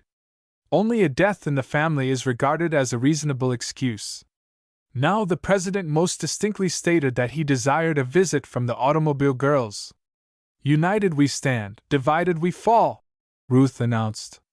"Bab and I will not stir a single step without Grace and Molly. There is one other person who ought to be included in this visit to the President," Harriet added shyly. "Whom do you mean, my child?" Mr. Hamlin queried. Harriet hung her proud little head. "I mean Marjorie Moore, father. I think she did as much as anyone by keeping the story out of the papers when it would have meant so much for her to have published it." "Good for Harriet," Ruth murmured under her breath. "I did not neglect to tell the President of Miss Moore's part in the affair, daughter," Mr. Hamlin rejoined. "But I am glad you spoke of it. I shall certainly see that she is included in the invitation." Promptly at 12:00 the automobile girls set out for the White House in the care of their old and faithful friend, Mr. A. Bubble. On the way there they picked up Marjorie Moore, who had now become their staunch friend. The girls were greatly excited over their second visit to the White House. It was, of course, very unlike their first, since today they were to be the special guests of the President. On the evening of the presidential reception they had been merely included among several hundred callers. Ruth sent in Mr. Hamlin's card with theirs, in order to explain whose visitors they were. The 5 girls were immediately shown into a small room, which the President used for seeing his friends when he desired a greater privacy than was possible in the large state reception rooms. The girls sat waiting the appearance of the President, each one a little more nervous than the other. "What shall we say, Bab?" Molly whispered to her sister. "Goodness knows, child." Bab just had time to answer, when a servant bowed ceremoniously. A man entered the room quickly and walked from one girl to the other, shaking hands with each one in turn. "I am very glad to meet you," he declared affably. "Mr. Hamlin tells me you were able to do him a service, and through him to your country, which it is also my privilege to serve. I thank you. The president bowed ceremoniously. It was a pretty trick you played on our enemies. Strategy is sometimes better than war, and a woman's wits than a man's fists. Then the president turned cordially to Marjorie Moore. Miss Moore, it gives me pleasure to say a word of appreciation to you. Your act in withholding this information from the public rather than to sell it and make a personal gain by it was a thoroughly patriotic act, and I wish you to know that I value your service. Thank you, Mr. President, replied Miss Moore, blushing deeply. The president's wife now entered the sitting room with several other guests and members of her family. When luncheon was announced, the President of the United States offered his arm to Barbara Thurston. The Automobile girls are not likely to forget their luncheon with the President, his family, and a few intimate friends. The girls were frightened at first, but being simple and natural, they soon ceased to think of themselves. They were too much interested in what they saw and heard around them. The President talked to Ruth, who sat on his left, about automobiles. He was interested to hear of the travels of Mr. A. Bubble, and seemed to know a great deal about motor cars. But after a while, as the girls heard him converse with three distinguished men who sat at his table, one an engineer, the other a judge, and the third an artist, the automobile girls decided wisely that the president knew almost everything that was worth knowing. Children, said Mr. Stewart that night, when the girls could tell no more of their day's experience, it seems to me that it is about time for you to be going home. Mr. Stewart and Aunt Sally were in the Hamlin drawing room with the automobile girls. Mr. Hamlin and Harriet had gone for a short walk. It was now their custom to walk together each evening after dinner, since it gave them a little opportunity for a confidential talk. You girls have had today the very happiest opportunity that falls to the lot of any visitor in Washington, Mr. Stewart continued. You have had a private interview with the President and have been entertained by him at the Executive Mansion. I have no doubt you have also seen all the sights of Washington in the last few weeks. So homeward bound must be our next forward move.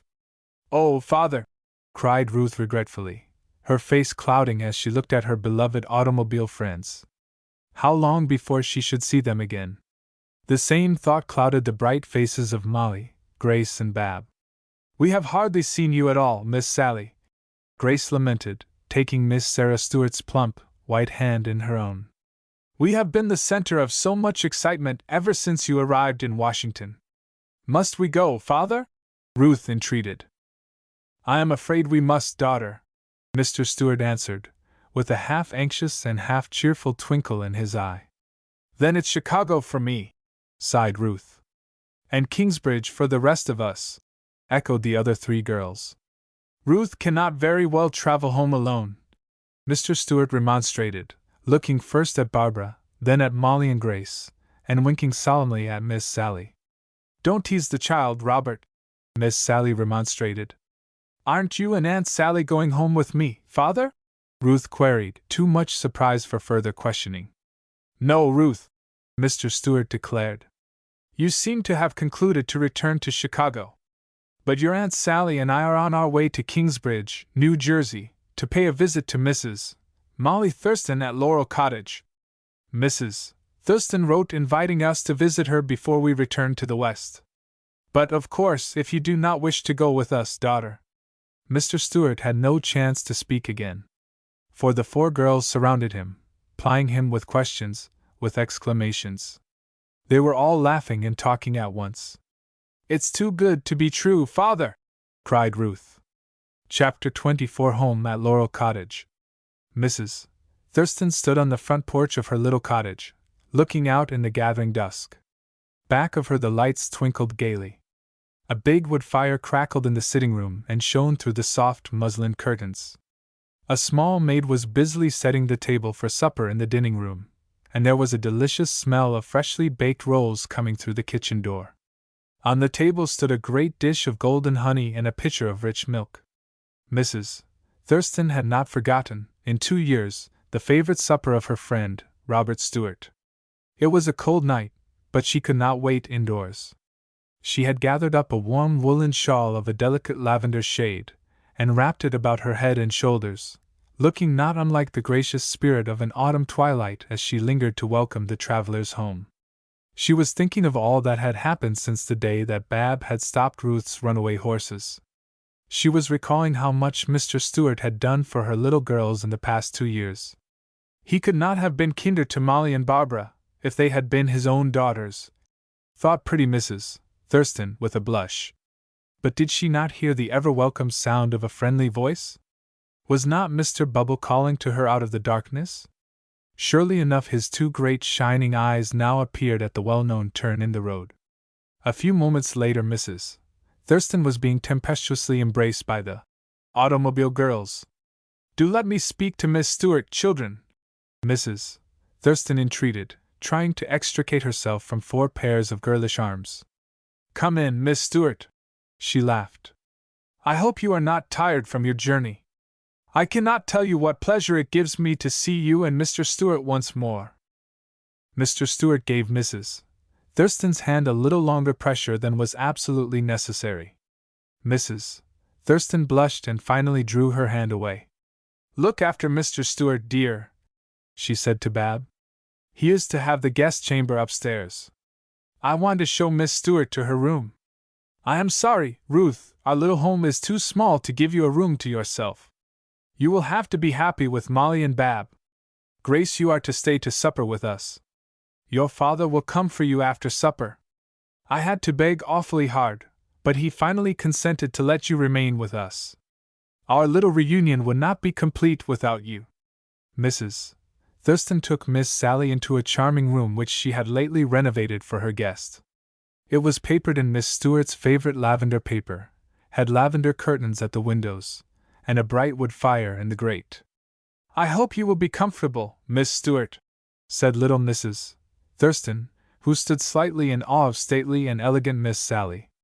For answer Miss Sally smiled and looked searchingly at Mrs. Thurston. "Is there any question you wish to ask me?" Mrs. Thurston inquired, flushing slightly at Miss Stewart's peculiar expression. "Oh, no," smiled Miss Sally.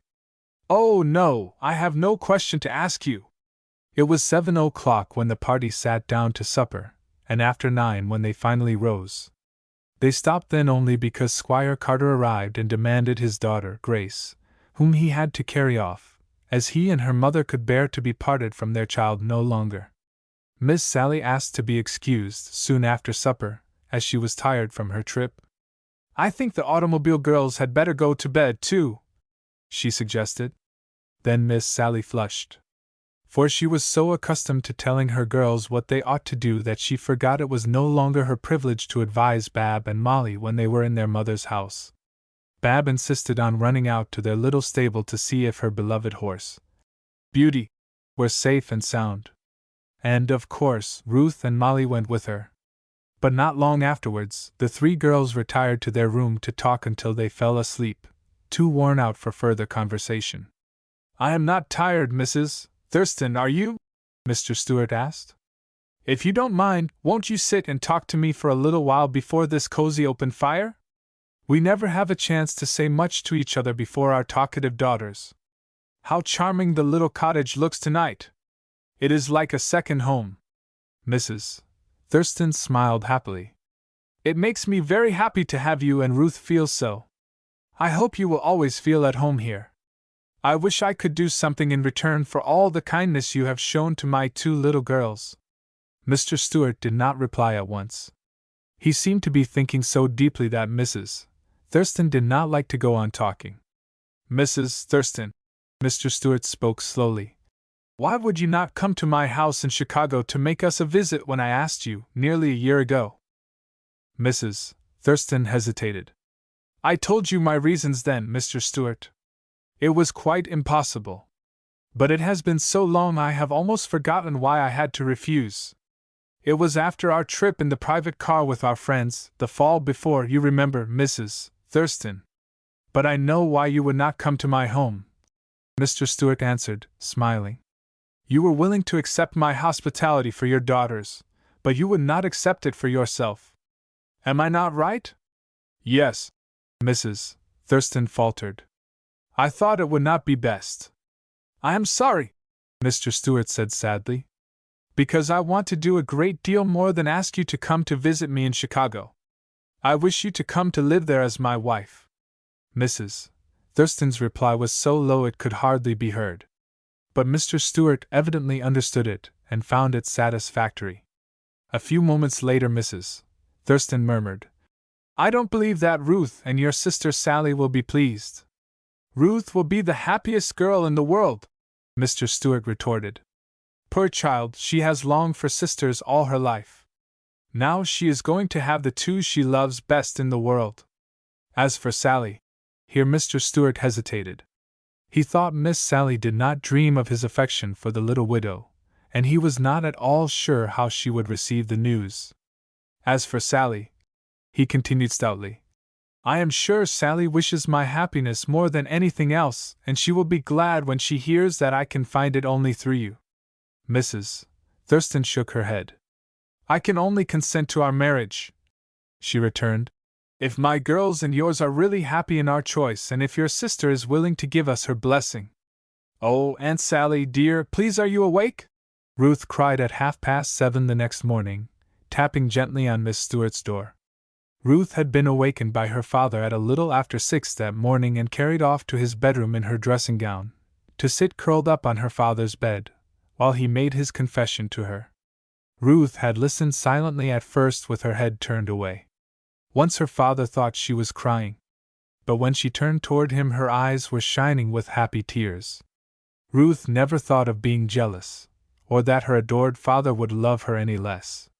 She only thought, first, of his happiness and next of her own. Mr. Stewart would not let Ruth go until, with her arms about his neck and her cheek pressed to his, she begged him to let her be the messenger to Barbara, Molly, and Aunt Sally. You will be careful when you break the news to your aunt, Mr. Stewart entreated. I should have given her some warning in regard to my feelings for Mrs. Thurston. I fear the news will be an entire surprise to her. Ruth wondered what she should say first. Come in, dear, Miss Sally answered placidly in reply to Ruth's knock. Miss Stewart was sitting up in bed with a pale lavender silk dressing sacque over her lace and muslin gown. I suppose, Miss Sally continued calmly, that you have come to tell me that your father is going to marry Mrs. Thurston. Aunt Sally, gasped Ruth. Are you a wizard? No, said Miss Stewart. I am a woman. Why, child, I have seen this thing coming ever since we first left Robert Stewart here in Kingsbridge when I took you girls off to Newport. Are you pleased, child? Miss Sally inquired, a little wistfully. Gladder than anything if you are, Aunt Sally, Ruth replied. But father told me to come to ask you how you felt. He says Mrs. Thurston won't marry him unless we all consent. Nonsense, returned Miss Stewart in her accustomed fashion. Of course I am glad to have Robert happy. Mrs. Thurston is a dear little woman. Only, dignified Miss Sally choked with a tiny sob in her voice, I can't give you up, Ruth dear. And Miss Stewart and her beloved niece shed a few comfortable tears in each other's arms. I never will care for anyone as I do for you, Aunt Sally, Ruth protested. And aren't you chaperone extraordinary and ministering angel plenipotentiary to the automobile girls? The other girls care for you almost as much as I do. I wonder if Mrs. Thurston has told Bab and Molly. Do you think they will be glad to have me for a sister?